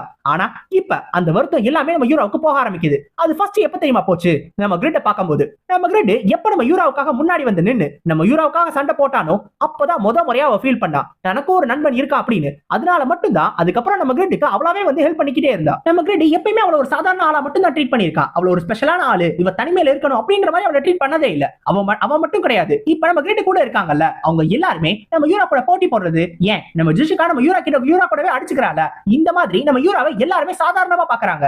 இது நம்ம யூராவுக்கு ரொம்ப பிடிச்சிருக்கும். இப்பதான் அவ ஃப்ரெண்ட்ஸ் தான் என்னன்றத ஃபீல் பண்றா. அந்த ஒரு ஃபீலிங் இப்பதான் அவளுக்கு முறையா வருது. இப்பதான் வாழ்றதுக்கே ரொம்ப சந்தோஷப்படுறேன் அப்படின்னு சொல்லி நம்ம யூரா ரொம்ப சந்தோஷப்படுவா. இப்ப நம்ம கிரிட்டும் வந்து இந்த பார்ட்டியில திருப்பி சேர்ந்துட்டா அப்படின்றதுனால இவங்க ரொம்ப வேகமா அடுத்து 4 பில்டிங்ஸ் மொத்தம் ஈஸியாவே காலி பண்ணிடுவாங்க. இந்த 4 பில்டிங்லயுமே எல்ஃபைன் ஸ்டோன் அளவுக்கு பாஸ் யாருமே கிடையாது. அந்த ஒரு காரணத்தால இந்த பில்டிங்கை காலி பண்றது அவ்வளவு பெரிய விஷயம்லாம் கிடையாது. இவங்க எல்லா பில்டிங்கையும் ரொம்ப ஈஸியாவே காலி பண்ணிடுவாங்க. சோ காலி பண்ணது மட்டும் இல்லாம பொவரேனியத்தை எடுத்துருவாங்க. இப்ப இந்த பொவரேனியத்தை எடுக்கிறதுக்கு முன்னாடி நம்ம கிரிட் அந்த பொவரேனிய பக்கத்துல இருக்கிற கோலம்ஸ் இருக்கும்ல, அது எல்லாத்தையும் நம்ம கிரிட்டே முன்னாடி போய் தோக்கடிப்பா. ஆனா அதை தோக்கடிச்ச உடனே பின்னாடி போய் ஒளிஞ்சுக்கிறவா. ஏப்பா நான் இங்கே இருந்துக்கிறேன், நீங்க உள்ள போய் அந்த பொவரேனியத்தை மட்டும் எடுத்துட்டு வந்துருங்க, உள்ள ஒருத்தன் இருப்பான், அவன் கேட்டானா என்ன தெரியாதுன்னு சொல்லிருங்க அப்படின்பா. நம்ம கிரிட் யார பார்த்து இவ்வளவு பயப்படுறான் அப்படின்னா இந்த பிரகாம பார்த்துதான். ஆக்சுவலா இந்த பிரகாம ஒரே ஒரு ரெக்வஸ்ட் தான் வச்சா, வெசல் ஆஃப் த சோலை மட்டும் செஞ்சு கொடுறா, எல்லா பொவரேனியத்தையும் நானே தந்துடுறேன் அப்படின்னு. ஆனா நம்ம கிட்ட அதை செய்யாம அதை தவிர இந்த பப்ரேன் எல்லாத்தையும் அவனே எடுத்துக்கிட்டு இருக்கான். இப்ப இது மட்டும் பிரகாமுக்கு தெரிய வந்துச்சுன்னா கண்டிப்பா அவன் டென்ஷன் ஆவான்ல. அதனாலதான் நம்ம கிட்ட பின்னாடி போய் ஒளிஞ்சுக்கிறான். நம்ம கிட்ட அவன் வந்துடக்கூடாதுன்னு வேண்டிக்கிட்டே இருக்கும்போது கரெக்டா இந்த பிரகாம் பின்னாடி வருவா. ஏப்பா பாக்பாவோட சக்சஸர் பார்த்து ரொம்ப நாள் ஆச்சு, எப்படி இருக்கு அப்படின்னு சொல்லி கேட்பா. அதை கேட்ட உடனே அச்சோ இவன் பின்னாடி வந்துட்டானா, ஐயோ என் லக்கு இருக்கே லக்கு. சார் எப்படி இருக்கீங்க, நல்லா இருக்கீங்களா, இல்ல உடம்பெல்லாம் நல்லா சுகமா இருக்கா, நீங்க எப்படி வசதியா இருக்கா இந்த இடம்லாம், நீங்க நல்லா தானே இருக்கீங்க அப்படின்னு சொல்லி நம்ம கிட்ட மழுப்பிக்கிட்டே இருப்பான். ஆக்சுவலா நம்ம கிட்ட இவனுக்கு பயந்து தான் வந்து ஒளிஞ்சா. ஆனா இவன் ஒளிஞ்சிருந்தும் கூட கண்டுபிடிச்சிட்டான். அப்போ உடனே பிரகாம் இவனை திட்டதான் போறான் அப்படின்னு சொல்லி தான் நம்ம கிட்ட பயந்துகிட்டு இருப்பா. ஆனா பிரகாம் அப்ப என்ன தெரியுமா கேட்பா, எனக்கு உதவி பண்ணுன்னு கேட்பா. தயவு செஞ்சு நான் உன்கிட்ட கெஞ்சி கேட்டுக்கிறேன், எனக்கு இந்த ஒரே ஒரு தடவை மட்டும் உதவி பண்ணு ப்ளீஸ், நான் உன்னை மட்டும் தான் நம்பி இருக்கேன் அப்படின்னு சொல்லி நம்ம கிரேட் கிட்ட ரொம்ப கெஞ்சி கேட்டுக்கிடுவா. நம்ம கிரேட்டுக்கு இந்த சிச்சுவேஷன் சுத்தமா புரியாது. நார்மலா இந்த பிரகாம் இப்படி பேசுறவனே கிடையாது, இவன் எதுக்கு இந்த மாதிரிலாம் பேசுறான் அப்படின்னு சொல்லி நம்ம கிரேட் யோசிச்சுக்கிட்டு இருப்பான். இப்போ இந்த பிரகாம் யஷ்வால்ட் யார் அப்படின்றத நமக்கு சொல்லுவாங்க. பிரகாமோட கதை என்னன்றதை இப்பதான் சொல்லுவாங்க. ஆக்சுவலா இந்த பிரகாம் இருக்கால, வேரியாக் அப்படின்னு சொல்லப்படுற ஒரு பெரிய பியூர் பிளட் வேம்பயரோட பையன் தான் இந்த பிரகாம். அதுவும் முத பையன் தான் இந்த பிரகாம். சோ இவனுக்கு கீழே மொத்தம் 8 குழந்தைகள், மொத்தம் 9 பேருமே பியூர் பிளட்டா இந்த வேரியாக்கு பிறந்தவங்க தான். மத்த வேம்பயர்ஸ் மாதிரி இல்லாம பிரகாம் மட்டும் ரொம்ப வித்தியாசமா அவனுக்கு நாலேஜ்க்கான தர்ஸ்ட் இருந்துச்சு. அதாவது இருக்கிற எல்லா விஷயங்களையும் பத்தி தெரிஞ்சுக்கணும், இந்த உலகத்துல இருக்கிற எல்லா விஷயங்களையும் நான் தெரிஞ்சுக்கணும் அப்படின்ற ஒரு ஆர்வம் இருக்கும்ல, அது பிரகாம் இருந்துச்சு. இந்த ஒரு காரணத்தினால நார்மலா ஒரு வேம்பயர் ரத்தத்தை குடிக்கும்ல, அந்த மாதிரி ரத்தத்தை குடிக்கிற ஆசை கூட பிரகாமுக்கு இல்லாம போயிடுச்சு. அவனை பொறுத்த வரைக்கும் புக்ஸ படிச்சு எல்லாத்தையும் தெரிஞ்சுக்கணும் அப்படின்னு சொல்லி எல்லாத்த பத்தியும் கத்துக்க ஆரம்பிச்சான். அதனாலேயே இருக்கிறதுலயே வேம்பயர்ஸ்லயே ஒரு கிளவரான வேம்பயரா மாறினான். அப்படி மாறும்போதுதான் பிரகாம் ஒரு விஷயத்தை பத்தி தெரிஞ்சுக்கிட்டான். அது கர்ஸ் ஆஃப் ஐடல்னஸ். இத யாட்டான் இருக்கார்ல, காட் யாட்டான் தான் இந்த வேம்பயர்ஸ படைச்சிருக்காரு. இந்த கர்ஸ் என்ன அப்படின்னா, இந்த வேம்பயர்ஸ் எல்லாமே அதுங்களுக்கு அதிகமான அளவு ஸ்ட்ரென்த் இந்த யாட்டான் கொடுத்திருக்காரு. இருந்தாலும் அதுங்க பெருசா அந்த ஸ்ட்ரென்த்தை வச்சு எதுவுமே பண்ணாம முக்காவாசி நேரம் தூங்கிட்டே இருக்கிற மாதிரியான ஒரு கர்ஸ் இது. கர்ஸ் ஆஃப் ஐடல்னஸ் சொல்லுவாங்க. அதாவது சும்மாவே இருக்கிறதுக்கான கர்ஸ். இப்ப இவங்களுக்கு அதிகமான அளவு ஸ்ட்ரென்த்தை கொடுத்துட்டு இப்படி ஒரு விஷயத்தை இவங்களுக்கு எதுக்காக கொடுக்கணும், இந்த கர்ஸ் வரதுக்கான காரணம் என்ன, இந்த ஒரு விஷயத்தை நம்ம பிரகாம் யோசிக்க ஆரம்பா. இப்ப காட் யாட்டான் எந்த மாதிரியான ஒரு கடவுள், அவர் டிஸ்ட்ரக்ஷனுக்கான கடவுள், அதாவது அழிவுக்கான கடவுள் தான் இந்த காட் யாட்டான். நம்ம காடஸ் ரெபெக்கா எல்லாத்தையும் உருவாக்கி காப்பாத்துறவங்க அப்படின்னா அதுக்கு அப்படியே ஆப்போசிட்டான ஆளு தான் இந்த காட் யாட்டான், எல்லாத்தையும் அழிக்கிறவர். சோ அழிக்கணும் அப்படின்னா அதுக்கு அவர் என்ன பண்ணும், அதுக்கு அவருக்கு ஏத்த மாதிரியான ஆளுங்களை அவர் உருவாக்கி வச்சிருக்கணும். சோ அப்படிதான் அவர் கிரேட் டீமன்ஸையும் நம்ம வேம்பயர்ஸையும் உருவாக்கி வச்சிருக்காரு. சோ இந்த மாதிரி கிரேட் டீமன்ஸ் இவங்க எல்லாரையும் வச்சு அவர் உலகத்தை அழிக்கணும் அப்படின்னா அதுக்கு அவங்களுக்கு வேலை கொடுக்கணும்ல. ஆனா அதுக்கு பதிலா இந்த வேம்பயர்ஸ் எல்லாரும் எப்பயுமே தூங்கிட்டே இருக்கிற மாதிரி கொடுத்தா அப்ப வேம்பயர்ஸ் வச்சு அவரால் ஒண்ணுமே பண்ண முடியாதுல. வேம்பயர்ஸ்க்கு பவர்ஸை கொடுத்துட்டாரு, ஆனா அதுங்களுக்கு எதுக்கு தூக்கத்தை கொடுக்கணும், அதுக்கான காரணம் என்ன அப்படின்னு சொல்லி நம்ம பிரகாம் தேட ஆரம்பிச்சா. அப்படி தேடி போகும்போதுதான் அவன் ரொம்ப வருஷம் கஷ்டப்பட்டான். நார்மலா இந்த யாட்டான் பத்தி விஷயங்கள் தெரிஞ்சுக்கிறது அவ்வளவு ஈஸி கிடையாது. ஏன்னா இந்த உலகத்தை பொறுத்த வரைக்கும் காடஸ் ரெபெக்காவை பத்தின இன்ஃபர்மேஷன் நிறைய இருக்கும், ஆனா காட் யாட்டானை பத்தின இன்ஃபர்மேஷன் ரொம்ப கம்மியா இருக்கும். சோ இந்த யாட்டானை பத்தி தேடி போக ஆரம்பிச்சான். இருக்கிற ஒரு சின்ன இன்ஃபர்மேஷன் கூட விடாம உலகம் ஃபுல்லா சுத்த ஆரம்பிச்சான். அப்படி சுத்துனதுல 483 வருஷம் தேடினதுக்கு அப்புறம் தான் ஒரு வழியா இவனுக்கு தெரிய வந்துச்சு இந்த காட் யாட்டானை பத்தின ஒரு சின்ன உண்மை. அது என்ன அப்படின்னா, காட் யாட்டானும் சரி காடஸ் ரெபெக்காவும் சரி இவங்க ரெண்டு பேருமே சமநிலையில இருக்கிறவங்க. அதாவது ஒரு காயினுக்கு இருக்கிற ரெண்டு பக்கம் மாதிரி இவங்க ரெண்டு பேரும் இருப்பாங்க. ஒருத்தவங்க அழிவை கொடுப்பாங்க அப்படின்னா இன்னொருத்தவங்க உயிரை கொடுப்பாங்க. சோ அந்த மாதிரி தான் இந்த உலகத்தை அவங்க இது வரைக்கும் வச்சிருக்காங்க. அதாவது நம்ம காடஸ் ரெபெக்கா மனுஷங்க எல்லாரும் உருவாக்கி அவங்க எல்லாருக்கும் தேவையான வாழ்க்கை எல்லாத்தையும் கொடுத்தாங்க அப்படின்னா மனுஷங்க எல்லாரும் வாழ ஆரம்பிச்சதுக்கு அப்புறம் கண்டிப்பா ஒரு கட்டத்துல மனுஷங்க எல்லாருக்கும் அவங்களுக்குள்ள நெகட்டிவான எமோஷன்ஸ் எல்லாம் வந்துரும்ல, பொறாமை, பேராசை, இந்த மாதிரியான எமோஷன்ஸ். இது எல்லாம் வந்ததுக்கு அப்புறம் மனுஷங்க என்ன பண்ணுவாங்க, இருக்கிறதே அதிகப்படியான குற்றங்களை பண்ணுவாங்க. சோ அந்த மாதிரியான குற்றங்கள் எல்லாம் பண்ணும்போது இந்த காட் யாட்டான் மொத்தமா இந்த உலகத்தை வந்து அழிச்சிருவாரு. சோ அந்த நேரத்துல மட்டும் தான் அவர் அழிப்பாரே தவிர அவர் எந்நேரமும் அழிக்கிற வேலையை பார்க்கிறவர் கிடையாது. சோ இந்த நேரத்துல அவர் அழிச்சிட்டு போனதுக்கு அப்புறம் காடஸ் ரெபெக்கா திருப்பி வந்து இந்த உலகத்தை உருவாக்கிடுவாங்க, திருப்பி உயிரை கொடுத்துருவாங்க, மறுபடியும் இந்த சைக்கிள் போக ஆரம்பிச்சிடும். சோ ஒரு சைக்கிள் மாதிரி ரிப்பீட் ஆயிட்டே இருக்கும். இந்த ஒரு விஷயத்தை பத்தி தான் நம்ம பிரகாம் தெரிஞ்சுக்கிடுவான். இந்த உண்மையை தெரிஞ்சுக்கிட்டதுக்கு அப்புறம் நம்ம பிரகாமால இதை ஏத்துக்கவே முடியாது. ஏன்னா இந்த உலகத்தை பொறுத்த வரைக்கும் இங்க இருக்கிறவங்க எல்லாருமே டீமன்ஸா இருக்கட்டும், மனுஷங்களா இருக்கட்டும், இல்ல வேற யாரா வேணாலும் இருக்கட்டும், இவங்க எல்லாருமே அந்த காட்ஸ் உருவாக்கி வச்ச பொம்மைகள் மட்டும்தான். இந்த பொம்மைகள் எல்லாம் எப்ப வந்து போர் அடிக்குதோ அப்ப அந்த பொம்மைகளை கொண்டுட்டு திருப்பி புது பொம்மைகளை உருவாக்குறாங்க. இந்த மாதிரியான விஷயத்தை தான் அந்த காட் செய்யறாங்க அப்படின்றது நம்ம பிரகாமால ஏத்துக்கவே முடியாது. இந்த உலகத்தை சமநிலையில வைக்கணும் அப்படின்னா இந்த கடவுள்கள் ரெண்டு பேர் ஒண்ணா இருக்கணும். ஆனா இந்த கடவுள்கள் ஒண்ணா இருக்காங்க அப்படின்னா அவங்களுக்கு கீழே இருக்கிறவங்க எல்லாருமே அவங்களுக்குள்ள அடிச்சுக்கிறாங்கல்ல. இந்த ஆட்கள் எல்லாரும் அவங்களுக்குள்ளே ஒருத்தர் குதிக்கிறாங்க, அடிச்சுக்கிறாங்க, கொன்னுக்கிறாங்க, இந்த மாதிரியான விஷயங்கள்லாம் பண்றாங்கல்ல. இத பார்க்கும்போது இவங்க எப்படி கடவுள்னு சொல்ல முடியும்? இவங்க எல்லாரையும் பொம்மையா மட்டும் தான் ட்ரீட் பண்றாங்க. அப்ப இவங்களுக்கு கடவுள்ன்ற அந்த அங்கீகாரத்தை கொடுக்கவே கூடாது. இந்த உண்மைகள் எல்லாம் தெரிய வந்த உடனே பிரகாமுக்கு வாழணும் அப்படின்றது ஆசையே போயிடுச்சு. ஏன்னா என்னதான் அவன் உலகத்தை பத்தி தெரிஞ்சுக்கிட்டாலும் கண்டிப்பா இந்த உலகம் திருப்பி அழியதான் போகுது. அதனால தெரிஞ்சுக்கிறதுல என்ன பிரயோஜனம் இருக்கு அப்படின்னு சொல்லி வாழணுன்ற ஆசையே இல்லாம சத்தாலும் பரவாயில்ல அப்படின்னு சொல்லி யோசிக்க ஆரம்பிச்சிட்டான். அந்த நேரத்துல தான் பிரகாமுக்கு இன்னொரு விஷயம் ஞாபகம் வந்துச்சு. அவங்க அம்மாவான பேரியாக் இருக்காங்கல்ல, பிரகாமோட அம்மா, அவங்க இதுக்கு முன்னாடி ஒரு கிரேட் டீமனா இருந்தாங்க. கிரேட் டீமனா இருந்து அதுக்கப்புறம் தான் வேம்பயரா மாறினாங்க. சொல்ல போனா அவங்களா மாறல, அவங்கள மாத்துனது காட் யாட்டான். காட் யாட்டான் அவங்களுக்கு அந்த தண்டனையை கொடுத்துட்டாரு. அவங்கள கிரேட் டீமன்ல இருந்து தூக்கிட்டு அவங்கள ஒரு வேம்பையரா மாத்தி அவங்களுக்கு அந்த கர்ஸையும் கொடுத்துட்டாரு. அப்பதான் பிரகாமுக்கு புரிய வரும், கண்டிப்பா இவங்க அம்மாவுக்கு இந்த காட் யாட்டான் பத்தி தெரிய வந்திருக்கணும். அதனால மட்டும்தான் இந்த யாட்டான் அவங்க அம்மாவுக்கு இப்படி ஒரு தண்டனையை கொடுத்திருக்காரு, இப்படி ஒரு கர்ஸையும் கொடுத்திருக்காரு அப்படின்னு. இப்ப இப்படி ஒரு கர்ஸ் அவர் கொடுத்துட்டாரு. என்னதான் ஒரு கடவுளாவே இருந்தாலும், படைச்ச கடவுளாவே இருந்தாலும் அவரை எதிர்த்து நிக்கணும் அப்படின்னு சொல்லி பிரகாம் முடிவு பண்றான். அப்பதான் பிரகாம் இதை நான் கண்டிப்பா எதிர்த்தே தீருவேன், இந்த கர்ஸை நான் முறியடிச்சே தீருவேன், நான் இந்த கர்ஸை முறியடிச்சு நான் இன்னும் ஒரு பெரிய பீயிங்கா மாறுவேன், அப்படி மாறுற வரைக்கும் நான் இதை எதிர்த்து போராடிக்கிட்டே இருப்பேன் அப்படின்னு சொல்லி முடிவு பண்றான். நான் இனிமேல் யாரையுமே காட் வழங்க போறதே இல்ல, நான் எனக்கான வாழ்க்கையை நானே தேடிக்க போறேன் அப்படின்னு சொல்லிட்டு இந்த கர்ஸை முறியடிக்கணும் அப்படின்றதுக்காக அதுக்கப்புறம் வேலையா பார்க்க ஆரம்பிக்கிறான். அதுக்கப்புறம் ஃபுல்லா உட்கார்ந்து ரிசர்ச் பண்ண ஆரம்பிக்கிறான். நார்மலா பிரகாமுக்குமே அந்த தூக்கம் வரும், அதாவது அவனுமே ரொம்ப நேரம் தூங்குவான். அப்படி தூங்கி முடிச்சு மிச்சம் இருக்கிற நேரம் இருக்குல்ல, அந்த மிச்சம் இருக்கிற நேரம் ஃபுல்லாவே அவன் ரிசர்ச் மட்டும் தான் பண்ணான். சோ அவன் ஒவ்வொரு ஸ்பீஷிஸா எடுத்து ரிசர்ச் பண்ணிக்கிட்டே இருந்தான். ஆனா பண்ண அவனுக்கு பெருசா இந்த கர்ஸை எப்படி உடைக்கிறது அப்படின்றது சுத்தமா ஐடியாவே வரல. அவனுக்கு எதை பத்தியுமே தெரியாம இருந்துச்சு. ஆக்சுவலா இந்த மாதிரியான ரிசர்ச் எல்லாம் பண்ணும்போது தான் அவன் மேஜிக்கையுமே உருவாக்கினான். இப்ப இந்த உலகத்துல இருக்கிற மேஜிக், அந்த மேஜிக் எல்லாத்தையும் அவன் அந்த நேரத்துல உருவாக்கினான். என்னதான் எத்தனை வருஷம் எத்தனை ஸ்பீஷிஸை வச்சு ரிசர்ச் பண்ணாலும் அவனால இதுக்கு பெருசா விடையே கண்டுபிடிக்க முடியாம இருந்துச்சு. அப்பதான் பிரகாமுக்கு ஒரு யோசனை வருது. அது என்ன அப்படின்னா, அவனோட ஆளுங்களே எடுத்து ரிசர்ச் பண்றது. சோ அதுக்கப்புறம் தான் பியூர் பிளட் வேம்பயர்ஸை கொண்டு ரிசர்ச் பண்ண ஆரம்பிச்சான். அப்படிதான் எல்ஃபைன்ஸ்டோனோட லவ்வரான லியாவையும் கொண்டுட்டான். இந்த லியாவை கொண்ட உடனே இதை நம்ம எல்ஃபைன்ஸ்டோனால ஏத்துக்கவே முடியல. பிரகாம் நீ இப்படிலாம் பண்றியே, ஏன் இப்படி பண்ண அப்படின்னு சொல்லிட்டு பிரகாம் கிட்ட ரொம்ப கோவமா கேட்பான். அவன் பண்றது எதையுமே மத்த வேம்பயர்ஸால நார்மலா புரிஞ்சுக்கவே முடியாது. இருந்தாலும் அவன் ஒரு வரம்ப மீற மாட்டான் அப்படின்னு சொல்லி தான் எல்லாரும் யோசிச்சாங்க. ஆனா அந்த வரம்ப மீறி அவங்க ஆளுங்களே கொல்ல ஆரம்பிச்ச உடனே எல்ஃபைன்ஸ்டோனால அதை ஏத்துக்கவே முடியாது. நீ இந்த மாதிரிலாம் பண்றதுக்கு உனக்கு யார் அதிகாரம் கொடுத்தது அப்படின்னு சொல்லி கேட்க ஆரம்பிச்சிருவான். அப்போ உடனே நம்ம பிரகாம் சொன்ன பதில் என்ன தெரியுமா, வேம்பயர்ஸ் எல்லாருமே என்னதான் ஸ்ட்ரென்த்ல அதிகமா இருந்தாலும் மனுஷங்களோட கம்பேர் பண்ணும்போது ரொம்ப ரொம்ப கீழே இருக்கிற ஒரு ஸ்பீஷிஸ். ஏன்னா மனுஷங்க கொஞ்ச நாட்களே வாழ்ந்தாலும் அவங்க எல்லாரும் தொடர்ந்து இம்ப்ரூவ் ஆயிட்டே இருப்பாங்க. ஆனா வேம்பயர்ஸ் ஆன நம்ம அந்த மாதிரி பண்றோமா என்ன? எப்ப பார்த்தாலும் தூங்கிக்கிட்டே இருக்கும். இந்த தூக்கத்திலே இருக்கிற ஒரு வாழ்க்கை எதுக்கு? அந்த வாழ்க்கை இருக்கிறதுக்கு நம்ம செத்து போறதே எவ்வளவோ மேல். ஆனா அந்த தூக்கத்தை மீறி வரணும்னு நான் நினைக்கிறேன். நான் ஒரு பெரிய ஆளா மாறணும்னு நினைக்கிறேன், ஒரு கிரேட்டர் பீயிங்கா மாறணும்னு நினைக்கிறேன். அதுக்கு ஒரு சின்ன சாக்ரிஃபைஸை கொடுக்கறதுல என்ன பிரச்சனை வந்துட போகுது அப்படின்னு சொல்லி அவனே பார்த்து கேட்பான். ஆனா இதை எல்ஃபைன்ஸ்டோனால ஏத்துக்கவே முடியாது. நான் கண்டிப்பா உன்னை கொன்னே தீருவேன் அப்படின்னு சொல்லுவான். ஆனாலும் அப்ப அந்த நேரத்துல நம்ம எல்ஃபைன்ஸ்டோனுக்கான தூங்குறதுக்கான நேரம் வந்துடும். சோ நம்ம எல்ஃபைன்ஸ்டோன் அப்படி தூங்குறதுக்கு போயிடுவான். இப்போ உடனே நம்ம பிரகாம் சொல்லுவான், பாத்தியா என்னதான் உன்னோட லவர் செத்துட்டா அப்படின்னு தெரிஞ்சும் கூட உன்னோட தூக்கத்தை உன்னால கண்ட்ரோல் பண்ணவே முடியல. இது எல்லாத்தையும் மீறி வரணும் தான் நானும் யோசிக்கிறேன். நான் கண்டிப்பா இதை மீறி வருவேன் அப்படின்னு சொல்லுவான். இப்ப அந்த நேரத்துல கரெக்டா பிரகாம பாக்குறதுக்கு அவங்க அம்மாவான பேரியாக்கே வருவாங்க. பிரகாம் நீ இந்த மாதிரிலாம் பண்ணுவேன்னு நான் எதிர்பார்க்கவே இல்லை அப்படின்னு சொல்லுவாங்க. ஆக்சுவலா இவங்க அம்மா இருக்காங்கல்ல, இவங்களுக்கு அந்த காட் யாட்டானே அந்த சாபத்தை கொடுத்தான். அந்த ஒரு காரணத்தால இவங்க அம்மா இன்னும் 50 வருஷம் கழிச்சு தான் கண்ண முடிக்கணும். அப்படி இருக்கிறப்ப எப்படி சீக்கிரமாவே கண்ண முடிச்சாங்க? இவங்க கண்டிப்பா தூங்கிட்டு தானே இருக்கணும் அப்படின்னு சொல்லிட்டு இவன் யோசிப்பா. அது மட்டும் கிடையாது, அவங்க அம்மாவோட அந்த கண் இருக்குல்ல, அதுக்கு கீழே கருவளையங்கள் நிறைய தான் பாப்பா. இவங்க அம்மாவுக்கு கருவளையமா? இதுக்கு இருக்க வாய்ப்பே கிடையாது. ஓ அம்மாவோட லைஃப் ஃபோர்ஸ் எல்லாம் குறைய ஆரம்பிச்சிருச்சு, அதனாலதான் இப்படி வருது அப்படின்னு சொல்லி அப்பவே பிரகாமுக்கு புரிஞ்சிடும். அப்ப பிரகாமும் கேட்பா, அம்மா நீங்க தான் இமோர்டல் ஆச்சே அப்படி எப்படி அப்படின்னு சொல்லி கேட்கும்போது அப்ப அவங்க அம்மா பின்னாடி இருந்து ஒரு சின்ன பொண்ணு வருவா. அந்த பொண்ணை பார்த்ததும் பிரகாமுக்கு புரிஞ்சிடும், இந்த பொண்ணை உருவாக்கணும் அப்படின்றதுக்காக தான் அவங்க அம்மா அவங்களோட லைஃப் ஃபோர்ஸே தியாகம் பண்ணியிருக்காங்க. இந்த பொண்ணை உருவாக்குறதுக்காக இவ்வளோத்தையும் பண்ணாங்க அப்படின்னு சொல்லி யோசிப்பா. ஆக்சுவலா அவனை பொறுத்த வரைக்கும் அவன் அந்த சாபத்தை மீறணும் அப்படின்னு சொல்லி தான் இவ்வளோத்தையும் பண்றான். அப்படி இருக்கிறப்ப இதை யார் புரிஞ்சுக்கலனாலும் தன்னோட அம்மாவாவது புரிஞ்சுக்கணும்ல. ஏன்னா அவங்க அம்மாவுக்கு தானே அந்த சாபம் வந்துச்சு, அதை அவங்க அம்மாவே புரிஞ்சுக்காம போயிட்டாங்களே. இதை என்னால ஏத்துக்கவே முடியலையே, இந்த பொண்ணை நான் விட்டு வைக்கவே மாட்டேன். இப்படி ஒருத்திக்காக உங்களோட லைஃப் ஃபோர்ஸை போய் கொடுத்துட்டீங்களே, கண்டிப்பா நான் இவளை கொன்னே தீருவேன் அப்படின்னு சொல்லி அப்பவே அந்த பொண்ணை அட்டாக் பண்ணுவா.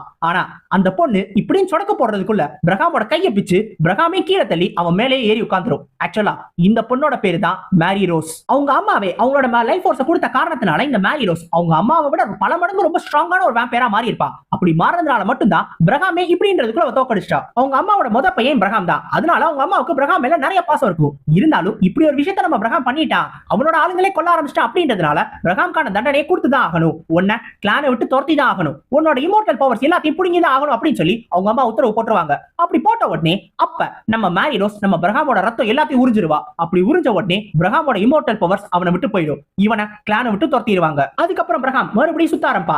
எப்படியாவது இந்த கர்ஸை உடைக்கணும் அப்படின்றதுக்காக மறுபடியும் எல்லாத்த பத்தி ரிசர்ச் பண்ண ஆரம்பா. அப்படி ரிசர்ச் பண்ணும்போது நம்ம பிரகாம் ஒரு வழியா அந்த கர்ஸை உடைச்சிருப்பான். ஆனா அங்கதான் ஒரு பிரச்சனையே. அந்த கர்ஸை உடைச்சதுக்கு அப்புறம் நம்ம பிரகாமுக்கு இந்த உலகத்துல இருக்கிற எல்லா விஷயத்தையும் கத்துக்கணும் அப்படின்னு சொல்லி ஒரு ஆசை வரும். எப்படியாவது எல்லாத்தையும் கத்துக்கணும் அப்படின்னு சொல்லி யோசிப்பா. ஆனா பிரச்சனை என்ன அப்படின்னா, அவன் இப்ப இமோர்டலா இல்லாத காரணத்தினால நம்ம பிரகாம் சாக ஆரம்பிச்சிருவான். அவன் சாக போறான்னு தெரிஞ்ச உடனே நம்ம பிரகாம் இந்த சாவை எப்படியாவது தடுக்கணும் அப்படின்னு சொல்லி அதுக்காக ஒரு மேஜிக்கை உருவாக்கணும்னு நினைப்பா. ஆனா அந்த இமோர்டல் மேஜிக்கை கம்ப்ளீட் பண்றது அவ்வளவு ஈஸி கிடையாது. அதனால பிரகாமுக்கு வேற வழியே இல்லாம அவன் சாகர நிலைமை வந்த போது கரெக்டா அதுக்கு முன்னாடியே வேற ஒரு மேஜிக்கை உருவாக்கி வச்சிருவான். கரெக்டா அவன் சாகிறதுக்கு முன்னாடி உருவாக்கின மேஜிக் தான் ரிசரக்ஷன் மேஜிக். இந்த ஒரு மேஜிக்கை தான் அவன் கடைசி காலத்துல உருவாக்கி இருக்கான். சோ இந்த ஒரு மேஜிக்கை அவன் மொத்தமா கம்ப்ளீட் பண்ணணும் அப்படின்னா அதுக்கு அவனுக்கு ஒரு பொருள் தேவை. அந்த பொருள் தான் வெசல் ஆஃப் த சோல். இப்ப இந்த பொருளை உருவாக்கி தரதுக்கு வெறும் ஒரே ஒருத்தரால மட்டும் தான் முடியும். ஆரம்பத்துல பேக்மா வாழ முடியும், ஆனா பேக்மா அந்த பொருளை உருவாக்குறதுக்குள்ள இறந்து போயிட்டாரு. இப்ப பேக்மாவோட சக்சஸரான நம்ம கிரிட் கிட்ட இதை எப்படியாவது செய்யணும், இதை எப்படியாவது நீ செஞ்சு கொடு அப்படின்னு கேட்கறதுக்காக தான் நம்ம பிரகாம் வந்திருக்கான். இப்ப பிரகாம் நம்ம கிரிட்ட பார்த்து கேட்பா, கிரிட் நீ அந்த காட் யாட்டானோட பிளெஸிங்க வாங்க முடியாம போனதுக்கான காரணம் அவங்க எல்லாரும் உன்னை எதிரியா பாக்குறாங்க அப்படின்றதுனால மட்டும் தானே அப்படின்னு சொல்லி கேட்பா. அப்போ நம்ம கிரிட்டும் ஆமாப்பா உனக்கு புரிஞ்சிருச்சா, இததான்ப்பா உன்ட்ட ரொம்ப நேரமா புரிய வைக்கணும்னு நான் நினைச்சுக்கிட்டே இருந்தேன், இப்பதான் உனக்கு புரிஞ்சிருச்சான்னு கேட்கும்போது அப்போ பிரகாமும் சரி எனக்கு புரிஞ்சிருச்சு, இப்ப அதுக்கு இன்னொரு வழி இருக்கு, அந்த வழியை மட்டும் செஞ்சோனா போதும், நீ ஜஸ்ட் உன்னோட பாடியை மட்டும் எனக்கு கொடுக்கணும், அப்படி கொடுத்துட்டீங்கன்னா மிச்ச எல்லா பிரச்சனையும் நானே சமாளிச்சிடறேன் அப்படின்னு சொல்லுவா. டேய் அதெல்லாம் முடியாது, என்ன போற வர பேய் எல்லாத்துக்கும் அடைக்கலம் கொடுக்கிறதுக்கு நான் என்ன காஞ்சனா படத்துல வர ஹீரோவா, அதெல்லாம் என்னால முடியாது அப்படின்னு நம்ம கிரிட் சொல்லுவா. அப்போ நம்ம பிரகாமும் கேட்பா, கிரிட் நான் கண்டிப்பா உன்னோட பாடியை எந்த விதத்திலையும் டேமேஜ் பண்ண மாட்டேன், நான் கண்டிப்பா உனக்கு ஹெல்ப்ஃபுல்லா மட்டும் தான் இருப்பேன், யாட்டான் சர்ச்சோட அந்த பிளெஸிங்க மட்டும் வாங்கின உடனே நான் திருப்பி உன்னோட பாடியை ஓட்டே கொடுத்துறேன், வெறும் 6 நாள் மட்டும் உன்னோட பாடியை கூட அப்படின்னு கேட்பா. நம்ம பிரகாம பொறுத்த வரைக்கும் அவனுக்கு ஒரு பிசிக்கல் பாடி இருந்தா மட்டும் போதும், கண்டிப்பா அந்த யாட்டானோட பிளெஸிங்க தன்னால எடுத்துற முடியும் அப்படின்னு சொல்லி தான் அந்த பிரகாம் யோசிச்சுக்கிட்டு இருக்கான். அதனால மட்டும் தான் நம்ம கிரிட் கிட்ட இந்த மாதிரி சஜஷன் அவன் கொடுக்குறான். இப்ப அதுக்கு பதிலா நம்ம கிரிட்க்கு என்ன தெரியுமா தரேன்னு சொல்லுவான், இருக்கிற எல்லா பவரையும் நான் உனக்கே தந்துடுறேன், அதே மாதிரி நான் என்னோட ஒரு ஸ்பெல்லே உனக்கு கத்து தரேன்னு சொல்லிடுவான். இப்ப நம்ம கிரிட்க்கு மறுபடியும் ஒரு கொஸ்டின் ரேட் ஆயிடும். ஆக்சுவலா நம்ம கிரிட்க்கு இது உண்மையிலே ஒரு பெரிய நல்ல விஷயம். ஏன்னா இப்போ மட்டும் நம்ம கிரிட் இந்த பிரகாம் சொல்ற மாதிரியே செஞ்சா அப்படின்னா, சொன்ன மாதிரி அந்த யாட்டானோட பிளெஸிங் கிடைச்சிருச்சு அப்படின்னா நம்ம கிரிட் வெசல் ஆஃப் த சோலை செஞ்சு முடிச்சிருவா. அப்ப அவனோட செகண்ட் கிளாஸ் ஃபர்ஸ்ட் ரொம்ப நாளா முடிக்க முடியாம இருந்துச்சுல அது முடிஞ்சிரும். அதே மாதிரி நம்ம கிரிட்க்கு இதுல 28 பவரையும் மொத்தமா கிடைச்சிரும். அதுவும் இல்லாம நம்ம கிரிட்க்கு இதுல இன்னொரு நல்ல விஷயமும் இருக்கு. பிரகாம் ஒரு கிரேட் மெஜிஷியன், பிரகாம் அவனே ஒரு ஸ்பெல்ல கத்து தரான் அப்படின்னா அது கண்டிப்பா பவர்ஃபுல்லான ஸ்பெல்லா தான் இருக்கணும். சோ நம்ம கிரிட்க்கு இது எல்லாமே நல்ல விஷயம் தான். ஆனா இதுல ஒரு பிரச்சனை என்ன அப்படின்னா, நம்ம கிரிட்க்கு ஒரு டவுட் வரும். ஆமா அப்படி ரிசல்ட் ஆகணும், திருப்பி உயிரோட வரணும் அப்படின்னு உனக்கு அப்படி என்ன ஆசை, நீ அப்படி என்னதான் பண்ணணும்னு நினைக்கிற, எதுக்காக உயிரோட வரணும்னு நினைக்கிற அப்படின்னு சொல்லி கேட்பா. அப்பதான் பிரகாம் சொல்லுவான், ஆக்சுவலா அவனை பொறுத்த வரைக்கும் உயிரோட இருந்து இந்த உலகத்தை பத்தி ஃபுல்லா தெரிஞ்சுக்கணும் அப்படின்றது ஆசை. அதுக்கு அவன் இமோர்டலா இருக்கணும். அவனை பொறுத்த வரைக்கும் இந்த உலகத்துல இருக்கிற எல்லா நாலேஜையும் தெரிஞ்சுக்கணும். அதுக்காக மட்டும் தான் அவன் இவ்வளத்தையும் பண்றான். அதுக்கு எந்த எக்ஸ்ட்ரீமுக்கு வேணாலும் அவன் போலாம் அப்படின்னு சொல்லி தான் அவன் யோசிக்கிறான். இப்ப இது நம்ம கிரிட்க்கு உண்மையில ஒரு நல்ல விஷயம் தான். ஆக்சுவலா என்னதான் இதுல ஒரு சில ரிஸ்க் இருந்தாலும் பிரகாம் ஒருவேளை பாடிக்குள்ள வந்த உடனே பாடியை கண்ட்ரோல் பண்ண ட்ரை பண்ணானா இதெல்லாம் ஒரு ரிஸ்க் தான். இருந்தாலும் நம்ம கிரிட்க்கு அந்த ரிவார்ட்ஸ் எல்லாம் அதிகமா இருக்கிற மாதிரி தோணும். அதனால ரிஸ்க் எடுத்தாலும் பரவாயில்ல, ரிவார்ட்ஸ் கிடைக்குது இல்ல, ட்ரை பண்ணி பாத்துடலாம் சொல்லி நம்ம கிரிட் இதுக்கு ஒத்துக்கிடுவா. ஒத்துக்கிட்ட உடனே அடுத்து ஒரு மேஜிக் சர்க்கிள் நம்ம பிரகாம் உருவாக்கிடுவா. இப்ப பிரகாம் நம்ம கிரிட்ட பார்த்து சொல்லுவா, கிரிட் நீ உண்மையிலே ஒரு நல்ல சாய்ஸா எடுத்திருக்க, நீ இருக்கிறதுலயே ஒரு மனுஷனா இருந்து பார்க்க முடியாத விஷயங்கள் எல்லாத்தையும் என்னால உனக்கு காட்ட முடியும், நான் ஒரு கிரேட் மெஜிஷியனா யார் அப்படின்றத உனக்கு காட்டுறேன்னு சொல்லுவா. இப்ப நம்ம கிரிட்டோட உடம்புக்குள்ள வந்து சேர ஆரம்பிச்சிருவா. இதை பார்த்த உடனே சுத்தி இருக்கிறவங்க எல்லாருக்கும் ஒரு மாதிரி ஆச்சரியமா இருக்கும். ஏன்னா நார்மலா நம்ம கிரிட்டே ஒரு ஸ்ட்ராங்கான பிளேயர், ஒரு ஸ்ட்ராங்கான பிளேயரோட உடம்புக்குள்ள கிரேட் மெஜிஷியனோட ஆவி வந்துச்சு அப்படின்னா, இவங்க 2 பேரும் ஒன்னா சேர்ந்தாங்க அப்படின்னா அதோட அந்த ஃபைனல் ரிசல்ட் இருக்குல்ல, அது இருக்கிறதுலே ஸ்ட்ராங்கான ஒரு பீயிங்கா இருக்கும். அதை யாராலும் யோசிச்சே பார்க்க முடியாது, அந்த அளவுக்கு பவர்ஃபுல்லான ஒரு கிரியேச்சரா இருக்கும். இப்ப நம்ம கிரிட் வந்துருவா. இப்ப நம்ம கிரிட் திருப்பி அது முடிஞ்ச உடனே நேரா மிச்சம் இருக்கவங்க எல்லாரையும் பார்த்து நீங்க எல்லாம் ரைட் ஹேண்ட்க்கு கிளம்புங்க, ஏன்னா இனிமேல் பவரையத்தை எடுக்கணும் அப்படின்ற அவசியம் கிடையாது, அதனால நீங்க போங்க, நான் போயிட்டு வந்துடுறேன் அப்படின்னு சொல்லுவான். இப்ப நம்ம கிரிட் பாக்குறதுக்கு நம்ம பிரகாம் மாதிரி இருப்பான், நம்ம கிரிட் மாதிரி இருப்பான். ஆக்சுவலா கிரிட்டோட ஓவரால் அப்பியரன்ஸ் இருக்கும். ஆனா பிரகாமோட அந்த ஹேர் கலரும் அதே மாதிரி, நம்ம பிரகாம் எப்படி பார்வையை பாப்பானோ அதே மாதிரியான ஒரு பார்வையும் இருக்கும். இப்ப நம்ம கிரிட் இந்த கம்பைனான கிரிட்டோட லெவல் என்ன தெரியுமா, லெவல் 545 இருக்கிறதுலயே இப்ப இந்த கேமை பொறுத்த வரைக்கும் பவர்ஃபுல்லான ஒரு பிளேயரா நம்ம கிரிட் மாறிட்டா. சோ நம்ம கிரிட்க்கு இது மூலமா நிறைய நல்ல விஷயங்கள் நடக்கும். அதாவது அவனுக்கு தேவையான அந்த பவரையும் கிடைச்சிரும். அதே மாதிரி அந்த செகண்ட் கிளாஸ் வச்சு ரொம்ப நாளா கம்ப்ளீட் ஆகாம இருக்குல்ல, அதுவும் கம்ப்ளீட் ஆயிரும். சோ இது மட்டும் கம்ப்ளீட் ஆயிடுச்சு அப்படின்னா நம்ம கிரிட் அடுத்த லெவல் எடுத்து போயிருவா. நம்ம கிரிட்டோட லெவல் இன்னும் இன்க்ரீஸ் ஆயிடும். சோ நம்ம கிரிட்க்கு இது உண்மையிலே ஒரு நல்ல விஷயம் தான். நம்ம கிரிட் இதுக்கப்புறம் எவ்வளவு ஸ்ட்ராங்கா மாற போறா, இதுக்கப்புறம் என்னெல்லாம் பிரச்சனை வரப்போகுது, இந்த பிரகாம்னால அடுத்து என்ன பிரச்சனை வரப்போகுது அப்படின்றத நம்ம அடுத்த ஒரு சாப்டர்ஸ் பார்த்து தெரிஞ்சுக்கிறோம். சோ அடுத்த சாப்டர்ஸ்ல உங்களை சந்திக்கிற வரைக்கும் சைனோரா கைஸ், அரிகத்தோ கோசாயிமஸ்.